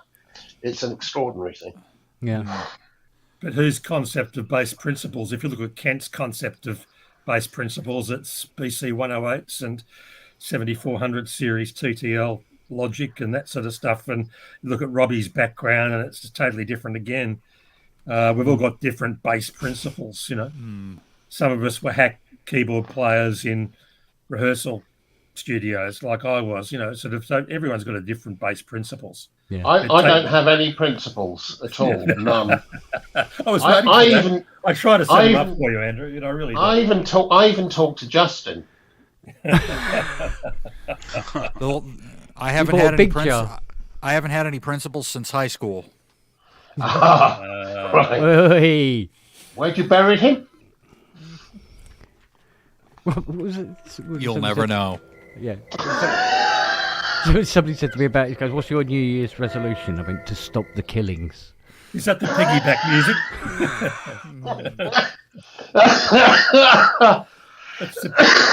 music? You almost didn't there. Jesus. It's the piggyback music. Yeah. So Kent and I were talking earlier about the MHX, and we are discovering more and more sort of subtle little holes in the way it works, and some of the programming of some of the presets and how it doesn't really sound like a CS80, or it does, but it doesn't, but it does. And what we came up with was a plan, which is at some point to take the basic presets that's on the original CS80, load them up as AWM2 samples, so you've got a direct comparison, and then start trying to emulate that on the ANX with the ANX, because it's a weird thing. It's a weird thing. It kind of it's really close to a CS80, but the only way to get the final sine wave popping out the back end without going through the rest of the synth engine is to bring up an FM, an FM synth, just doing a pure sine wave coming out really, really low. Well, unless there is a way of doing it. Unless we think there might be a way of bypassing oscillator 3, so you can do that. I think but I've not quite yet found. Well, it yet. like I said, I got that chart that Dusty Miller sent me a copy of, which they use the diagnostics, the service one, to test the presets. And what you do is it tells you what to set it up on the front panel to do each preset. So there's that as well. So I'm looking for a set of presets or samples from the preset CS80s from a good one or several that I can then sample in and just put into the AWN. I'll share them with everyone. It just gives you a way to be able to directly compare the one to the other and get the sound about right before you sort of move on. The real problem with that, with copying anything analog, especially something as big as an 80, is that no two 80s actually sound the same. Yeah, so that's why you get 2 or 3 or however many you can find. Yeah. Well, I did that'd be easy. You could do it any weekend in a car park in Bristol. Well, when you finish dogging? I never finish. Well, I spoke to Tiny earlier this afternoon, and I said to him, I said, look, is there any possibility that regardless of the fact there's absolutely nothing wrong with it, and more to the point, I'm glad there's nothing wrong with it, can I borrow Vangelis's 80 and I want to take some measurements, please? And then I'll know what I have to do to the other 80s to make it sound exactly the same as the China and Spiral 80. Any That's clever. excuse to get that machine in your room, eh? Any excuse. Mate, I'd suck him off for that, no problem. Mate, Vangelis's 80? Are you fucking kidding me? It's not Nemo's Roads, though, is it really? I think the problem is that we all His Roads create. We all create CS80 presets based on CS80 sounds we remember, and that have already gone through compression and a lexicon. Again, Kent and I were talking about this. You're hearing it through a lexicon 224 and or all a the 480. other stuff, or a 480, and it never sounds. So you're hearing a bunch of stuff that are impressions of the original. Yeah. Well, I don't have one of those. You have to join the club. You have to join the club. Yeah. Well, yeah, all right. Well, as soon as I get some money back, I'll just be. Right. Yeah, no, they do a reasonable job of giving you a little bit of dimension. But that's the other thing I found, that a lot of later synths are all just using reverb to double the number of apparent sounds on the device, and really, it's just adding reverb. It's always been a known factor. Well, it's actually on the M8X, it's on ANX particularly, it's using effects and mostly delays rather than reverbs because they're not quite so CPU intensive, so you don't lose as many voices. Because as soon as you start adding reverbs to the ANX, you lose voices. You end up with voice snatching. Why not just plug in a reverb on the tail end of the thing? I think we're trying to do too much inside a box. That there are devices that are built for a certain task, Yeah, that's exactly what I what said, Kent. Yeah, it's exactly what Kent and I have said. Exactly the same. Put the UAD 244 and a reverb, that is a reverb or whatever may be used along the way, or put on like a tape emulator, give it a bit of wear and flutter at the other end and whatever to warm it up, and Bob's your auntie. I want some hardware. Don't get the synths to do it all. I'm seriously thinking of buying a 224 or something, a hardware version. No, don't. Why? Don't. Because they last for about 20 minutes before they need fucking servicing again. Yeah, That's but if you don't turn the cunt on. actually, I've got the RFX. I've got the RFX, which is pretty good for that. Yeah, but don't get a tooth for fuck's sake, don't. They're awful. You pick it up and move it very carefully across the desk. That's it, broken. Straight up. I need some hardware reverb. I do. You can There open go, a the window. tiny little reverb there. That's Shift Blind, a Russian firm. That's called the Force, and it will give you 176 years of reverb. It has that sort of tail on it. So I can play now, hit it through the reverb, walk away, come back. My grandchildren can come back and hear me play. But there are so many good reverbs out there. Yeah, the source of interest is good. It's cheap. Yeah. Yeah, but that's Nick Bat liked it, and so this is the one that Brett Kingman reviewed on his Guitar Pedal channel. But Brett and I are old mates. We go back about 40 years. Bloody hell, Steve, you like the shopping channel, mate? Most everything's just a hand. Tonight's offer. Oh, sorry. You want a tape echo, did you? Oh well. I'm looking for a lawnmower. Come on. Sorry, a lawnmower. He's got a lawnmower. Here we go. Here we go. We've got a fly he has motor a lawn hand. jockey instead. How about a lawn jockey? Oh, there you go. Oh, yeah, that'll cut the grass, no problem. It won't cut the mustard though. Oh. I'll take a walrus descent. You can The lead a walrus. The 224 was a flawed reverb. It didn't work well, and it sounded glorious. And that's the sound you want. That's the thing. Doesn't matter if it's not the greatest. It's the best sounding. It's one of the best sounding reverbs ever made. Well, it just is. It's a great sound. Yeah. It's not the best reverb, but it's a great sound. Yeah. Well, I think you also find pairs of devices that work well together. Yeah. You might find that a Juno 106 in combination with a Boss RV6 pedal is the bee's knees for the sound that you want. Or you might find a Lexicon MPX 550 with a Waldorf Q is just that sound that you want. And I think that we all have different prototype sounds in our heads that we love, and that's conditioned by what we've listened to and what we discover, and that emotional act of discovery tends to imbue us with the desire for that particular combination. And that's why I've played shitty Korg synths since 1976 and continue to do so because it's just me, and it was my I got first 3 of them. first discovery. But yeah, but I do like Korg synths, and I do have a P1000, I do have a Nautilus, and I guess that's everything in between kind of works. But yeah, M1s and other stuff. Yeah, I love the PCM 70 with so much love I can't tell you, because it's got a sound that I use for years. But I really adore the PCM 200, and I absolutely adore the PCM 300. They're great reverbs. They're great machines, and they do some great. The resonant chords thing on the PCM 70 is astonishing. Yeah. And it's flawed, and it's weird, and it's noisy, and all that stuff. But it's an amazing sound. Yeah, it's what you're used to, Yeah.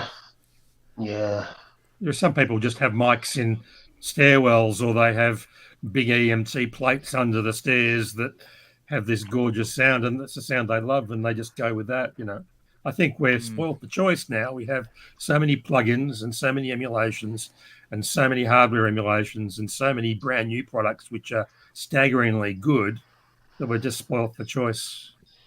Yeah, I agree. That's why I just want one lexicon something, one good lexicon something, and I think it's probably a 300 or a 70 or something like that.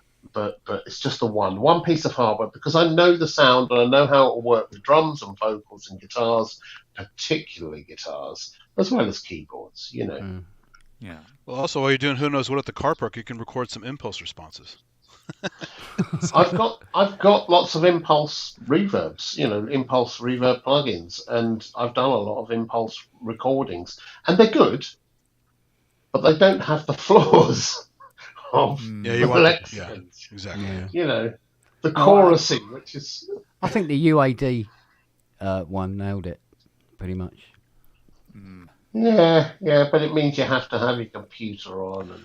Well, it's not just the lexicon flaws. I mean, even if Kent gets all the settings from Vangelis's 80, his 80 is different because the circuitry's different, right? So Yeah.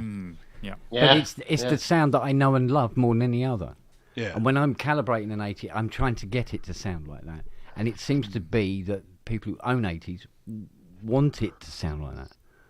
But there's well. more to it than that because of the expression level and the way that the yeah. second layer cuts in and all those sort of things. And Well, exactly. it's yeah, organic. It is the feeling of the stodgy Yeah. keyboard on an 80 And is the age part of the that components and all that stuff. Yeah, but that actual mechanical action is calibrated in the machine. Because you can set it to such a way where you have to literally stand on the keyboard before you get any Response, aftershock. yeah. So it changes the AT curve completely. And you mess with it. And there's been if I had £1 for every time I had an 80 that had come in where the guy had calibrated it, but he had calibrated, because it defaults string 1 and 2 when you turn it on. So he's turned it on, it's defaulted to string 1 and 2, and then he calibrates it. But it's under a preset, so the voltage that's coming in is already affected. Yeah. And I've had hundreds and hundreds of 80s come in that have been miscalibrated because of that, and the aftertouch is all wrong. And I repair it, he's got a voice out, and then I calibrate it right through and do it properly from the front panel. And he gets it back, and they're going, "Oh my God, what did you do to this? This is sounding so incredible." I thought you were just repairing the voice. I said, "Yeah, and calibrate it." He goes, "Oh, I thought it was calibrated." No, mate. No, not even vaguely. That's sad. Those guys don't know what they're doing. Yeah, it's they went through the procedure correct, but didn't know that you had to put it on to switch it to panel before doing it. Yeah. Yeah. And the aftertouch response that's on string 1 and 2 is almost, I'd say, almost non-existent. So everything is set too high, It's a bit like watching someone tune a piano who's not done a lot of piano tuning. They'll get the first few notes in, and they'll get them absolutely right with the double strings and all that kind of stuff. Yeah. And then they'll tune the rest of it, and it'll be perfectly in tune. But because everything's been tuned up a little, yeah, the whole thing is actually sharp. Right? Yeah. And it's kind of yes, it's in tune, but it's not in tune. Yeah. This is why I won't use like a digital tuner. It's why I use an analog strobe tuner, so I can do stretch tuning for that. Yeah. It makes all the difference in the world. Huge difference. Yeah, absolutely. Yeah. But I think also you're talking about just emulating sounds. I mean, I could go and get pretty close to the CS80 in terms of audio tones on a M8X or a Mod 8X or whatever it might be. But you wouldn't have the same experience playing the sucker because it wouldn't feel like a CS80 does in terms of the tactile experience and the response. Yeah. And I think that's part of it too. So we can mimic the waveforms, but there's a whole level of performance benefit above that.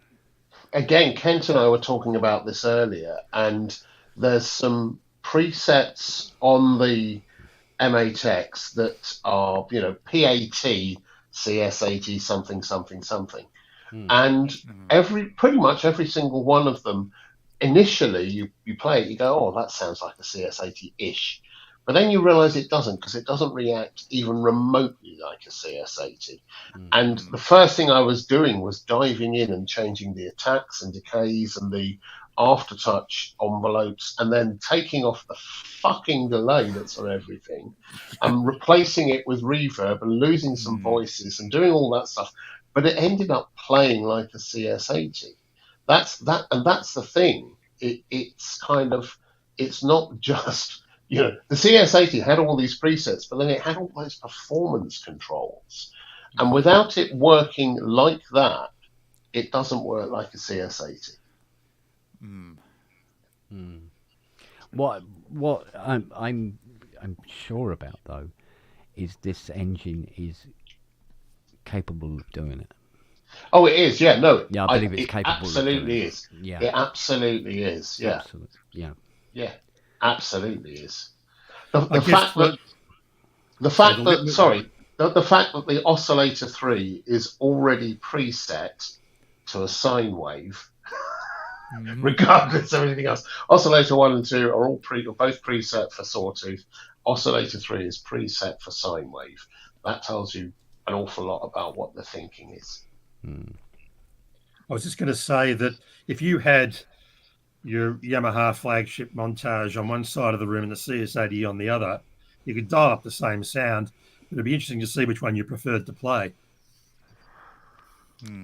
I'm. Do you know what? I'm really torn between the two now. I'm really torn between the two in terms of what you get back.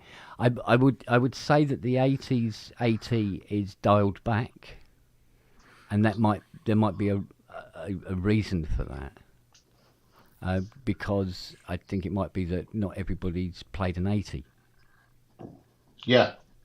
So so there's a, should we say, a middle ground.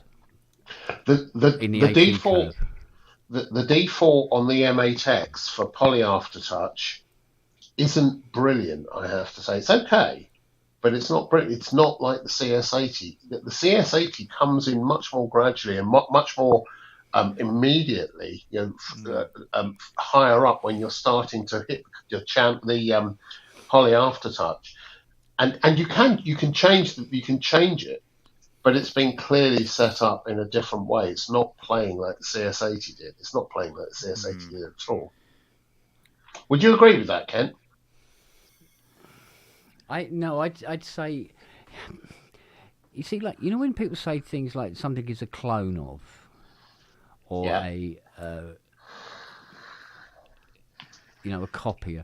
I don't think it's the right word. I think the word is more impression. Because you get somebody does an impression of, say, I don't know, Clint Eastwood, and it's really fucking good, but it's still not Clint Eastwood. Or you get somebody does an impression of Clint Eastwood, and it was like, have you ever seen Clint Eastwood act or anything? Because that was nothing like Clint Eastwood. Yeah, you've seen someone else do an impression of Clint Eastwood, and you've based your impression upon that. That kind of thing. So so there's a knock-on effect, I suppose, but I'm not entirely sure that all the patches were actually trying to emulate an 80 in the first place. Yeah, so I agree. So you're asking too much from the patches. All right, you and me, we want to go on this quest to see if we can get the perfect CS80 clone patch. Yeah, we do from it. We do. And we'll have a crack.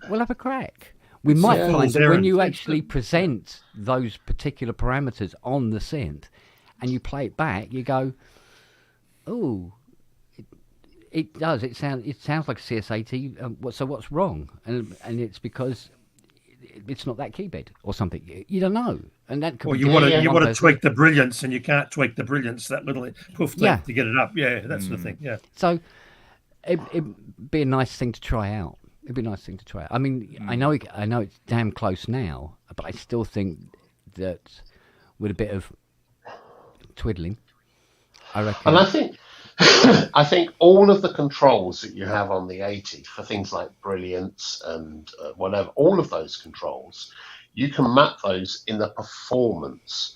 You can map them, but you have to get all of that right and dialed in with the aftertouch and everything. You have to do all of that. Yeah, well, the beautiful thing is that the facility's there to do it. It is. So, we just haven't had enough time to play with it. Yeah. Well, yeah. So, I mean, the two patches that are the two presets that are going to be the hardest to do out of the whole lot is going to be Guitar 1 and 2. Those are the two that I'm trying to do, and every time I do... I wouldn't, because Guitar 1 and 2 actually use all of the facilities of the 80. Yeah. Everything. And those are the two hardest sounds to recreate on the 80 on the front panel. The nuances of the sliders is just stupid anyway. But because it uses both filters simultaneously, And the resonance, it uses the resonance, which is very, 1% out one way or the other, and it won't sound right. totally different. Yeah, exactly. Yeah. So that's. I mean, organ 1 and 2, do it with your eyes closed. That's not a problem. Yeah. Brass 1 and 2 is not hard either. The Right. strings, I don't know whether you should really bother because the last thing they sound like is fucking strings. Strings, So yeah. strings 1, 2, 3, and 4 are like, oh, we got 4 buttons. What should we put in there? Oh, no, that'll do it. Yeah. Call them strings. Yeah, but guitar 1 and 2, and if you can nail those two, funky, awful name, brilliant sound. Also, not going to be that easy. It uses high pass in a very weird kind of. Oh, I've done flow. that. I've got the funky one sorted. That's. It's not easy, but it's very doable. Very doable. Well, one of them is. The other one's not quite so easy. But like I said, if we can get guitar 1 and 2 nailed down, the world is our oyster, my friends. And guitar 1 and 2, either one of them, every time I've got close to one of them, you think, oh, that's about right.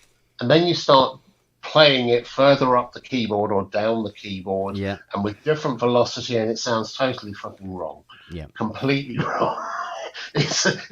I'm going to nail those fuckers, but I need the samples first. I need some samples at different velocities and different, different parts of the keyboard to actually work it out. Well, like I say, if I can get Vangelis's 80 in, I want to take scope readings off the outputs of the envelope generators for both the filter and the VCA, voltage readings for the mix, the waveform mix on each voice card, or each bank of voice cards anyway, and what the maximum setting for the aftertouch, and just to get a feel for what that curve actually does. And also the keyboard spread, how much it's tracking across the filter for the keyboard spread, because that's the other thing that's it's not immediately obvious how you do that on the M8X. Well, the thing about what the 80 does is it doesn't track from C to C. That's what throws everything out, right? You have upper and lower on the filters, but for the brightness, right? And what you do is your center point is your initial. So, like for instance, if you set, say the upper part of the keyboard brightness right down, yeah. We're talking sliders here, not the actual performance control, but on the sliders. No. So you turn the brightness for bank A, for upper right down, right up, and the other one right down, and it'd be bright, dark, right, and it goes darker, and you got this jump point in the center that's really noticeable. I think maybe where I've been going wrong with the guitar sounds is I've had velocity associated to the filter from the go. I think I should just leave that out and then put that in last. Yeah. But then you need to adjust the frequency and the resonance to match for the whatever the center note is, and it's picking what the center note is. That's a bitch. Do you know what? I think Manny knows something. Do you know? Well, I think he may do, but he hasn't. If he's done any of the A and X stuff, he hasn't matched it yet. No. I think Manny knows this machine, right? We're like a couple of 4-year-olds in the playground. Yeah, we are. Reckoning how fucking good we are at it. Now I know how bad I am at this, and I. The thing is, I'm really used to being able to jump onto a synth and work out how to make it work. Like from the off, within a few hours, I'll start mastering it, and I'll discover stuff as I go. This fucker, it's a bugger. It really is, and I'm feeling like a toddler. Yeah, I'm feeling like a toddler. I really am. I might have to have a word with Manny. But I might have to have a chat with him. I want to be able to get that sitting down in front of an 80 experience from this. It's difficult though because you don't have all the control. The thing with this is you've got to plan what you're going to have available to you, and you have to plan that ahead of time. So you're, yeah.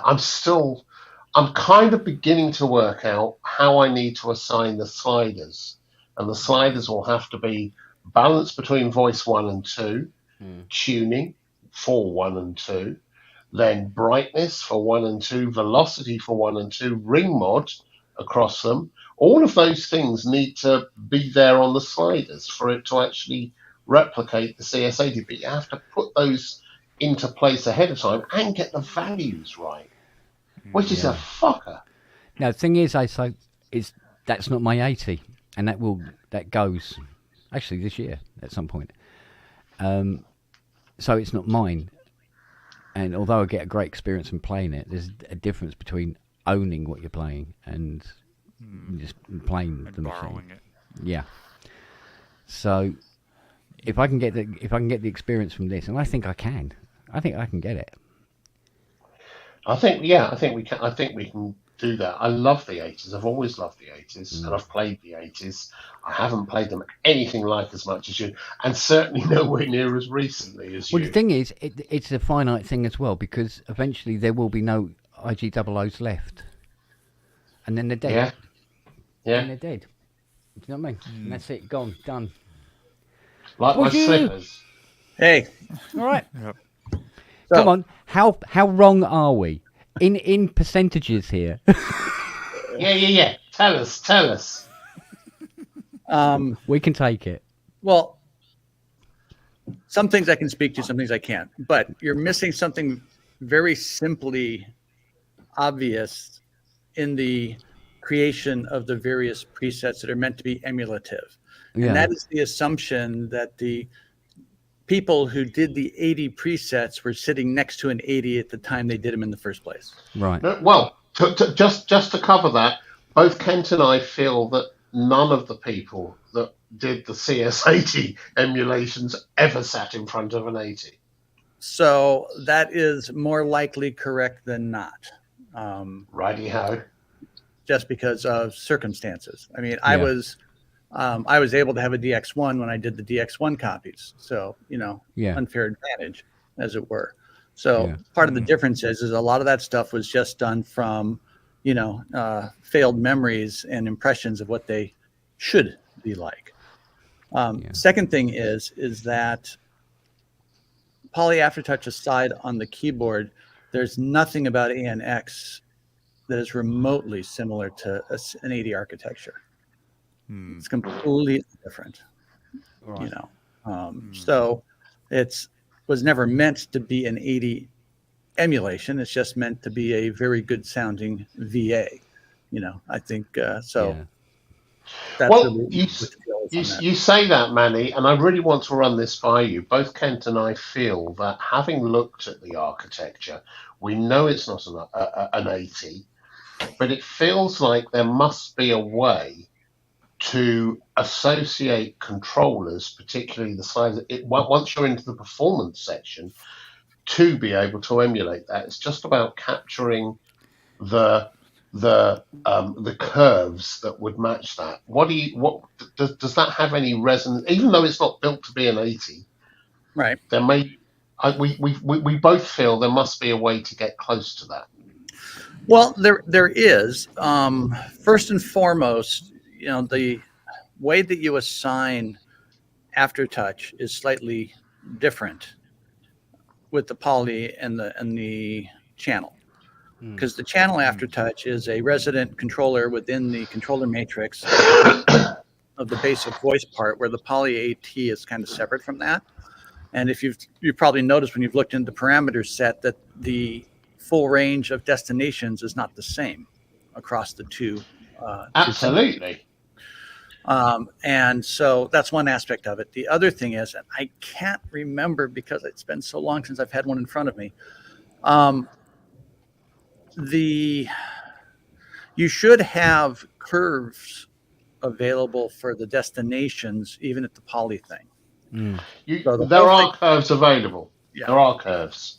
So, and I'm not talking about the main master one. I'm talking at the actual controller level, because in the mod matrix itself, you have your 32 preset curves, and you can actually build your own user curves for mapping all your controller data.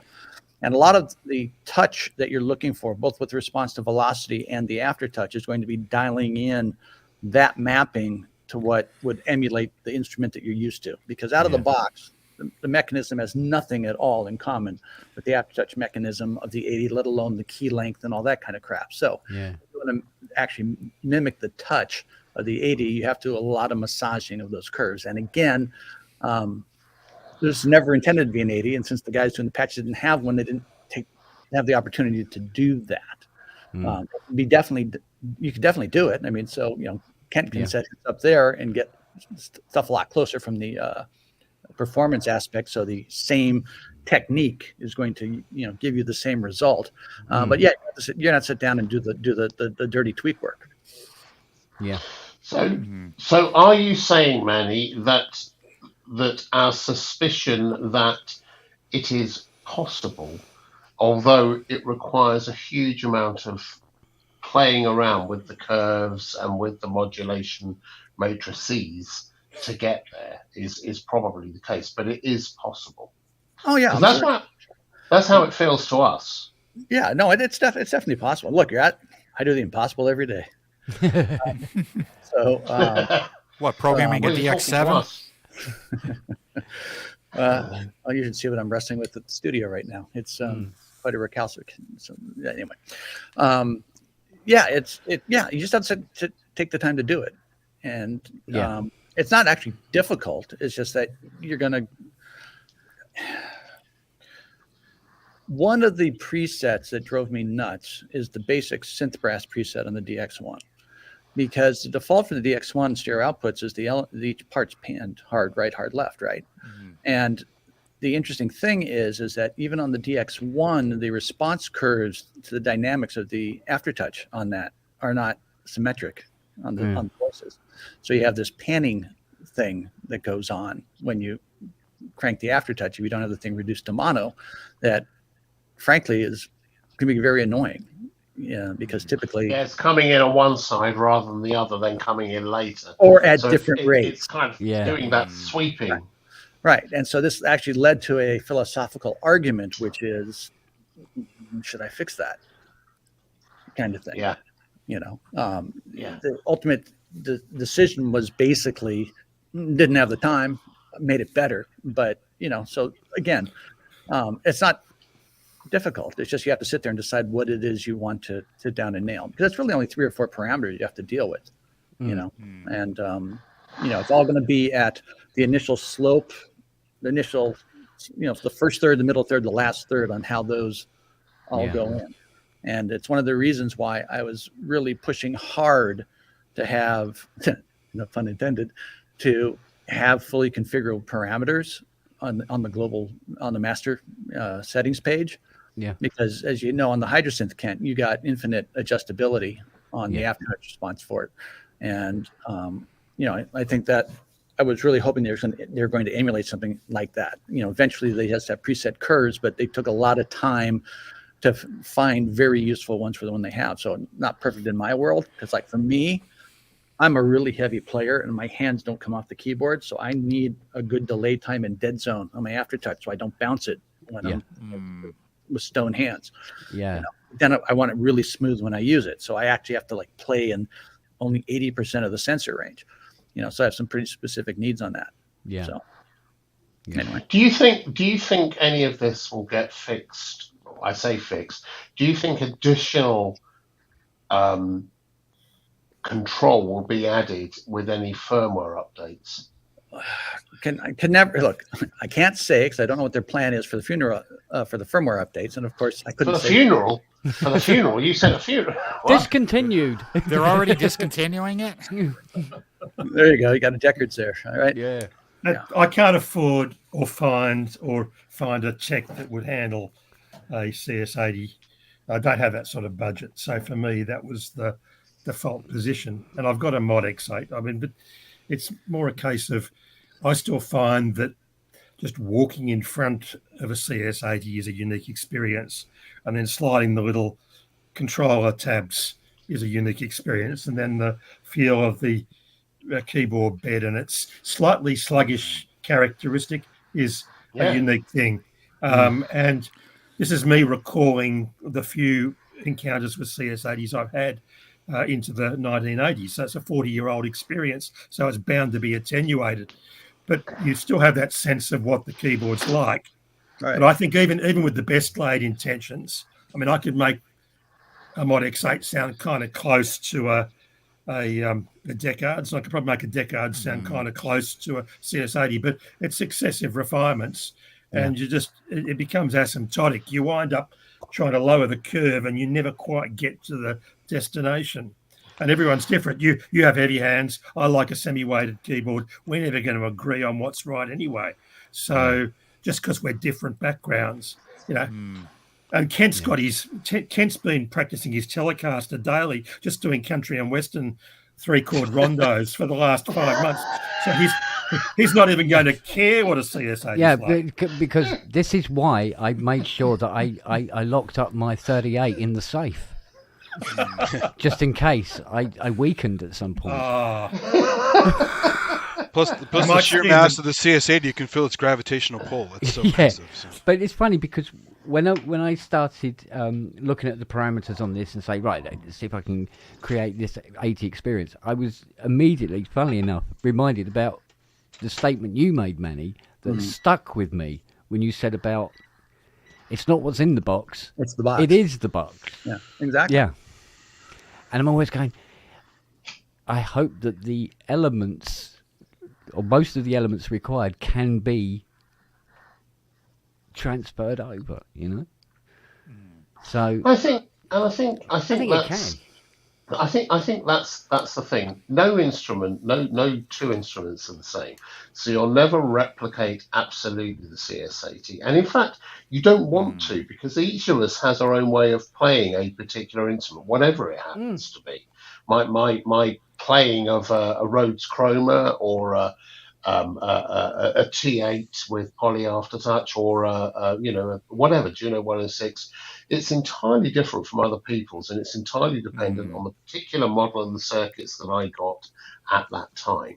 So it's always going to be, I'm going to make these presets, I'm going to make these sounds react so that when I sit down and turn it on and call up that preset, it does what I want it to, what I want it to, not what anyone else does, but what I want it to, and my remembrance of that experience, and it gives me that creative journey that I'm looking for. Plus, Andrew, you still need to install that expression carpet ribbon on your montage. I'm just knocking one out at the moment, you know. Don't talk to Kent and I about ribbon controllers, by the way. I have tons of ribbon controllers. I love them. I love them as well. I'd like one. Yeah. Have you? Well, I got a really small one on the Trinity, but. Well, anyway, We're talking about ribbon controllers here. Yeah. I got to get back inside because despite the sun, it's in the 50s right now, and I'm freezing my ass off in this T-shirt. So. To be in the 50s.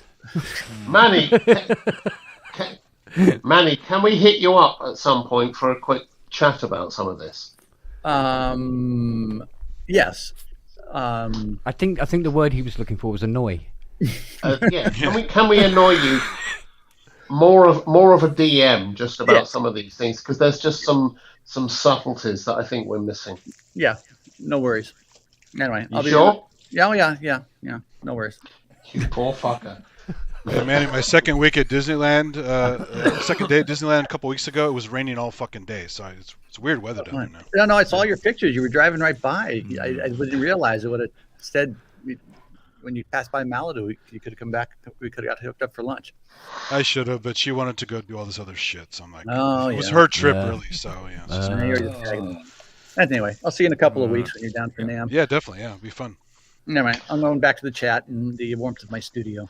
Oh, Yeah, Thank you, Manny. All the best, Take my care, friend. mate.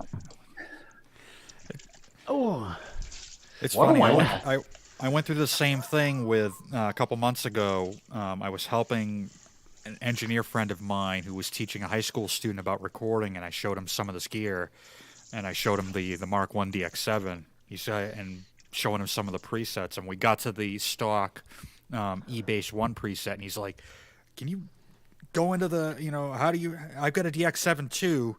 I'm like, well, I can kind of break down the patch for you, but it's not going to sound exactly the same because you've got a Mark II, which has different DACs. It's not going to sound the same.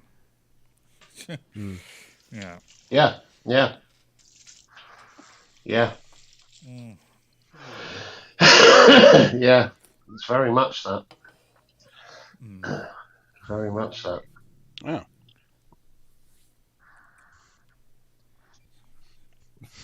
Thank you so much. Well, how I saved 10% or more on car insurance was by not shagging the exhaust quite so often. it shows great restraint. It's the back Yeah. pressure. Well, you save on car insurance, but your medical bills go up. I was so tempted to post this on Berenger's Facebook feed. Oh, do what?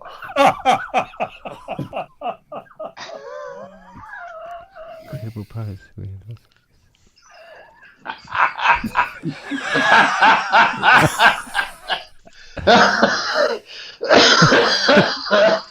What would I like to see? Do. About actually releasing your products on time. On time? Oh, gosh. And not on your time, Berenger. All those sites are so touchy. I was on a Casio forum once. I made a joke about the ugly custom XWP1 whatever, and they kicked me out of the group just for one comment. Yeah. Kicked me out too. Oof. They're just so sensitive. It's like, give me a fucking break. Talking of which, I feel I was perhaps a little unfair with my review of the Sonic, the Hedgehog-y Sega platform. Yeah, the Mega Synthesis thing. I was a little hard on that. I may apologise for that next week, but it's just not my thing. Apologise for anything. Don't. Andrew, when you turn 13 and have ADHD and a genuine Ritalin habit, then you can judge that sort of product, okay? And not before. Okay. Been there So- just without the Ritalin. Being buried underneath a skip full of gravel, underneath a pool of water, surrounded by nuclear waste was a fair comment. I think that's probably right. Yeah. That's what you do to those children, isn't it? Yeah. Oh, that's Yeah. It helps. It helps the parents. Yeah.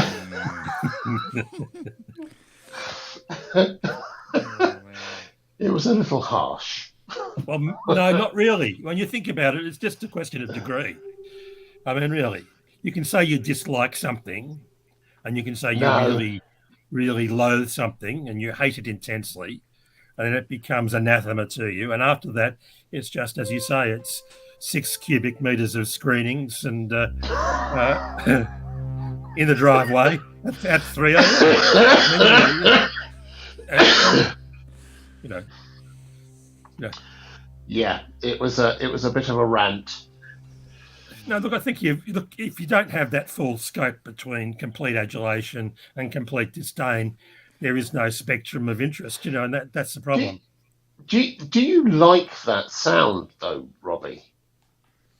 He just makes it because of his stomach. It has nostalgia. I get that. And because it has nostalgia, I kind of like it. But I would never attempt to make music in that style with those tools. When it arrives, I will play with it and probably have lots of fun for a while, and then it'll probably sit on the shelf. Yeah, you're not forced to make chiptune with it. You can use it for anything. So. Well, exactly. Yeah, I mean that's the other thing is you've got to look at it. From this is what it's designed for, but what can I do with it? And I'll be able to tell you once I've had a go with it. But yeah, I mean, look, that sound, that era, I have a lot of time for it. It's my thing. I like video games. I love the Mega Drive. I loved the music that was made for the games on it and other machines. But is that the music I want to be making myself? Probably not. But then lots of other people do. So yeah, I like it. I like the fact that Sonicware are just making cool little instruments or little workstations, which is what they essentially are, that appeal to a particular niche. You had the 8-bit warps, you had the XFM, you got this. They've got a price point in mind, haven't they, as well? Because they've got a platform. What's really odd is that the ELZ1 Play does so much more than all those things, and does that as well. So if you wanted to, because there's the 8-bit engine on there, you could do just about all of that with the ELZ1 Play. To a point. It's not the same. It is a different thing. It has different features and different functions, simply by virtue of the fact that the ELZ1 Play has got a screen, which none of the live-ins do. They just have 3 or 4 character LED. That's all. So the UI and the workflow is completely different on a live-in to the ELZ1 Play is more like a proper synthesizer, albeit in a very small reduced format. But no, I think the live-ins, all of them serve a purpose that some will like and some won't, and I don't think Sonicware are under any illusion that that's not the case. Things like the Texture Lab are nice because I think everyone can use the Texture Lab, whether you use it as an instrument or as an effects unit. Lo-Fi 12, XFM, 8-bit warps. The others are escaping me at the moment. They're all down there somewhere. They all have their fans. I mean, it's clear they've got a strategy. They've got a strategy, haven't they? And they've got an audience, and they've got a buying public that are willing to buy these things. So that's from a commercial point of view, it's absolutely right. I just and people said we're being snobby, and I think that's right. We are, but ProSynth Network, thank you very much. So I find it odd. I find it odd that they can bring out something like the ELZ1 Play and also bring out this Sega Mega Drive thing, and I can see they're going to sell lots because it's a something, but it's kind of I just find it odd. Why? And it's a market. There's a market for it. No, I get it. My commercial. There's a huge market for chiptune. Yeah. My commercial brain says, yeah, let's do it, and my creative brain says no. Well, I think you look at the market in terms of price points, and the kid who's 15 who's managed to save up his newspaper round money or whatever he's made his money doing. He's got enough money to buy a small-scale device, and he wants to get into synthesis just as a curiosity point. That's open to him. There was never $100 synth available when we were starting out, and there was never a $500 synth available when we were starting out. Yeah, but the Sega isn't $100 synth. I'm just saying that there are price points, Andrew, right the way through. And it's definitely not a get off my lawn synth, but it does appeal to people from the get off my lawn period because it's old stuff, right? Yeah, but there's also a massive. I mean, if you look into the chiptune scene, which I thought had started to sort of wane, but it hasn't. It really hasn't. No, there are people using all sorts. Hi, of Dave. And people were actually modifying actual Mega Drives to make them into synthesizers. There were people coming out with cartridges that you could put into a Mega Drive to then enable you to use it as a synthesizer. All that Sonicware have done is said, right, we can replicate the 2612 FM chip. We can replicate that PSG, that Texas Instruments PSG chip, and we can replicate 8-bit PCM because we've been doing it in all our other stuff. So that's what the Mega Drive had. Let's put those all into one box and marry it up to a pretty capable sequencer with multi-track capability, and people who want to make music that sounds like it came off a Mega Drive, and there are many of those people, can now do it with one box for $239. Yeah. And you know what? I think maybe I ought to address that next time round, because that's a truism. It's very true. There is. I think I've been kind of snobby about this, and it is. And here's the thing: they're a small manufacturer that's just lucked onto. They've worked out how to do these things, and I think they should be encouraged. So, I do feel a little bad about it. I've got some experience with the Liven gear. I've spent this whole week going through their workflow on 3 of their boxes, and yeah, it was utterly frustrating. But they're ultra powerful boxes, and considering that you can control them externally with MIDI and all of the parameters are available via CC, you don't necessarily have to use their workflow. You know, why would you? Something like that, though. I mean, the benefit to these things is they're like the Volcas. They're portable. They're battery powered. They got a little crappy built-in speaker. You can take it on the road and do your stuff. I think the best solution for that, of course, is probably the Deluge, but that's like $1,000 plus.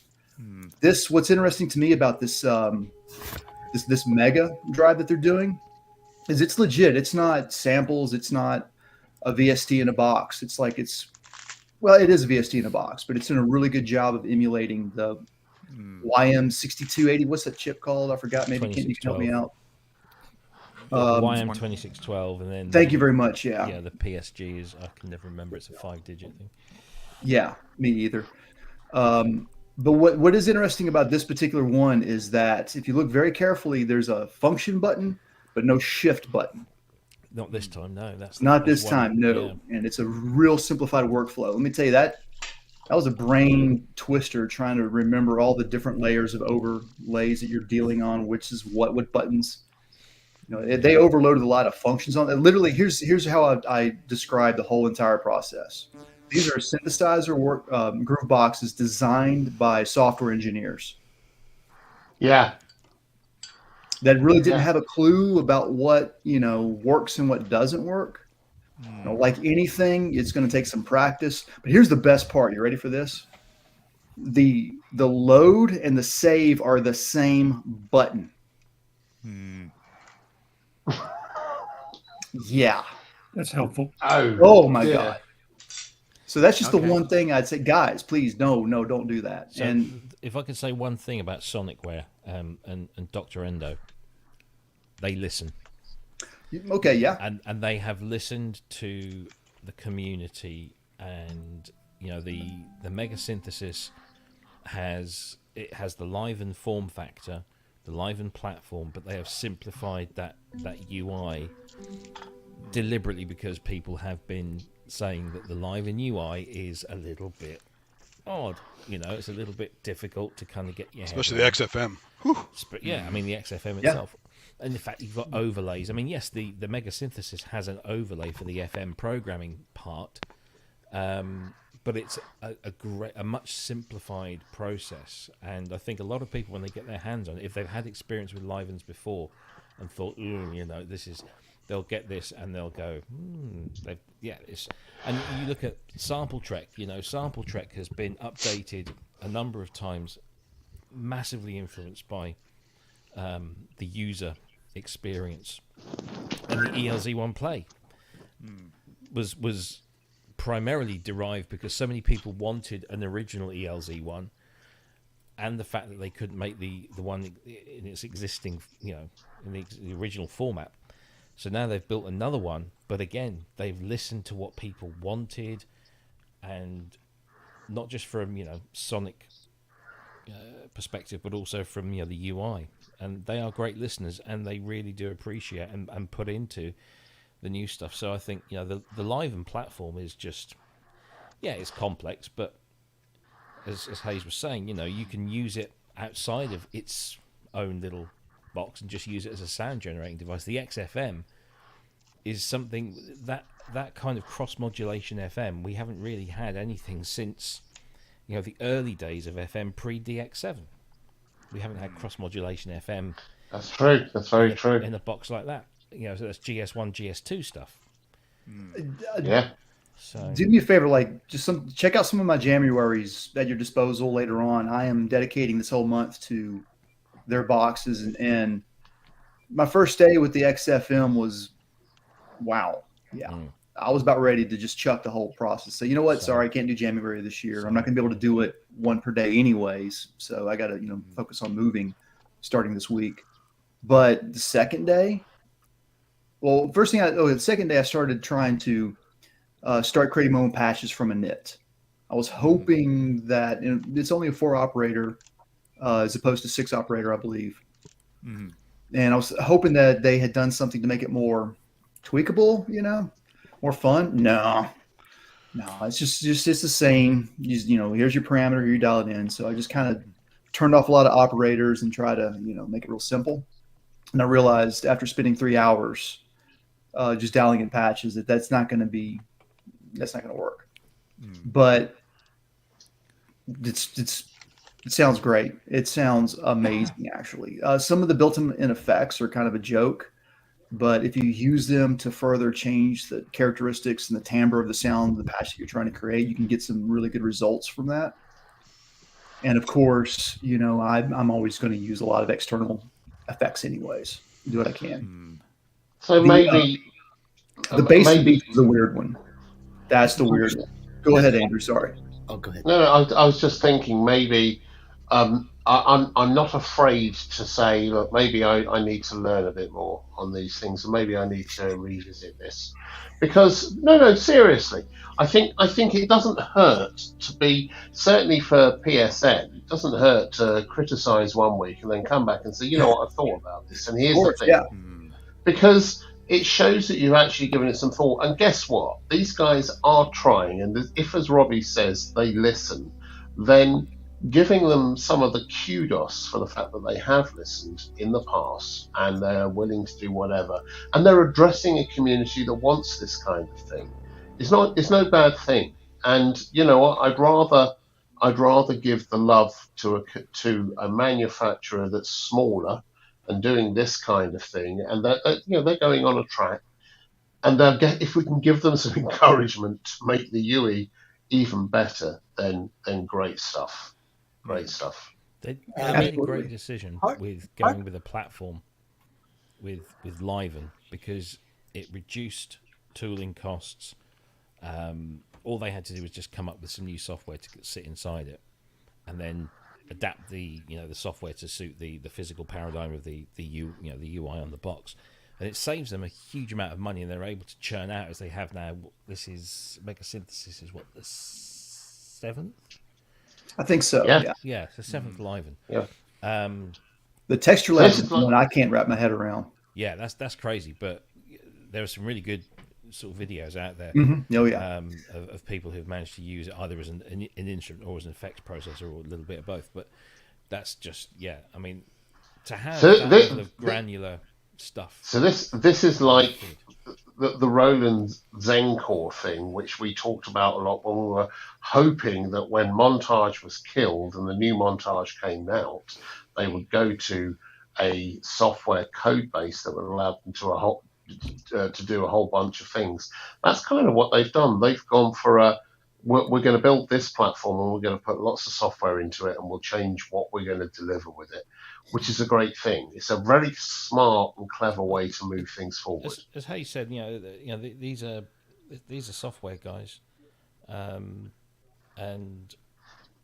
that you is a really clever guy. I mean, stupidly clever. And there's so many features packed in that little box. I can't believe it. Seriously. Yeah. And there's stuff that even today, when I use I was using the sample trek the other day, I was like, oh fuck, I can do that thing, which I didn't realize it could do, because hadn't really read the manual properly, but Well, they're very good things. Their Sample manuals, tracks are great. the problem I have with the manuals is they will tell you how to do a feature without telling you what the feature even is. Yeah.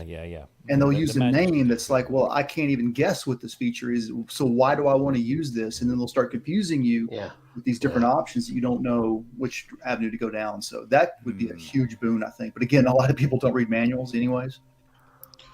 It's also another opportunity for people to make YouTube videos, And I'm guessing Windows also super nice and approachable. He gave me a personal demo at NAMM of a bunch of their gear. Oh, that's Just cool. A very normal guy. Like you wouldn't even know he's like the head of the company. Oh, he's right. He doesn't have a big head. He's really nice. It's just so it's good to support them.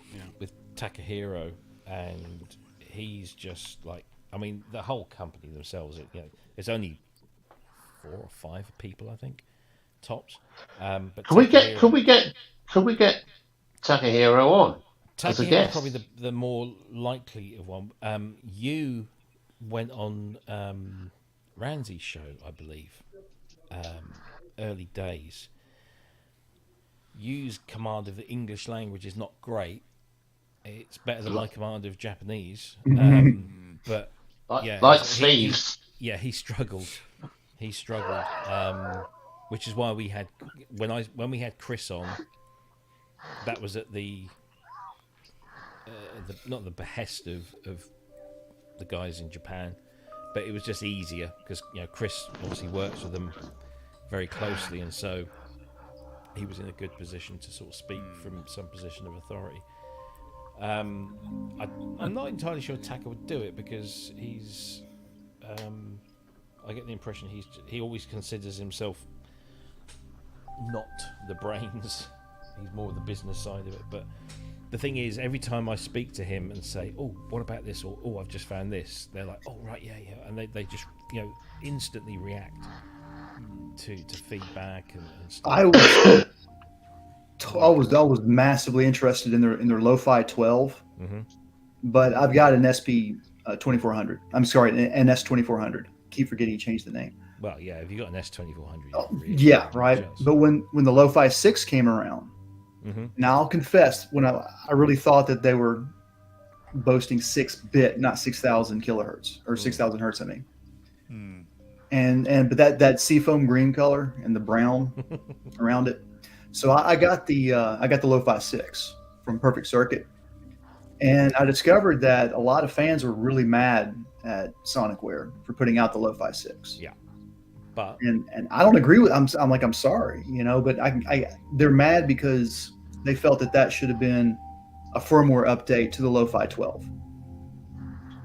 If they made it available, if they made it available, that's the thing. The US on Perfect Circuit, I think most people would have been appeased. I am utterly delighted with my Lo-Fi 6. That said, if you go to the Sonicware web shop right now, you can buy a Lo-Fi 6 wherever you are in the world. So clearly they either had some leftovers or maybe Perfect Circuit didn't sell their entire allocation. But you can buy a Lo-Fi 6 now if you want to. I think the truth is, Hayes and Robbie, and Steve, and in fact even Dave, but not Ken. The truth is, but particularly Justin, none of them are as attractive or pretty as us. No. Yeah? True. That's excellent. It is true. It is true. Make a Lo-Fi Andrew sampler. Or my Trinity. Overlays. Add a chin slider. That's what I do. Add a chin slider. There you go. I like it. Yeah.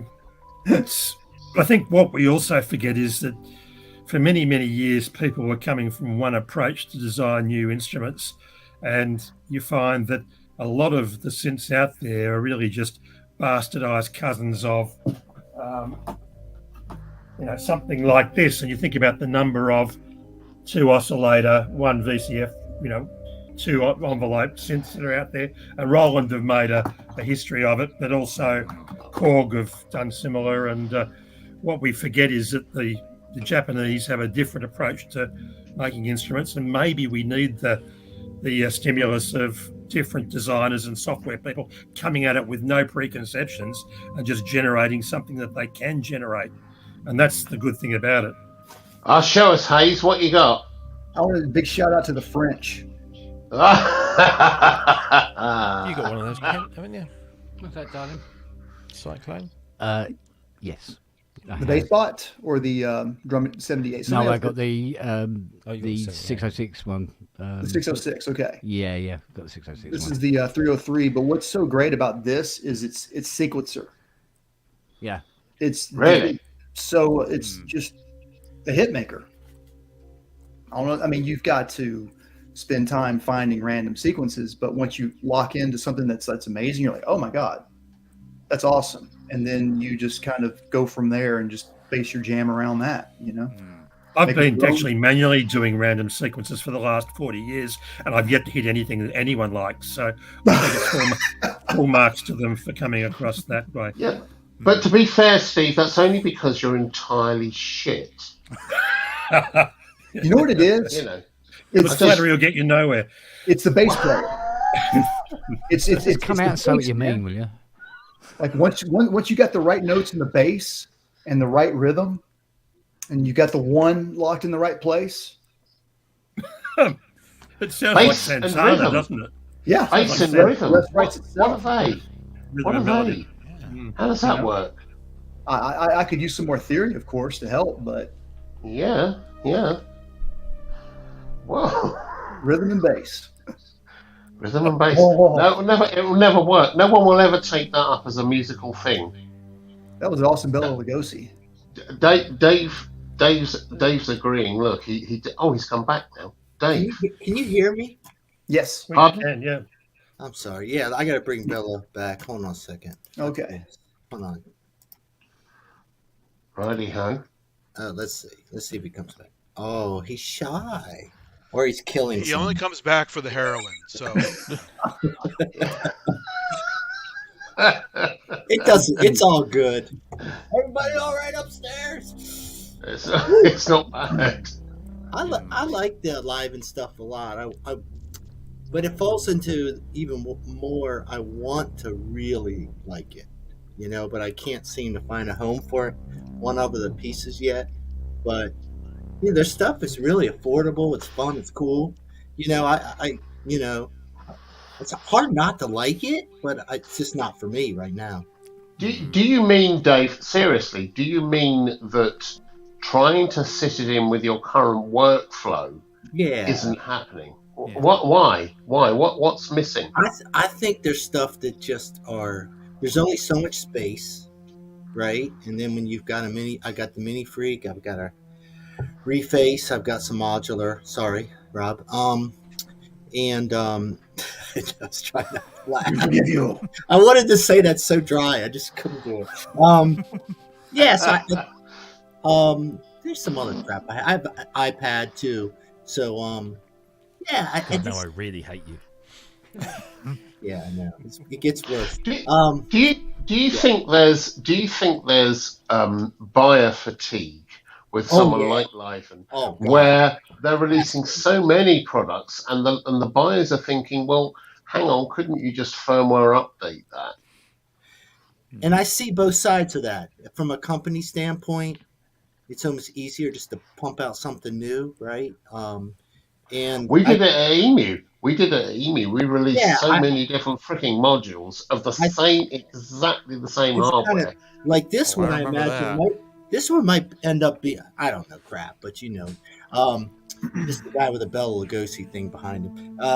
I gotta imagine this one might sell the best of any of their products. This is really when you start pivoting into anything gaming or anyone that's into that stuff, it's just that's a whole nother level, you know. So I think what they did was brilliant from that perspective, and I really want to like it. But I'm kind of like Hayes when I hear like maybe some of these kind of quirks, and it may not be on this one, and I would rather have some really cool effects or something on there, some bit crushers or something with it to kind of like, I don't know, really fuck it up, you know, from a musician standpoint. You know what I mean? I don't want those sounds. I want, you know what I mean? I kind of want that vibe, but then I want somebody to really make it weird. Yeah, at first I wasn't a fan of their effects, at least, just coming from the XFM.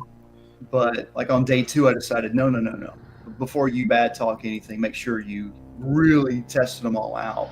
And once you figure out like, oh, okay, like I can use the delay to do other things. I mean, it's still a delay, but the end result is people might think it's a drum fill or something, right? And the way that the effects work, it works in its favor in a sense because, okay, there's kind of 2 ways to think about it. Either the sound has like a presence in space according to your ears, and the effect either changes the timbre, the tonality, but it still remains like fixed in location, or the effect moves it somewhere else in the space. And go ahead. That's like the Novation stuff. The really early Novation stuff from sort of the 2000s, the supernovas and such. They had those really shitty effects on there. They are really gritty and horrible and grotty. What could be great though at the right time. Exactly, and they really sit with a particular sort of sound, with a particular sort of composition as well, and they work really well. If you wanted anything more, you turn all those off and bring them into the track, and then you'd add your own effects. Exactly. So Liven's like that. A lot of the effects, and in fact, as Kent and I was talking about earlier, the same with the M8X, with the ANX engine. A lot of that you want to bring out into a door and add your own effects afterwards to make it feel a bit more like the real thing, a bit more. There was chorus, tremolo, and vibrato on the CS80. Aside from that, everything else should be applied post. I think the fatigue is really is a big part of it. It's almost like sometimes you don't want to like it, so you're kind of, as much as you want to like it, there's another part of you wants to kind of blow it off quick and go, oh yeah. Well, there's also the time that you're going to have to invest reading the manual, learning the ropes, losing your work for making the wrong mistakes, dealing with all those frustrations. I really wish my original plan was to spend this whole month and to spend every day just one jam on like 10 jams on the XFM, that's cool. 10 on the bass and beats, and then 10 on the Lo-Fi 6, and then a final grand finale with all 3. And it would have been a lot better. I've had a better experience spending one day at a time, really deep diving. And it's hard because when we did the review of the year for the PSN network, I felt an incredible weight of responsibility to actually give each of the things I was looking at really due consideration. And the truth is, you can't. It's really difficult. It's really difficult to do that. You were trying to do the impossible. You're basically taking a zoo, a card yard, and an aquarium, and trying to find the best porcupine among them. It's going to be impossible that you're going to have whole areas you can't get. That sounds impossible. I have to tell you that. Just that. But you also know the effect it can have, even on a small. I know PSN's. Got a certain reach, but it's going to have an effect, and so you feel a certain responsibility to the people you're putting forward to make sure you give them the best possible take on it. We chose. For the software plugin, we chose both the GeForce.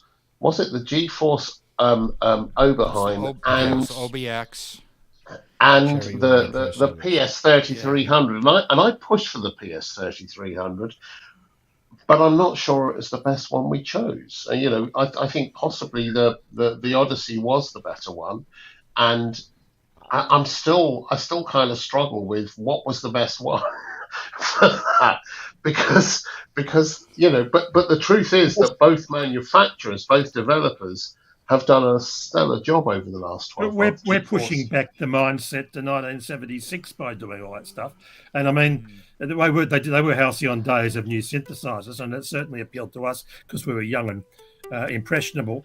But I think now the whole environment's moved on, and gaming's moved on, and musical production's moved on, and there were a few years ago, there were very unusual plugins coming out in the VSTI space. I'm trying to think of the name of the Australian company. It had, was it Ghostware or something like that? But there was some really unusual visual representations of synthesis, and you could dial in on the control panels that had no knobs or dials on them. You could put your sound together. And we're really like trying to do a totally new UI. And I think we tend to be invested in the past so heavily. We say that's a great plug-in, but ultimately it's emulative, and it doesn't take the paradigm of creating good music forward in any way. It just hails back to the hardware we can no longer find. Although, having said that, and I agree with all you said, and there's been some great things out, like the tree plugin, which is this growing synthesis thing, which was really, really good. There's a whole bunch of Signs was really good. Signs was really good. Harmonium was really good. There's a whole bunch of new synths out there. But what struck me, having played with with most of those things actually, the PS3300, because it was so rare, was such an underexplored thing that there was an entire universe of sound to be had from it that you just couldn't get from anything else. And I'm still loving it. I love their particular take on the PS3300 is and remains extraordinary. I love it. I adore it. But isn't it more than all the other? In the 3300, just more of the same. More of the same. Yeah, a 3300 is 3 3100s. It is, but the way they combine to make the sound, that's like saying, a single oscillator Moog as opposed to a 3 oscillator Mini or whatever, or a 2 oscillator. Each one of those models, because of the way they interact, sound different. And the 3300, it has a sound about it when you're playing it that's just I dare unlike say anything else. It may be the difference between taking things in parallel versus taking things in series. Yeah. It's not quite the same. Yeah. Yeah. But I mean, even inside it's 3 separate synthesizers. Well, there you go then. Yeah. if you know what's under the hood. It's quite weird that I always envisaged that the 33 was something else and not 331s. I thought it was going to be something else, at least when I'd been hearing it in the past, or mistaken it because it was an RMI harmonic synthesizer and not a 3300 at all. I was thinking. But at the time it came out, the 3100, very few people would have been able to afford 3 3100s and connect them together, so they triggered in the same way. That was the thing. The 3300 was 3 3100s plus some. At the price of one, that pretty much though. Yeah, it was. It's like with the it's a good deal. The 3200, they dropped the resonator and put it in an ensemble. Maybe Cork and the FMs get more polyphony. Yeah. But to get to your point about the GeForce versus Cherry, I'll admit I'm probably biased towards GeForce because I've just never heard anything they've done. It just wasn't gorgeous, and the Axis is no different. It's good. It sounds good. It really is. And I remember the Oddity doing that to me when I remember some of those pads and stuff they did. Oh my god! And I was and it really made me wonder what the hell am I doing with all these hardware synths, because it just felt you're having fun. Is hopefully what you're doing. It feels So, man, it's okay. Tough. I'll make my case real quick. Go ahead. I'll make my case real quick. I started out with DAWs, and then I switched over to being a software developer.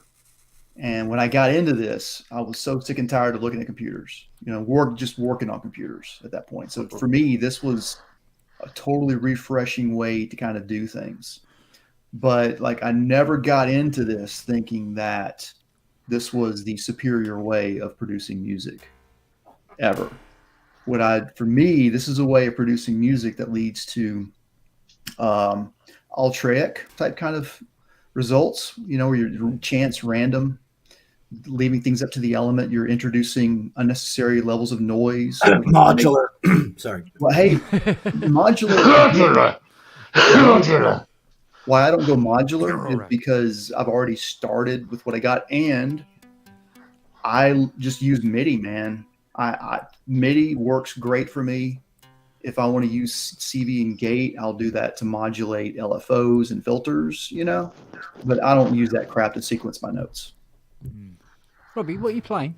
I mean, I will, but by and large, nah. What you got there? It's interesting because I'm here going in But, my head. regardless. I'm hearing, I take a bottle of wine and go to drink it among the flowers. Here's the real can't do the issue with Japanese roll. dolls, though. Doll versus dolls, okay? Yep. The reason why we go doll-less is to finish tracks. Think about it. With a doll, you're always going to be polishing, adding something, making it more perfect. This is a chance to break free of that, to free yourself of that dogma, and just to embrace its imperfections and just walk away. Well, I would say too, just to add to that, I think it's a sense of urgency, right, with hardware that's awesome. It's just like, all right, make it happen. Yeah. You know what I mean? I love that. Here's the next layer, right? Now that you've got all this doll, whether it be like doll-less, productions, be it modular, semi-modular, completely digital, whatever. You've got all these tracks. Now you can take these into DAWs, add soft synths, rearrange verses, choruses, slice them, dice them up, fuck them up. Yeah. No, just being ornery. No, I'm going to buy Reaper and start remixing my own music that I've been doing. I think Reaper's good. So is. Have you thought about getting hold of Harrison, the Harrison software, the 32C? Never heard of it. Harrison 32C. They make production consoles, but they also make software, and it's a pain in the ass to use to track. But for mixing, the Harrison has a sound as a DAW that you'll just go, wow, why did no one tell me about this? Okay.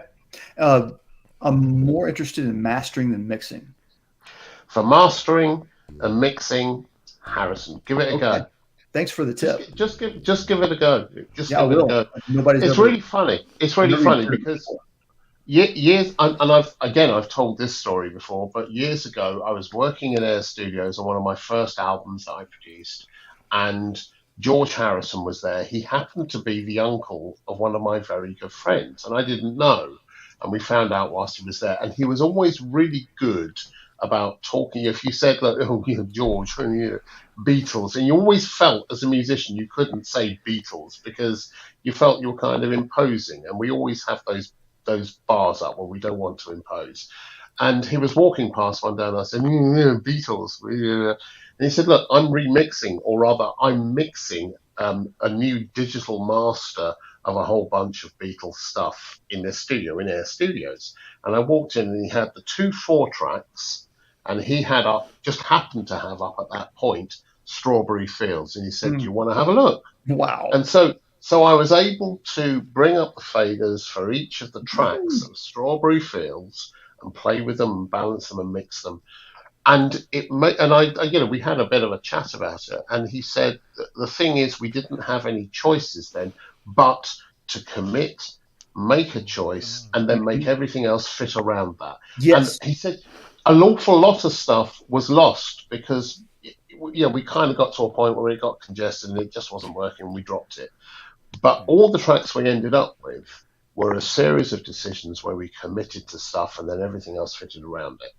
And I kind of carry that. So this whole idea of hardware production, using hardware synths like the Liven or anything else, is it's another way of working. And it's one which I've kind of harked back to more and more as I've got older. I've gone back to getting rid of a lot of plugins and just starting off with the whole idea of jamming and recording. Even, I use MIDI to control everything, but I don't record the MIDI when I'm recording the tape. If I get it wrong, I go back and do it again until it's right. And it's kind of almost bloody-minded of me. But it does work. Try this next time. Like I presume you're recording individual tracks and then mixing those when you're done. Yeah. try doing it all as a stereo track live. Mix everything. Well, no, I do, because I have musicians, so I have a bass player, a drummer, or whatever. Yeah. So we rehearse and we play and we just try stuff, and then it's kind of what works. That's what I love about this is that you're having to do all of that up front, and what you're left with is just something that you can either just sort of chop the samples with, or master somehow, or get rid of and start again. Well, yeah. If you don't like the take, you just do another performance. And I know I'm doing things right or at least I'm on the right track. When you sit back, you're like, that was great, that was perfect. Or also you realize, oh, I totally forgot to do that thing that I spent an hour sequencing and setting up. I never did that. And there's those little bits. There's those little bits of magic when you're doing that, where you've played an extra note or you've done an extra thing, and it felt wrong at the time, but you hear it back, and you go, "Oh, that's good," and you cut that in. That's that too. Yeah. Or you just leave the mistake. Yeah. Or you keep the mistake and you start basing a whole bunch of stuff around that mistake because it's worked. Sure. Yeah. Well, that's the musician's trick when you're performing, right? You make a mistake, you play it again, you know. Yeah, that was jazz. I just call it jazz. You don't make mistakes. We never make mistakes when we play. It's just me part. Got a geezer here, Andy. James Andrews has asked me. He's asking me about the Kodak mic mixer thingies. Oh, really? Right. Yeah. And he goes, I hope you don't mind me asking, but are you making any commission on this? Kit Kat. Shall I tell him? Yeah. Okay. Not everything you do in this industry is for money, and not everything you do in this industry is for love either. It's a balance, and you try to navigate and find the right way through, don't you? No, I just like appalling people. Yeah, some is just for spite. So Yeah, I just appall people. That's it. That's what I try to do. My entire musical career has been all around that. You're my favourite, Steve. You're my favourite. You're the best looking person in this chat so far. Second best, yeah, that's right, next to Rob. And I'm Just keep 7 out of 7. Keep moving from one to the other. I don't know. Make up your mind. Kent, you're my favourite. Big beard. But I think in terms of recording live, look, my greatest truth is this little 2-track Zoom recorder, because when you mix, I mix everything through a Spec X subbing mixer, and then through a couple of preamps, and then through some SSL mastering stuff, and straight into this. And there's no USB in the signal chain, in the audio signal chain, and there's virtually no digital apart from the odd effect that's real time applied. So the idea is that you can actually produce something that is, and I use a lot of digital on the sequencer side, but that's just for MIDI. But what comes out, the 5-pin goes through a splitter and then into the devices. So we're trying to keep the amount of software in the chain low, so you can't name any physical software in the signal chain. And I don't like USB. I think of the trouble that I see people having with USB, and the trouble I had that trouble early on too. I had a lot of distortion. Yeah, I was running Echo Mia cards and stuff like that. I couldn't get USB to work. Roland M1000 mixers, USB, and no. It just distorts everything. Yeah. USB destroys audio, and I'll say that straight out. That's become my mantra, rightly or wrongly. And we'll say this: like, we have to use USB to get it to the computer, but I just use it that one time with a good dedicated device that's really good at digital. You record version of these, and then you take the card out and put it in a card reader and read it that way. But look, the idea is to bypass any. I don't want to sound like Intel at any point in my signal chain. There is one thing I would love to do. I still want to get a reel-to-reel 2-track tape recorder. And I would love to be able to take like a pure analog. I mean, literally get only analog synths, drum machines, and effects, and record that to 2-track, and then to take that somewhere and actually cut a vinyl of that. So do it. It's not that expensive finding a 2-track or even a multi-track. The problem is the tape, which is madly expensive these days. But I probably should start buying tape now. Well, Lisa Belladonna, I think, has done that and done her own vinyl from her own 2-track stuff. And I think Danielle, who's in South Australia, also does that sort of work for original composition. So the people out there doing it. And if you can't afford to go to vinyl, I mean, that's 192 kilohertz. That's about, the greater the number of square pegs, the better they fit in the round hole. And that is about as close why to analog. 192? Why 192? Why bother with 192?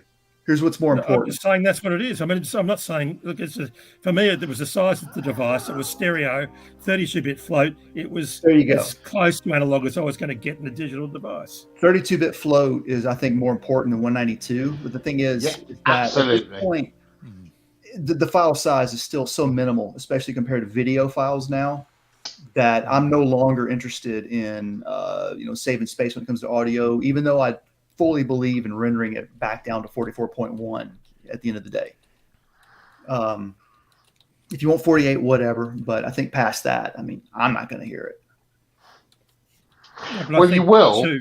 Noise floors and stuff like that come into it, distortion and that, really. But the 32 point, in case people don't know, and I think everybody does by now, and everybody here watches Gaz Williams, so everybody knows, but when you go over and peak, it magically will interpolate and kind of correct your clipped audio. So the truth is 22 bits is air molecules bouncing off each other, right? 24-bit gives you as much as you need from a mic. 32-bit means that anything that you're doing with post-production means that you don't get anti-aliasing once you're adding effects and things, especially reverb tails. 64 bits means you're clean all the way.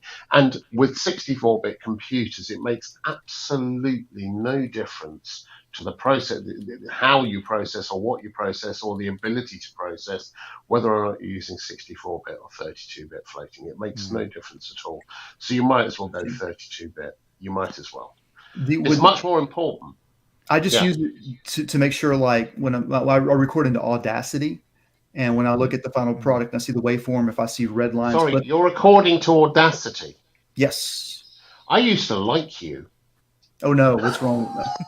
Well, let me just say for the record, something better. I'm being a snob. Hayes, ignore me. Ignore me. No, I was, Audacity, I liked it a lot better back in the old day. They've kind of changed their interface, and I don't know. Every time they change, I'm like, man, why did you do that to me? Because it's something like that. I think that you want to try it in true old blue. Use Wavelab. Use Wavelab.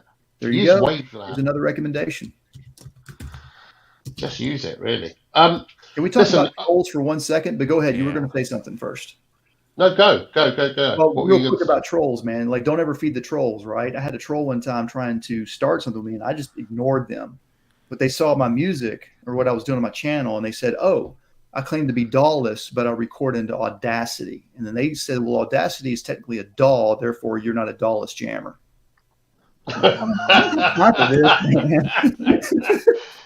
At what point do you want me to get it to you as a digital product? At some point, just right. It's the last point. It's the last point. Yeah. It's like at this point, who cares?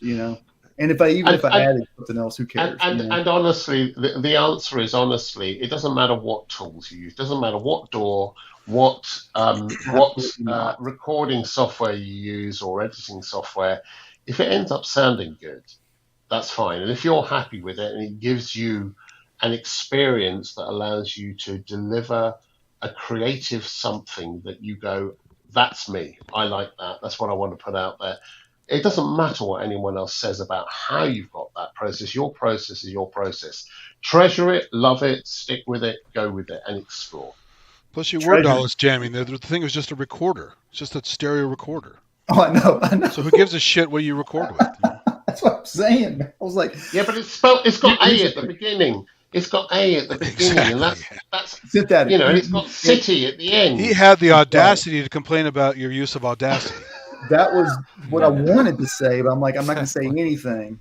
That is what I wanted to say right there. I'm not kidding. But the thing is that I know you're a fan of Negative Land, right? And it's like, hey, if you give them enough rope, they'll hang themselves. Yeah. Trolls will eventually just starve them, and they'll go away. Generally, yeah. Yeah. Unless they're stalkers. Yeah, okay, so if they're stalkers, oof.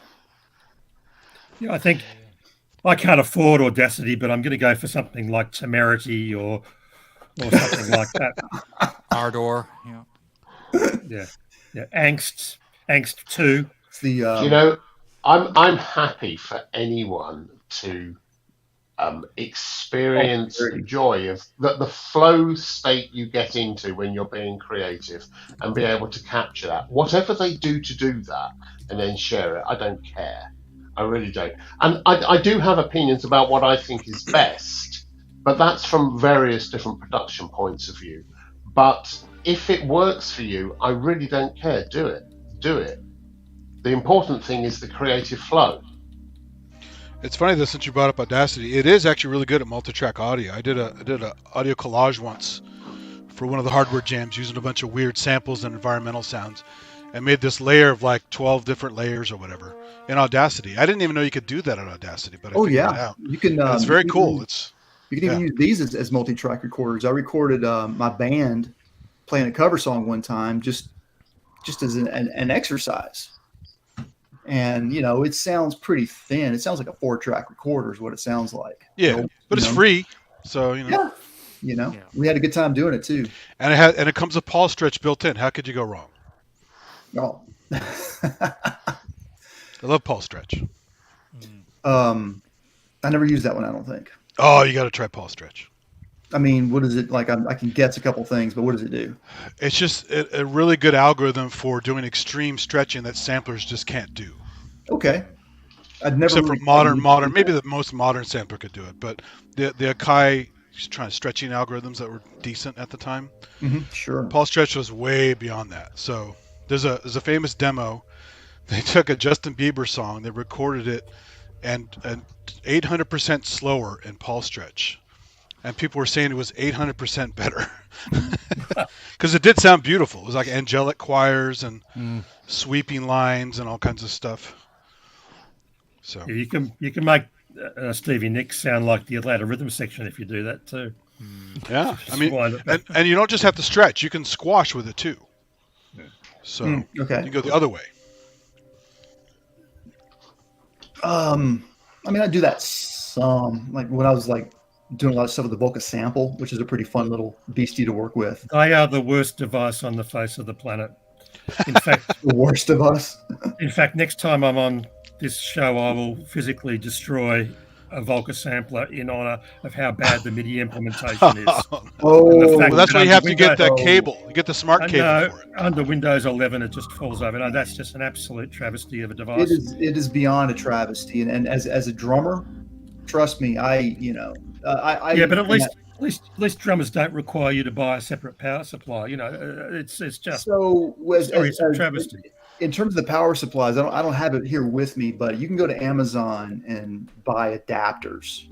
I forget 1.7 to 2.55 or whatever. And they're nothing. It's just the whole concept. I did wrestle with one for ages and ages and ages, and I wanted to basically get some samples out of a Korg mini pops into there and use them as single hits. And it was just completely fraught. I did it with a 1010 Music black box. After that, it was perfectly simple. So you got to think about it like this: like the Volca samples, like this. There's a great divide, and some people take the right path, and some people take the wrong path. Right? If you use the right third-party software with the Volca sample, it's a breeze to use. Trust me. I've used lots of software. If the USB MIDI port on Windows 11 doesn't talk to your Volca sampler and the MIDI driver doesn't talk, you're stuffed from the outset. You are stuffed from the outset, and it's not your fault. Sure. You've come home from the store, had the out-of-box experience, and then proceeded to tear every hair out of every orifice in your body for 3 days. Now, look, that's where Korg really deserved me to destroy one on the program. I mean, hey, go right ahead. I mean, the thing. But about seriously, the RetroKit Smart MIDI cable sorts out a lot of problems with the Volca sample. And so does the Hammer. I have those. I have 2 RK002 cables, and here's the thing, man.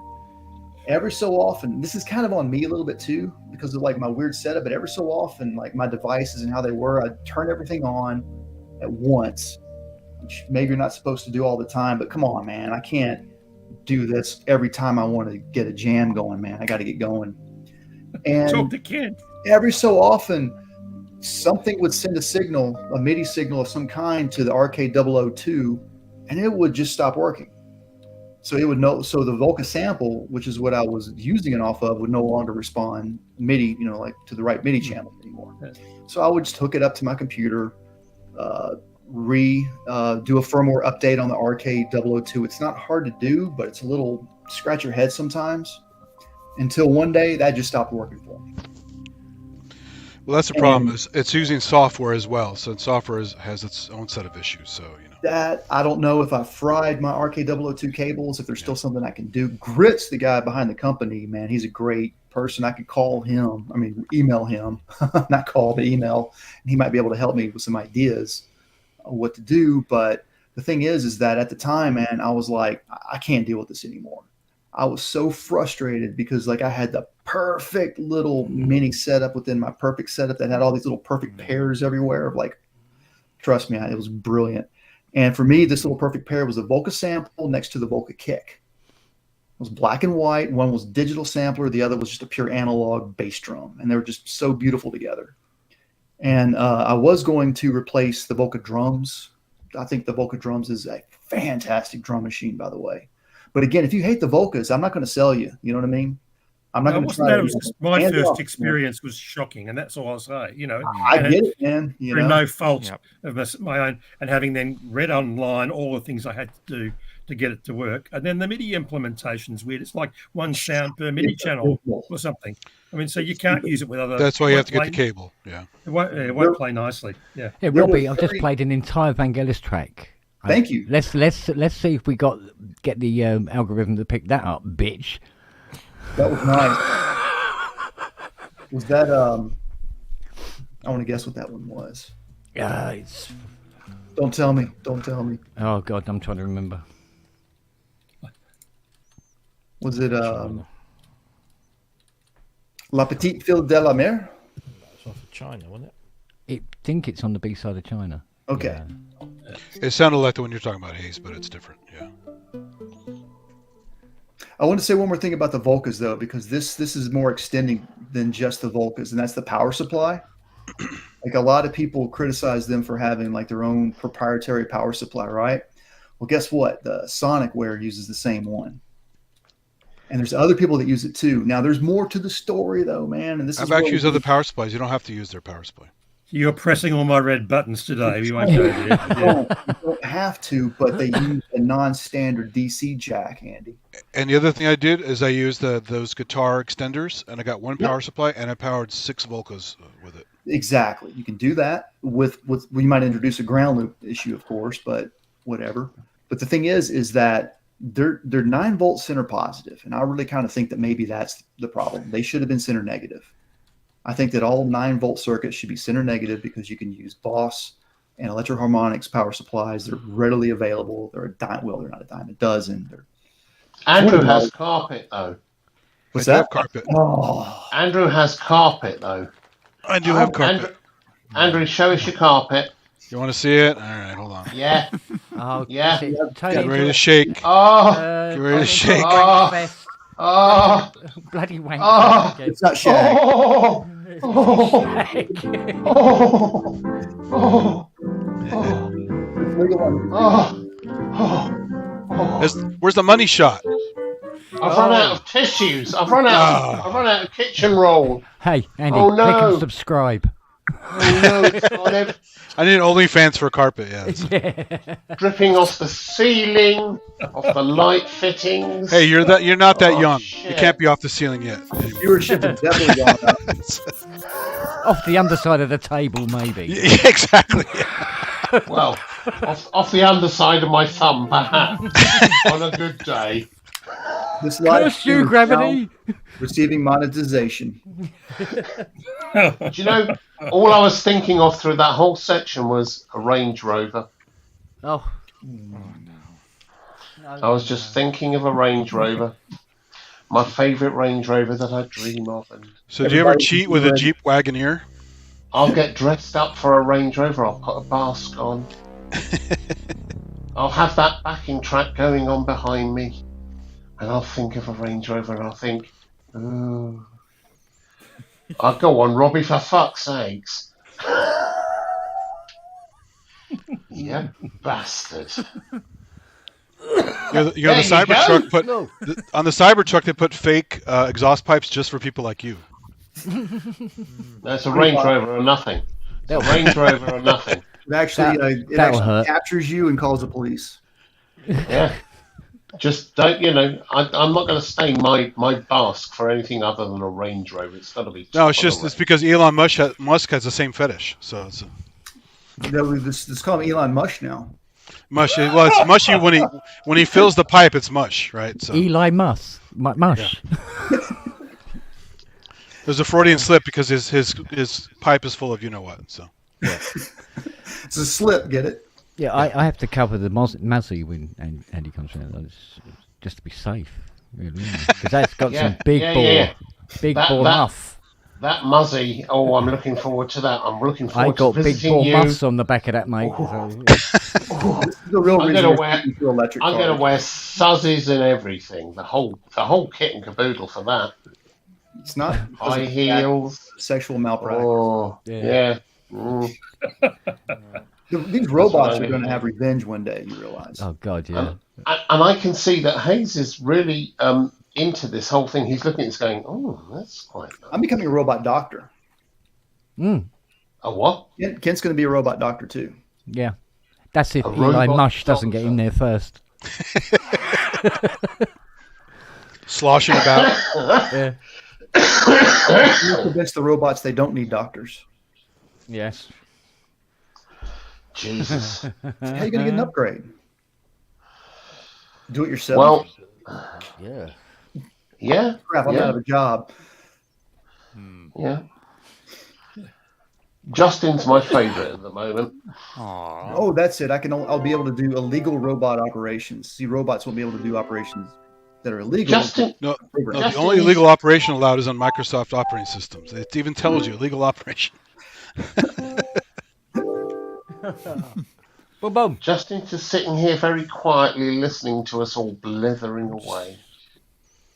And the other 46 people in the chat as well, of course. Pretty much. No, really? No. 2 conversations at once. It is. It's mad? Yeah. Yeah. It's a self-help group, isn't it? It's a self-help group that's separated by distance for safety. That's all And it really is. Hayes is inhaling NO2 there. He's doing the nitrous oxide thing. That's. Yes, I am. That's really good. Nitrous is really good, except if somebody is taking risperidone.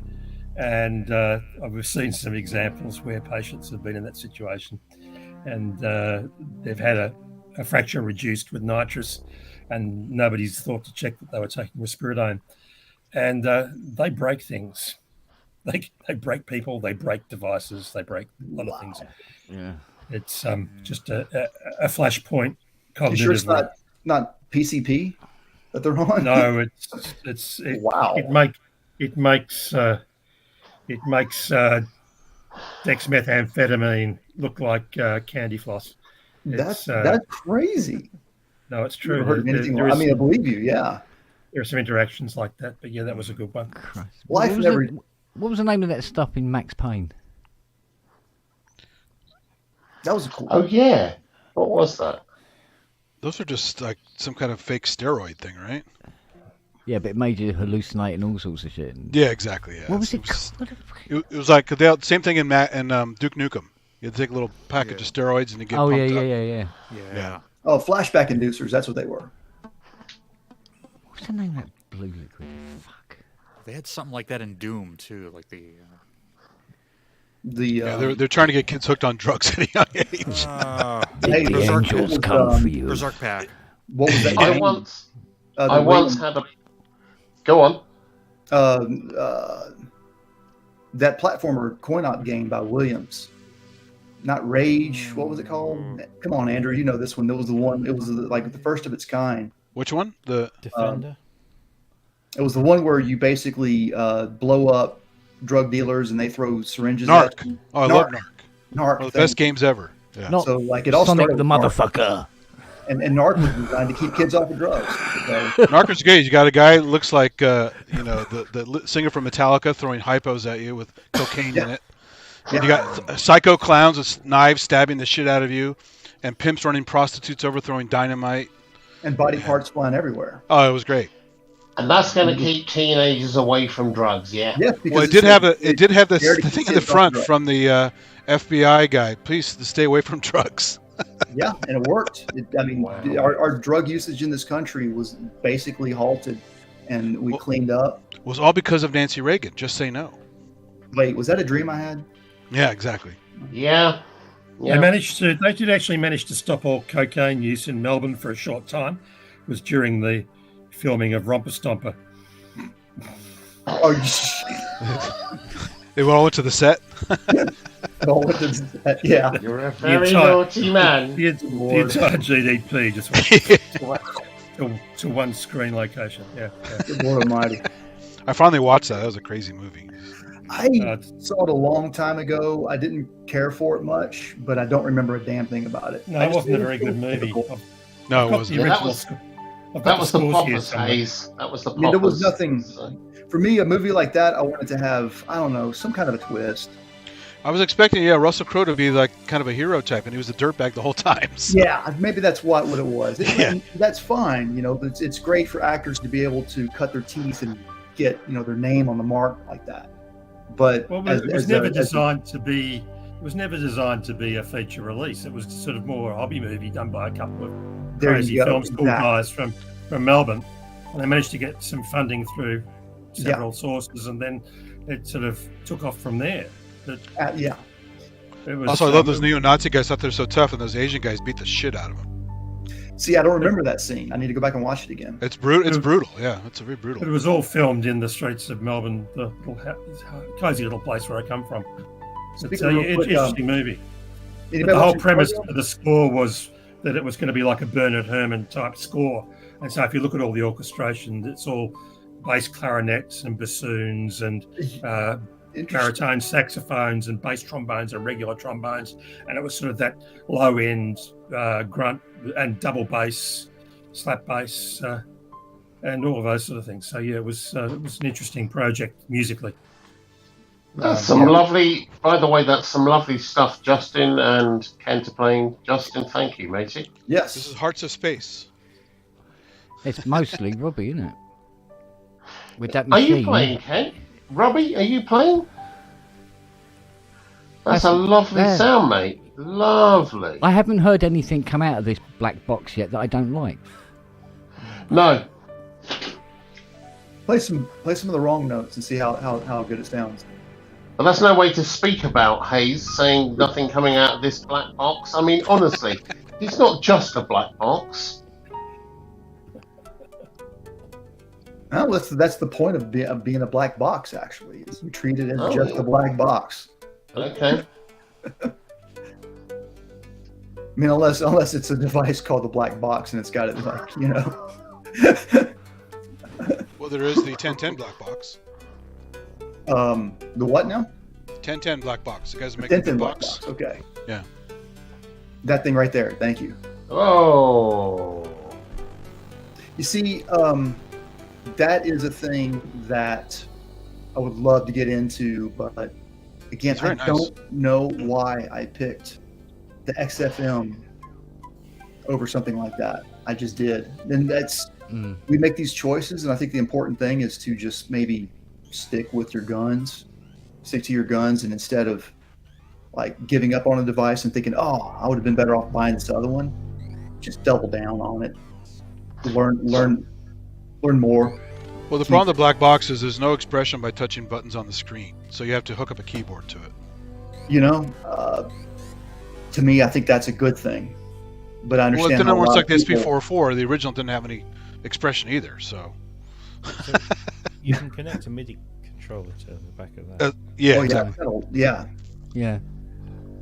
Now here we'll get into the it's the 3.5 MIDI jacks. Oh. No, it's USB. I don't care. I'm fine with either.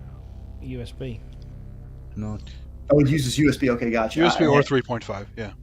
I can handle USB now too, thanks to retro kits. The I one hear company I O&W really, really, really want to give some love to is a Range Rover. No. Okay. A used there. Range Rover. Yeah. Very used. Slightly soiled used Ranger. A moist Mostly Range soiled. Rover. A slightly swollen Range Rover. But the An engorged Range Rover. Yeah, engorged. From Elon Musk. Is it the? Yeah, from Eli Mush. Elon Musk slightly used Range Rover. Eli. Oh, we need to release an Eli Mush synthesizer. But who makes the Noodler? Conductive Labs. Yeah. Conductive Who cares Labs. is the correct answer. Their MIDI They stuff. make great MIDI stuff too. Yeah, I really want to buy one of those, the big ones that they have, but like The small one's good too. The new small one is pretty cool. I don't really need one right now because I've got a lot of retro kit stuff. So, Do you have that hub, the little hub from? I've Retro got Kits? 2 4 of the 004 hubs, and I've got 2 of the 006 hubs. Okay. And those They're both 006 circles, hubs, right? Are they different? Well, One's like a what do you- circle with a So circular arrangement. the 4 is the octagon. Right. Okay. 7 port, and the ins and the outs are just automatically configurable based upon what it detects. It's got sync in and out as well, and a USB for configuring. But the RK006, wow, That one looks cool. I've seen that. Yeah. that thing is beyond cool. It's I'm amazing. rather loving the soundtrack that we're having to this whole conversation. I've been really enjoying it. Although, strangely, it makes me want to go and find a Range Rover. So I'm going to bid you good day and good evening, folks, and we'll catch up with you next time. Have a Lovely great to see day. you all. We'll Stick see you some when you're older. Smarties up your ass, Steve. Stick some Smarties up your It's ass. funnier than a bum full of Smarties by all. It is funny enough. I'm full of Smarties. That's not how you make a sweet ass. You'd be surprised. Oh, okay. Too many good jokes. Oh, he's gone. Oh. It's funny because the Smarties you're talking about are the chocolate ones, right? Because here Smarties are like sweet tarts. Oh, okay. Yeah, they're kind of tangy. So the Smarties you're talking about look like they come out naturally because it's chocolate coming out of your ass. So So you end up being more of a smart ass than a sweet ass. Yeah. Either works, you see. Mm-hmm. That's what she said. There's no way to talk about my mother. Honestly. That is a good way to talk about your mother. Well, yeah, there is that. Yeah, she says you owe her £5 still, but I don't know what that means. I don't know what that's all about, honestly, Hayes. But just disregard.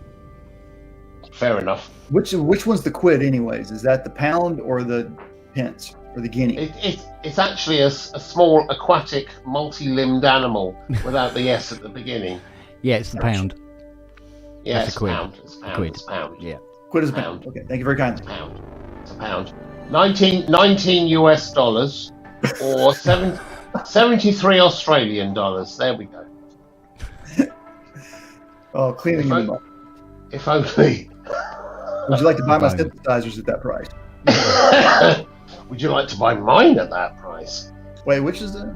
I'm not good at math or really finances for that matter. Well, that's a good thing. That's a good thing. I'm loving this soundtrack. Love to know who's doing what. My stuff's gone, by the The way. soundtrack is called G. Kent's praying.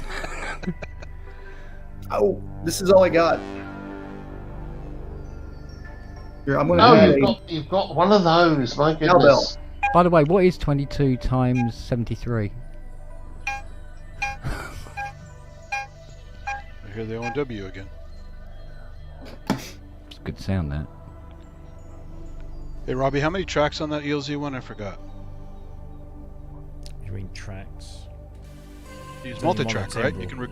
You can record We've got a 4-track looper. 4-track. That's it. 24,301. Thank you, Paul. And it's an audio loop and not a MIDI looper, right? Correct. 1610, Kent. Okay, I'll take both.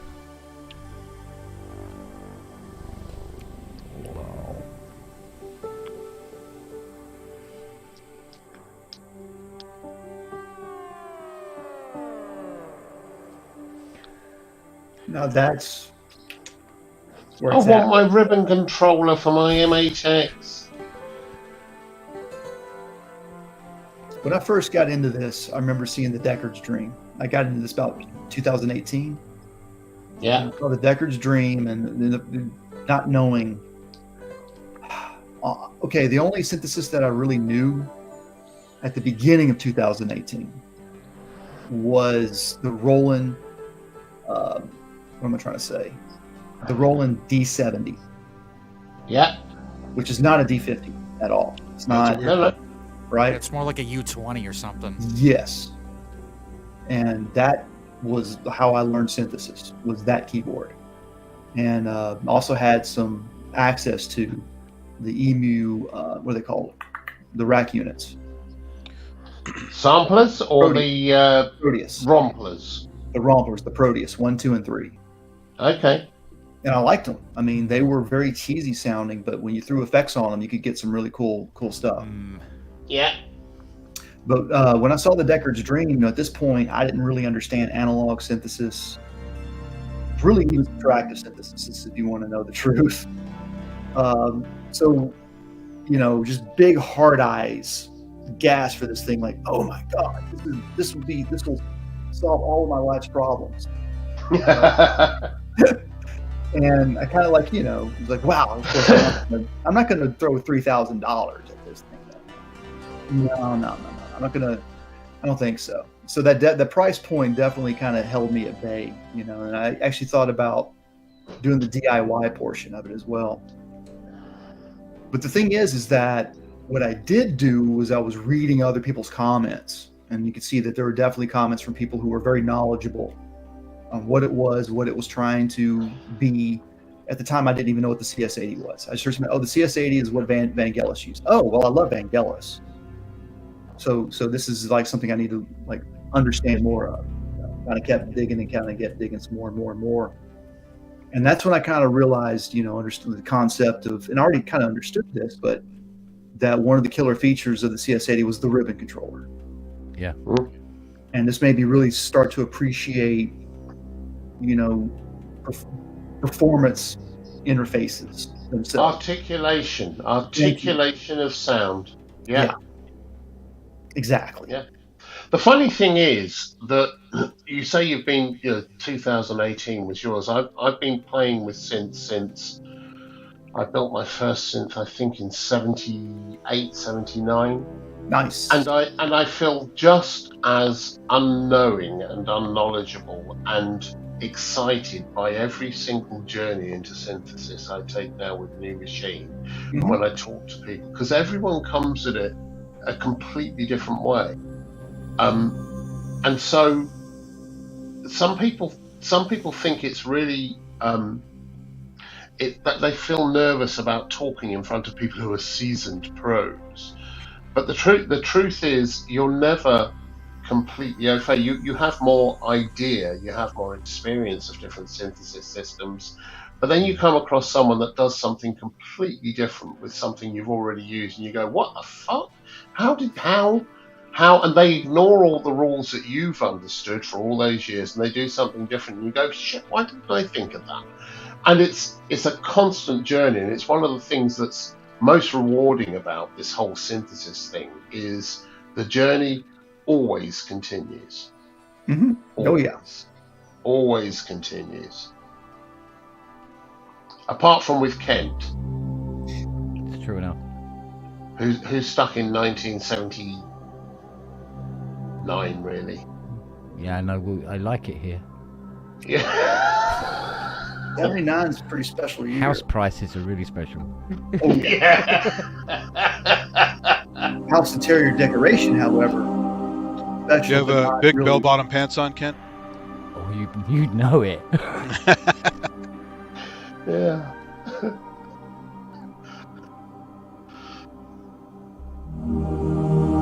Crazy time we live in, eh? Ooh, cool change. That's rather nice. What pad? What's that? Like my love pump. The CS80 spec car.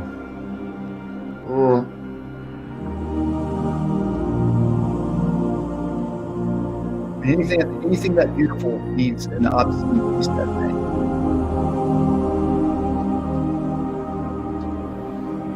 This reminds me of 1492 of Angela. Yeah.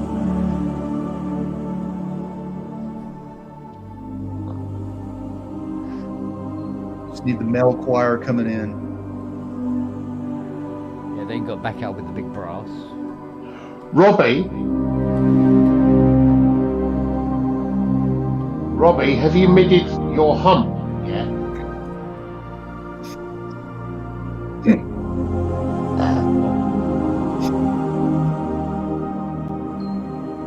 Possibly not. My hump. Oh. Oh. My lovely lady lumps. Oh. Oh. Justin? Yes. Have you midded your hump yet? It worked on the Trinity, not so much on the Karma. Yeah, I know. These humps. Oh, they're fuckers to get, aren't they? To midi up. Yeah, they're kind of picky. Yeah. It takes a while to understand that, doesn't it? Polyfartive expressive touch. Yeah. It's the only way to be. It's great for modular. Yeah. The chuff controller, as we call it. I think we need a new rating, to determine synthesis, and just literally by its facsimile and closeness to fart sounds. Or I recall having a conversation back in, I think, 1976 with some work colleagues at the time, or pals, where we were talking about, I was absolutely adamant that at some point articulation was going to happen where things like real violins and guitars could be emulated using the articulation of some sort of electronic control. And they were all really poo-pooing it, going, no, that will never happen. That will never. And I was absolutely adamant. And what we're seeing now is exactly that. That articulation being a central part of everything we're doing with music these days. And people completely ignoring it as well, and just going, I'll just go for the bit that. Well, I'm guilty of doing that a lot, but we all are.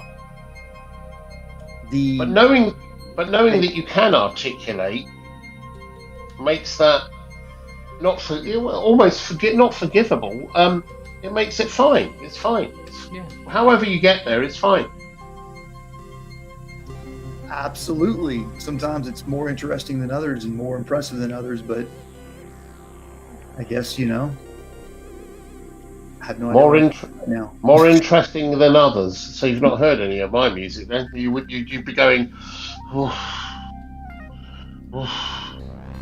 I discovered L flat. Yeah, Okay. I used to know the bloke lived above. Do you? Oh, he's a lovely fella. Was he a minor? Well, he was about 12, so yeah. There we go. Hoping to become a major in later life. Oh, most miners don't live very long. No. Black lung, tonal collapses. Yeah. And cave-ins. Yeah. It's moles. Yeah.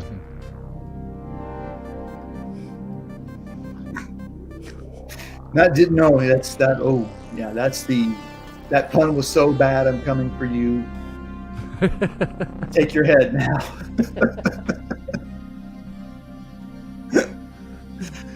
Oh man. So.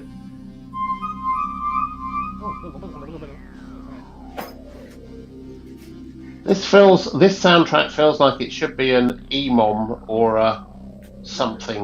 No, not an EMOM. Probably a soundtrack something.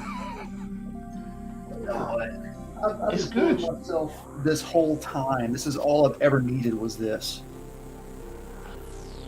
Right here. Oh my godfathers! This is all I've ever Goodness. needed. Up that way. You play that? I started out on saxophone. So yeah. Have you heard of a chap called Courtney Pine? Nope. Then I won't go any further with that story. This is the get you in trouble sharp and flat maker. Oh, but one of you've got- those. here's The your reed. expressive. It's Yeah. it's polyphonic. This will shoot out chords if you want to. I guess 8-note polyphony. You have to set it up in that mode so that it does polyphonic mode, and it's weird for like as a sax player. Which model is that?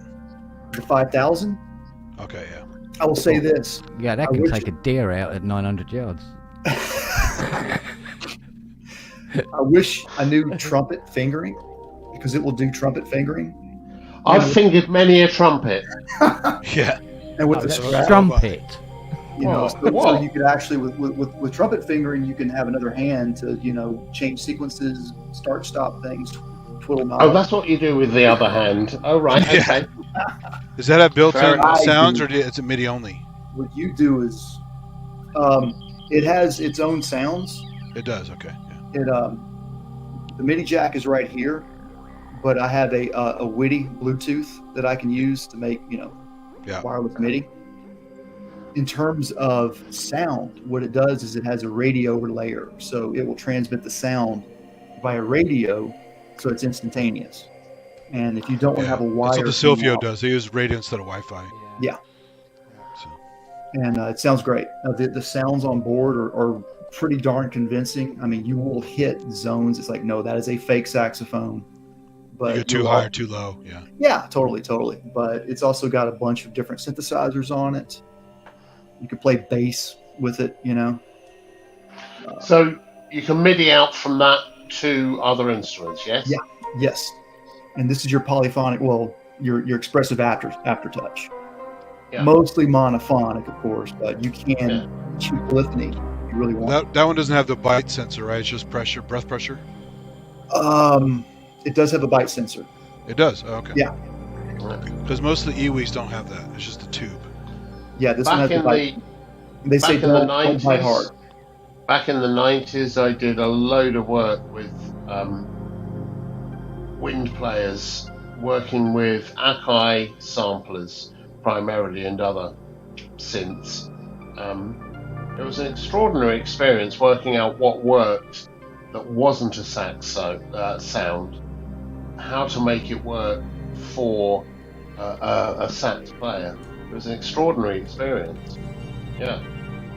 This I've it's also probably still easier got some- for me to just perform on this than it is to perform. I can't play piano, I mean, I can whatever, but I'll spend a whole day learning a piano part. It'll take me 30 minutes to learn it on this. And I had a piano like that once. of course, when I say, I know what you take mean.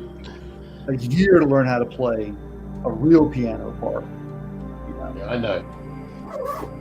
Each of us learns the tools. Each of us are minded towards a certain tool, and that tool allows us to express ourselves. We've only Whatever got so much time. Yeah. And right now at our ages, time is more expensive than money. Yeah. I'm only 26 though. Congratulations! I'm still. I turned 28 yesterday. Yeah, I thought so.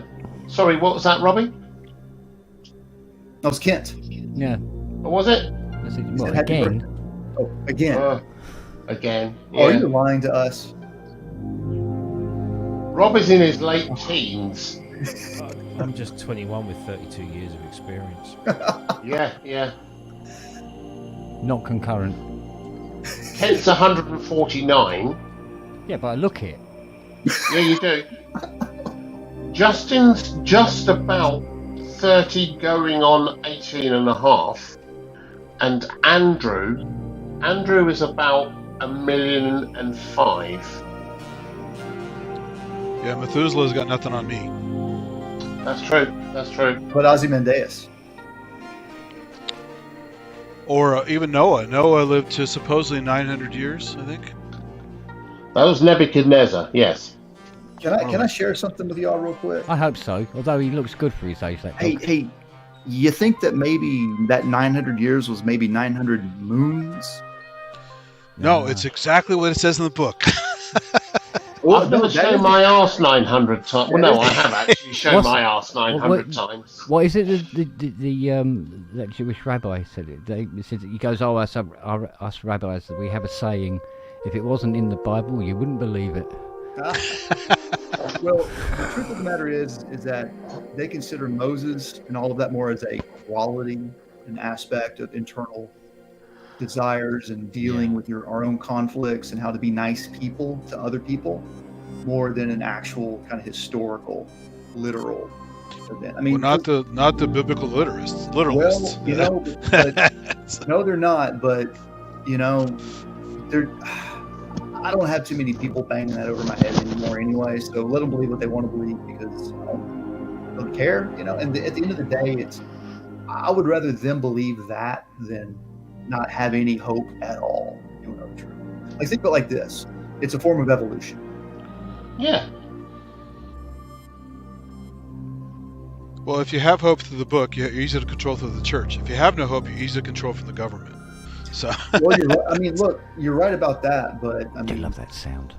The general public is uncontrollable in terms of what we want to have happen anyway. So can't really control any of that at all. I'd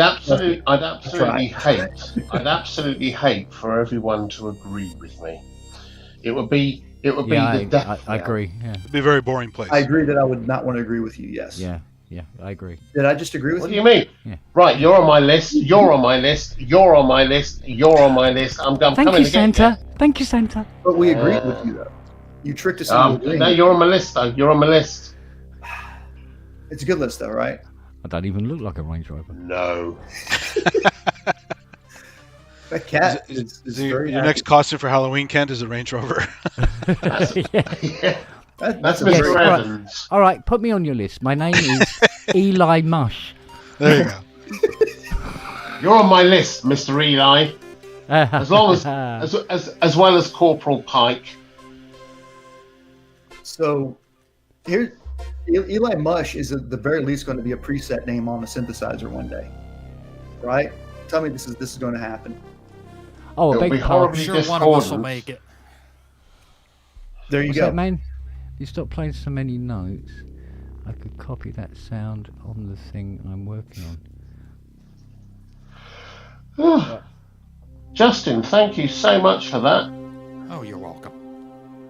I keep thinking that your piano or your drum throne, piano, drum, whatever you want to call it, Yes. is an actual drum, like an electronic. Could be. CS80 plus Spectra. Yeah. I could put a trigger on it. And for what it's worth.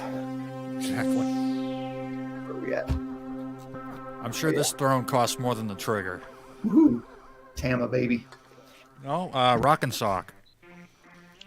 Yeah, that's the one I have. I use a throne for some stuff. It's even not for drumming. It's comfortable. Yeah. It's not comfortable when I'm using it as a chair right here. I need an actual chair, but I'm going to be out of Yeah. here next week. So, Well, I'm considering I like taking intravenous tea at the moment, so I may leave you for a little bit, gentlemen. well, Intravenous tea and biscuits. Ooh. those sound great. It's like the Spinal Tap album, Intravenous to Milo. Intravenous to my, and clearly I need more chins. Sorry, can't help you there. Can you not? No. I thought you had System 100 chins. You can get end You have cheeks. Cheeks. Very good. Very cheeky. Very good. I'm off the list. Andrew, you're my favourite, along with Hayes. Hayes, you're my favourite. But I'm on the list still. You're on the list as well, though. Justin's not on the list, but he's my favourite. It's a damn revolving door, isn't it? Yeah. Although Rob is actually my favourite, along with Ken, who's my favourite. To be fair, it's hard to keep up, really. Yeah. Yeah. It reminds me of this guy who's on a talk show. He's just kind of a hillbilly guy, and he's like, "This movie is my favorite. What about this one? Oh, that's my favorite too. Well, how many favorites do you have? They're all my favorite. They're all my favourites. You now know my reference point. What's his name? The Culture Vulture? No, it was some wacky guy on a radio show. There's this old joke. It's actually a written cartoon, and it's like a day in the life of. It's the cat's diary. So you steal the cat's diary and you read into it, and it's this long psychopathic talk about how he's planning to murder the dog and take over the house and all this stuff, and then it shows you the dog's personal diary. Today, Master gave me bologna, my favorite. Today, Master gave me hot dog, my favorite. Today, gave me dog food, my favorite. My favorite. Yeah. They lose the meaning of favorite. Oh yeah. The cats are psychopaths. Always planning to take over the world. Luckily for us, they're cute. Here's the thing: if you invest in like sweater like this, you're playing with Kitty. Yes. Of course, you just got to be careful not to train them so that the next person comes along. Hi, Kitty. So what you're saying, Hayes, is you favour feline fisting. Oh. I mean, really, Hayes, honestly, mate, honestly. You were trying to keep it clean on here and you're getting into feline fist. I mean, really. Yeah, you really have to stick with dogs, right? Is that what you're saying? Really? Dogs are more proportionally capable of... Honestly, Hayes, what's wrong with you, man? No, it's belly trap. Actually, you guys were talking about ferrets earlier. You get a sweatshirt like that. If you get a sweatshirt like that, the ferrets love going through the sleeves like crazy. It's so much fun. Oh my god, ferrets are amazing. They Fun are. to play with. Oh, they're little shits. For them to start digging. Had one time just come up to me and just like sliced my toe with its tooth. It's like, hi. Thanks. They can be aggressive at times. Most of the time they're just cute. No, it was, I mean, they didn't really mean to, it was just like, my friend had one and he had this water bed, and the water bed was enclosed at all the ends, but there was like an opening at the back of it. And the ferret would take stuff back there. And it got my shoe one day, and I looked at it, it had almost taken my shoe all the way to the back, and I was able to grab it at the last minute. There's no way they would have lifted the water bed for me. They would just tell me to fuck off, go buy some more shoes. Yeah. So, is it okay if you buy a waterbed to then drink it? I mean, it's permissible. Okay, good. Right, fine. Well, I'm sure if they had waterbeds during Prohibition, they would store their liquor in there. So. Oh. Right. Hey, and never forget, the entire cesspool that Jeffrey Epstein came out of was started by Prohibition. Yeah. Sorry, by Prohibition. Yeah. Because that's what got the whole rolling, man. We'll find out more as this unrolls and everything. But you heard it here first, folks. Prohibition in the United States, in Canada. We learned a lot of things from the first lot. Actually, we learned that Prince Andrew's pizzas don't sweat. And he likes reading. He likes reading. Apparently, in Pizza Express, he likes reading in Pizza Express. Is that right? Yeah, reading something like that. Yeah. Yeah, something like that. Because that's what princes do. Right? Yeah. All of a sudden. And they don't shag underage girls at all. At all. No. It never happens. No. No one could ever say that. Well, it's much more than just that. And one of the big guys is Roy Cohn. Roy Cohn of course, taught Trump everything he knows. Absolutely. And Robert Maxwell. Yeah, and that's on y'all, right? But hey, Robert Maxwell was just because he was British doesn't mean he was British. Yeah, because he fell off the back of his boat accidentally. Yeah, They all with a you know, gunshot wound to the head. Yeah. Yeah. Bless him. Well, with any luck. Bless him. Well, that's like William Shatner's wife drowned accidentally, right? I'm not getting into this conspiracy stuff, so I'm going to No, it's leave a you real thing. It's gentlemen a to it. 911 call where he's acting worse than he did on Star Trek. Good. So I'm going to love you all and leave you because I've got meetings at some point tomorrow and I can't be asked to stay here any longer. So, Hayes, it was wonderful. As always, Andrew, have a wonderful week. Happy New Year. Yeah, you say that. You say that. Oh, yeah, Happy New Year. Happy New Year. Justin, you're my favourite. Likewise. Favorites. Sycophant. Air. Andrew, Yeah. What's show me a carpet. I'll just be here. You're my favorite. there Second he is. to that. Whoa. No carpet. You've had enough. Well, there's carpet there. You have a big mess to clean up already. Yeah, I know, I do. Robbie, well, you know. You just know. You know. Or as I call him, grandson. Oh. What? What did I do there? Yeah, there we go. There you are, Grandpa. How did he save, though, on his insurance? Yeah. Andrew, Ken, you're very You photogenic. don't want to know. Yeah, Ken, Yes, dear. You probably write it down. shag off. Just shag off. I do tend to. Yeah. I love none of you. Goodbye. Seize the room. Bye. Bye. Do you know he used to work for Remu? Yeah. Yep. Well, I'll be. Well, he's definitely one of the few people to have that the effects upgrade for the sampler because those are rare as hen's teeth. So I've never seen them for sale anywhere. Yeah. You get the memory upgrade, you get all these other upgrades, but that effects upgrade, forget about it. Although I got a KD effects upgrade for the Kurzweil 2500, that was not that hard to find, but also pretty rare. Yeah, it kind of depends on what format these things are coming in, isn't it? Yeah, you just got to be patient. Shit will show up. But I've never seen the emu one anywhere. So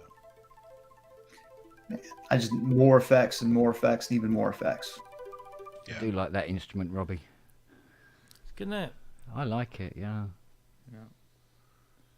I mean, I think we need So a new bright. category. Like, for people, we just use effects. How about that? Yeah. Oh, shit. I started using effects with Casio crappy keyboards. So I mean, yeah, right? you had to. Yeah, me too. That's what makes these guys so special. Well, Yeah, the real-time tweak effects, and you can record the modulations. well, okay, there's that, but those become a gimmick at some point. It depends how you use them. But Yeah, absolutely. And I know PC has the same thing on it. So. what you know it's the whole thing, kind of like when the shoe shine boy is selling you stock tips. When you hear the effects that you use in that device in other people's jams, that's when me personally, I'm kind of that. I start to kind of second think about, okay, do I really want to use these effects? Keep using them, kind of thing. It's like, I don't know. It becomes. Yeah, but I hear flanger all the time, and that's that gets used. Flanger's different. How is and why though? Why is and I can't give you an answer just yet. But that's a great point that you brought up right there. But that's in what makes that different though. I think maybe part of what it is a flanger is maybe a bit more of a base generic type kind of a thing, whereas one of these specific kind of like punch in, like I don't want to give the 16th note stutter. That's like a tremolo kind of thing. Yeah. But some of the pitch shifting that you can do with this, it always does the same thing. But that's also common with guys who do sample flipping a lot. They have a similar kind of effect. That gets overused a lot. Yeah, so like these are kind of designed to kind of give you that on the fly sample flipping kind of exactly thing where like you're like changing the tonality or just even doing a reverse. But that's why per track you have to audition them and say, "Oh, that doesn't work. That doesn't. Oh, that works." absolutely, yeah. But the thing is, though, is that with the pocket operators, part of the fun is just jamming on it. You know, like, okay, I want to use this effect now, and you're not going to remember what 11 is, what 6 is. You see what I'm saying? And you're, I mean, but you're just not. At least it's an instrument with effects. Like the mini Chaos Pad is more than a pocket operator, and it's just effects. Oh, so yeah. Now, I mean, you have the top 10 presets are synths, but they're not that usable. They're not. See, that's what I'm talking about. They're not that usable. That's exactly what I mean. They're usable, but you end up, if you use them, it's very gimmicky. It's very, like, people in the know will be like, oh, you just used that. You know? And same with the Chaoslator too. Like the guys who use the Chaos a lot, you hear those everywhere, and like, oh, he's doing that same thing again with the. Yeah, exactly. there's this one reverb called like Weird Reverb or something like that, and it's really cool. But when you hear it once, you hear it everywhere. The Zoom has got that particle reverb, which is the same kind of thing. It's a very distinctive. It's almost like its own sample, really. Yeah. And it's like Shimmer. Shimmer's overused. You know? Shimmer's got a lot of different, not just applications. That's not what I'm trying to say. It's got a lot of different ingredients, a lot of different pathways to produce a Shimmer reverb. It's, at the end of the day, it's like you're pitch shifting and then adding reverb to that. But most people use a stock preset from Strymon or something. You're like, oh, there's that totally. Shimmer again. Yeah. I love Strymon, but I never got the Big Sky because everybody else uses that. You get the FX8 and you get all those algorithms for free. But I got the Deco. Have you all heard about the Strymon Deco? That's a really great pedal. It's called a tape saturator, but what it is it's a double tracker. So it's like the idea of having 2 tapes of the same source, or like getting another one and then changing the timing and the phase if you get close enough of the other source, like a tape, and it produces really nice jet flanging effects. It's got some great overdrive in it. So for drums going through it, you can get like some amazing bass drum sounds coming out of it. And Strymon's they're amazing. They're the Line 6 guys. I don't know if a lot of people realize that, but they're the Line 6 people. And Line 6 got a lot of criticism for being kind of like digital sounding, in the 90s and going forward. Yeah. And it's so funny because it's it's just a matter of clock rates, really, if you think about it. And lo-fi, like not being able to really have all. That sounds familiar, right? Well, look at Eventide. I mean, they're digital for a long time, and then they got cleaner and better and better and better. So. But like Lexicon was always amazing, though, right? There it is. Taco Bell. Yeah. Nice. Throw that through a Lexicon reverb, please. I don't even think I have that in here. But those Chaosolators and the Chaos Pad, I love those things, man. They're great. They're just certain presets need to be played a certain way, otherwise they really just don't work. Absolutely. I would mostly just use delays, phasers. Because they have the hard tuning with the ribbon effect, and when people, you have to really practice how you roll the finger. Like I actually, for a while, I actually put post-it notes on there and used the stylus. And I knew that I could get exactly the notes I wanted. That's cool. Okay. I never tried that That before. worked very, very well. So, because your finger is just imprecise. It's a very small area, and your finger's so big. If you roll it just right, you can figure out a rhythm to jump different notes. But some people just kind of like drag it around, and you get these like half notes. And kind of. I tend to go crazy with those things when I'm doing my exploration jams on Twitch, when I'm like live streaming and I'm just letting something go for like 5 minutes, it's like, it's going to get boring. You know what I mean? Yeah. That's my moment to try stuff and to just get wild and not worry about hitting wrong notes or hitting the wrong effect. Yeah, no, it's fun no matter what. Yeah. But then what I do is I go back and I listen to that, and then when I go back and do the jam again, I try to actually apply what works and stay away from what didn't work. But I still manage to do what doesn't work anyways. Sure, yeah. It's so funny. But yeah, I think it's really important to just have moments of wild, reckless abandonment. Well, you learn new tricks that way, happy accidents and stuff. Absolutely. Especially if you record it, then you can chop it up later. Yeah.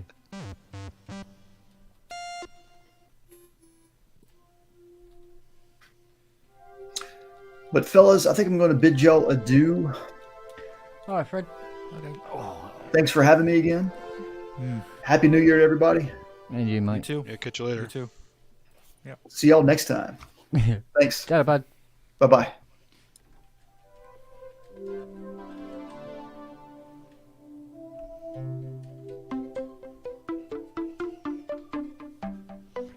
So many sounds has this little puppy got in it? Well, it comes with 256 presets. It's got a stupid amount of oscillators and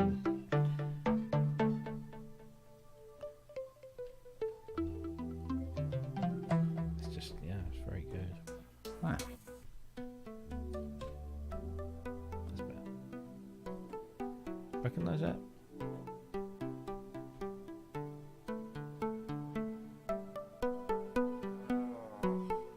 Be a proper 80s nerd to get this. Something familiar about it, for sure. No? No. Black Man Ray, China Crisis. Oh. Okay.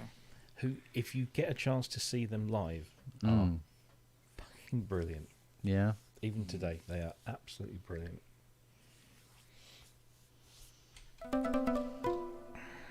What about this? Cool. Finding appropriate.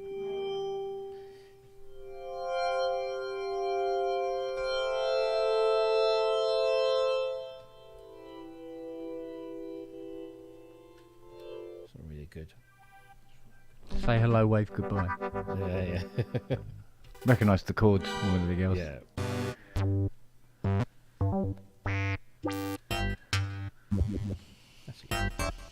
Is that thing 6 AA batteries? Yep. Cool.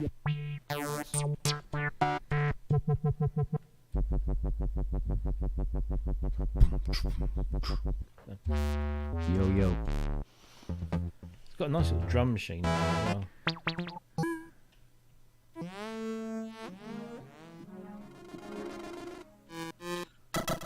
Yeah, you can build stuff in Sample Trek and port it over, right? The drums, yeah. Yeah.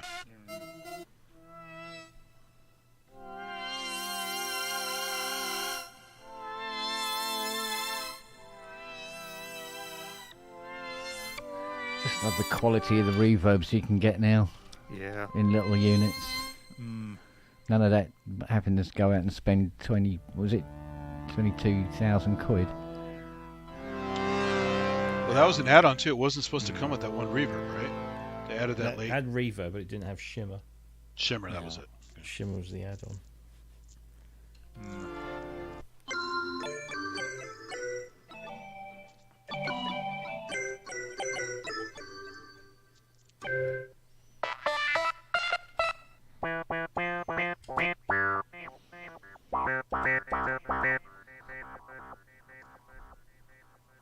Carry on, sir.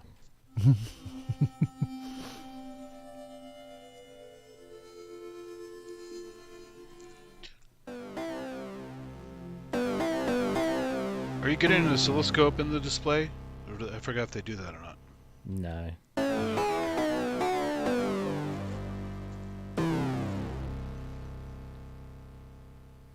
I can think of 2 Cars songs you can play right now. Yeah.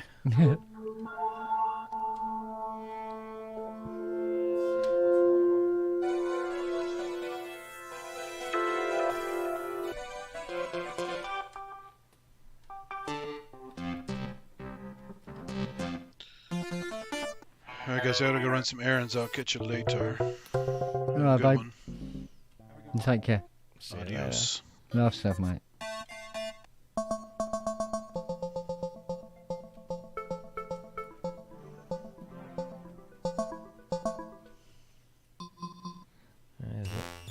I'm sort of looking forward to sticking this in my bag and Yeah. Sitting on a plane somewhere, or ooh, what the hell was that?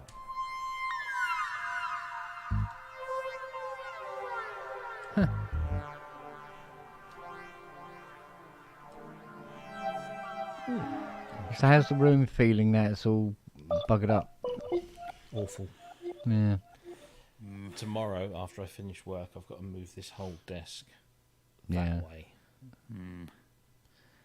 so they can get to the radiator. Yeah. But Are hopefully you on dismantling that to put in the new one, or do you have to wait a while yet for it to be delivered? Well, hopefully, I order it tomorrow. If I order it tomorrow, today, it'll be here on Tuesday, so it'll arrive, and then once they've gone, I can then just dismantle this and put the other one up. But I'm going to ask them to work in this room first, so that I can get back in here ASAP. Because obviously I've got a day job to do as well, so. Yeah. But I can, because I've managed to plug my work computer, which is just. I've managed to plug that in over there, so I remote access into it anyway. Yeah. So I can just sit in the front room with my feet up on my laptop and just remote into everything.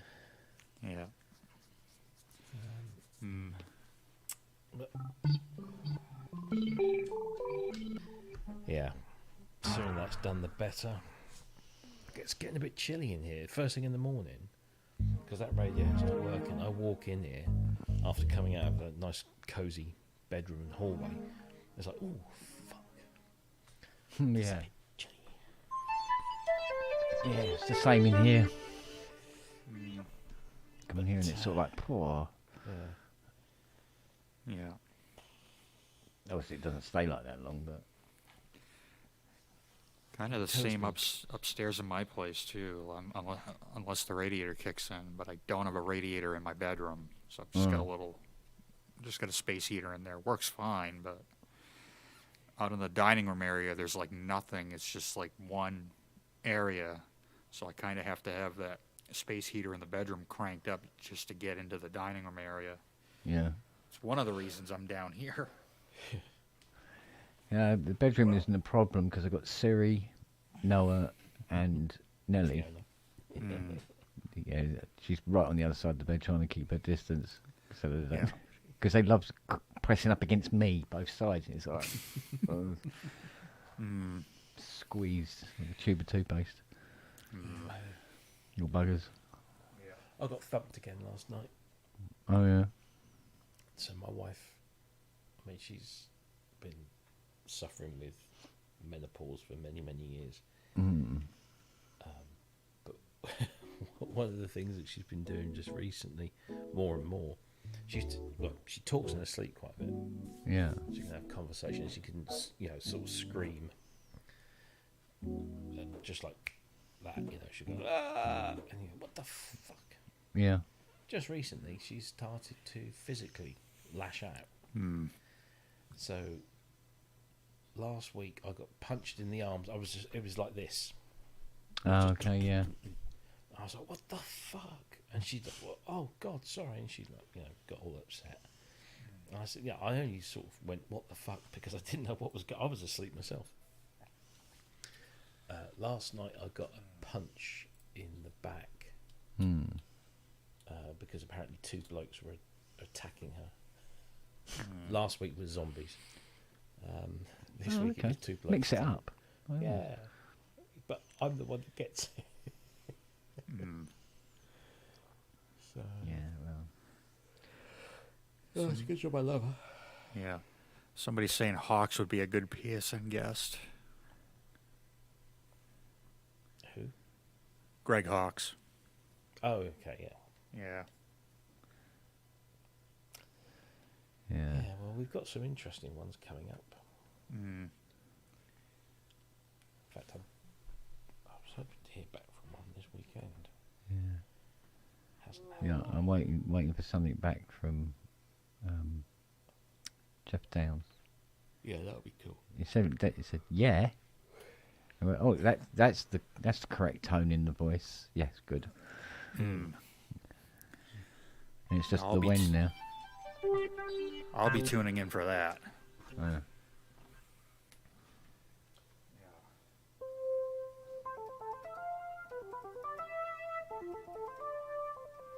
And he was it Eddie Vale? A Vale, yeah. Yeah. Yeah. I said, is it true that you had a Lexicon 244 on the end of the chain? It was just always turned on with preset 24 just pushed in, and it was left like that for years.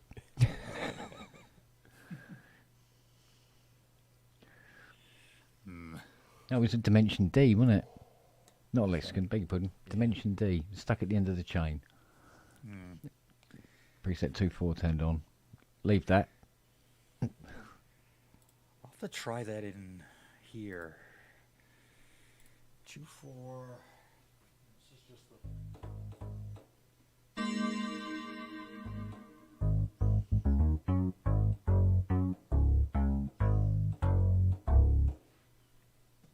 Yeah, that's not bad. I've just got the XR18 that has a chorus that's copy of the Dimension. It's actually not bad. Yeah, it's one of those little timeless jobs that you actually don't hear it unless it's not there. Yeah. It's when you turn it off you hear it, or not hear it. It's weird. It's in the X32 as well. Yeah. Yeah, it's a popular one now. I've heard some plugins of it, and they've been close, but not quite the same as the hardware. But when you consider the price of the bloody hardware. Yeah. The Arturia one that I've got. I'm sure I've got a couple. I think I've got a UAD one. I'm still finding I'm missing, haven't installed certain things on this machine yet. Oh, mate, tell me about it. I've still got so much to put onto this Mac Studio, it's ridiculous. I was doing something the other day, IK Multimedia, and I was like, oh shit, I haven't installed any of my IK stuff, so I spent yesterday listening to the football, installing all my IK Multimedia. Luckily, because all the libraries are still on a separate hard drive, so I didn't have to download all of those. Well, I don't know if it's because of the obscene weather we've had, but my internet's been down to about 50 meg. Oh, really? Instead of, was it 400? Or thereabouts at any particular time of the day, but it's been right down lately. No, I can't say I've had any issues here, thankfully. Yeah. Touch wood. Well, you know, I say down to 50. At one time of day, you could do everything on 50 anyway. So well, yeah. Some things took a bit longer. But doing stuff like this, it wouldn't notice, you know. But, you know, when you click on a sample library and go, okay, let's go, and it goes, you go, oh dear. It's like, you know, putting Contact 14 Collector's Edition or whatever the bloody hell it was I bought. I just had the thought of having to download that again. It's like, oh, God, really? So I'm thinking of doing, I'm going to download it onto an external anyway, for the Mac, with that 6 terabyte thing I've got downstairs. Yeah, I need to get a new drive to do my Time Machine stuff. Yeah. Well, that 6 terabyte one, I had bought it for the PS5. All right, yeah. But seeing as you can't play the games directly from the drive unless they're 4s, and there's hardly any 4s on it anyway, and it was like, I'm not really going to play anything else other than Gran Turismo. She could come up here, and be an external drive up here instead. Yeah, I put a 2 terabyte internal SSD in my PlayStation, which works a treat. Oh, guess what I did the other day? I put the Gran Turismo disc in upside down. Yeah. Just spit it back out again. No, it didn't spit it out. I had to ask for it to come out. All right. Yeah. So it did that and it come out and I went, oh my God, I put this in upside down. That's immediate right, thoughts of what happened to Robbie. Turned over and put it in, it was all right. I thought, jeez, whew. I don't know why my drive failed. I mean, it just literally failed. There was no there was no moment of failure that it just like turned it on and just wasn't reading the discs. That's the first time in all of my history of PlayStation from the one that I've had a drive fail. I mean, even my vintage PlayStation 1s and 2s, I mean, I've got 4 PlayStation 2s dotted around the house, and they all work. Every single one. I mean, boy's got a PS2 Slim, the little one. Yeah. I've got 2 of the original PS2s plus a Slim one.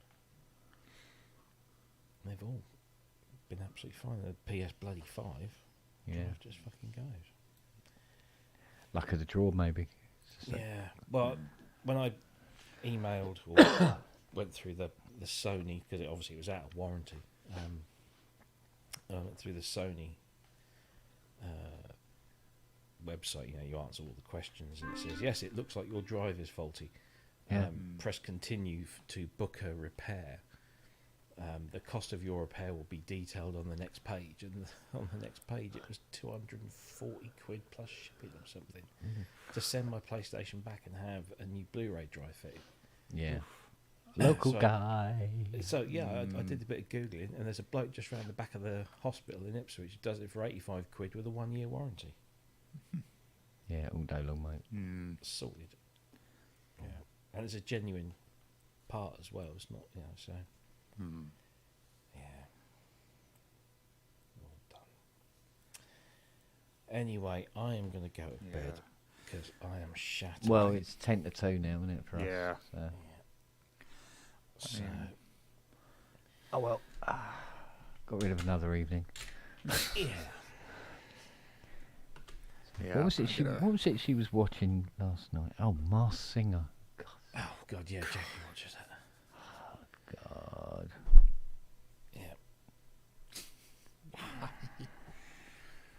No, we've been watching The Tourist on BBC, which is very, very good. And last night we watched a film called Leave the World Behind? It's on Netflix. Julia Roberts and Ethan Hawke. And it's rather good. It's dystopian sci-fi. Oh, okay. And there's some. What it is. I don't want to spoil it. It's. You're trying the whole film. You're trying to figure out what's going on, and also the characters are trying to figure out what's going on. All these weird things start happening with. Stuff, and it gets to the end, and it's kind of like, and then of course Jackie's like, so what happened? What happened?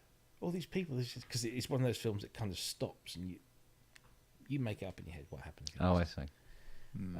You know what's going on. You kind of it's revealed. What happens to the cast? You just kind of let it go. But I thought it was very good. I'm waiting for the what I presume will be the last episode of Reacher. I've not really got into that. No, I got into it. Well, Fiona got into it. I got into it with her. It was like, so I ended up watching it as well. So it's okay. But yeah. Anyway. Yes. It's a new week. Yay. Oh God, yeah, isn't it just? We're edging ever closer to longer nights. Staying light longer. Or shorter nights. Keeps me going. Yeah, shorter nights. Longer days, shorter nights. That's what I mean. Yeah. Yeah, I know that's what you meant. Yeah, but it sounded so depressing when you said it.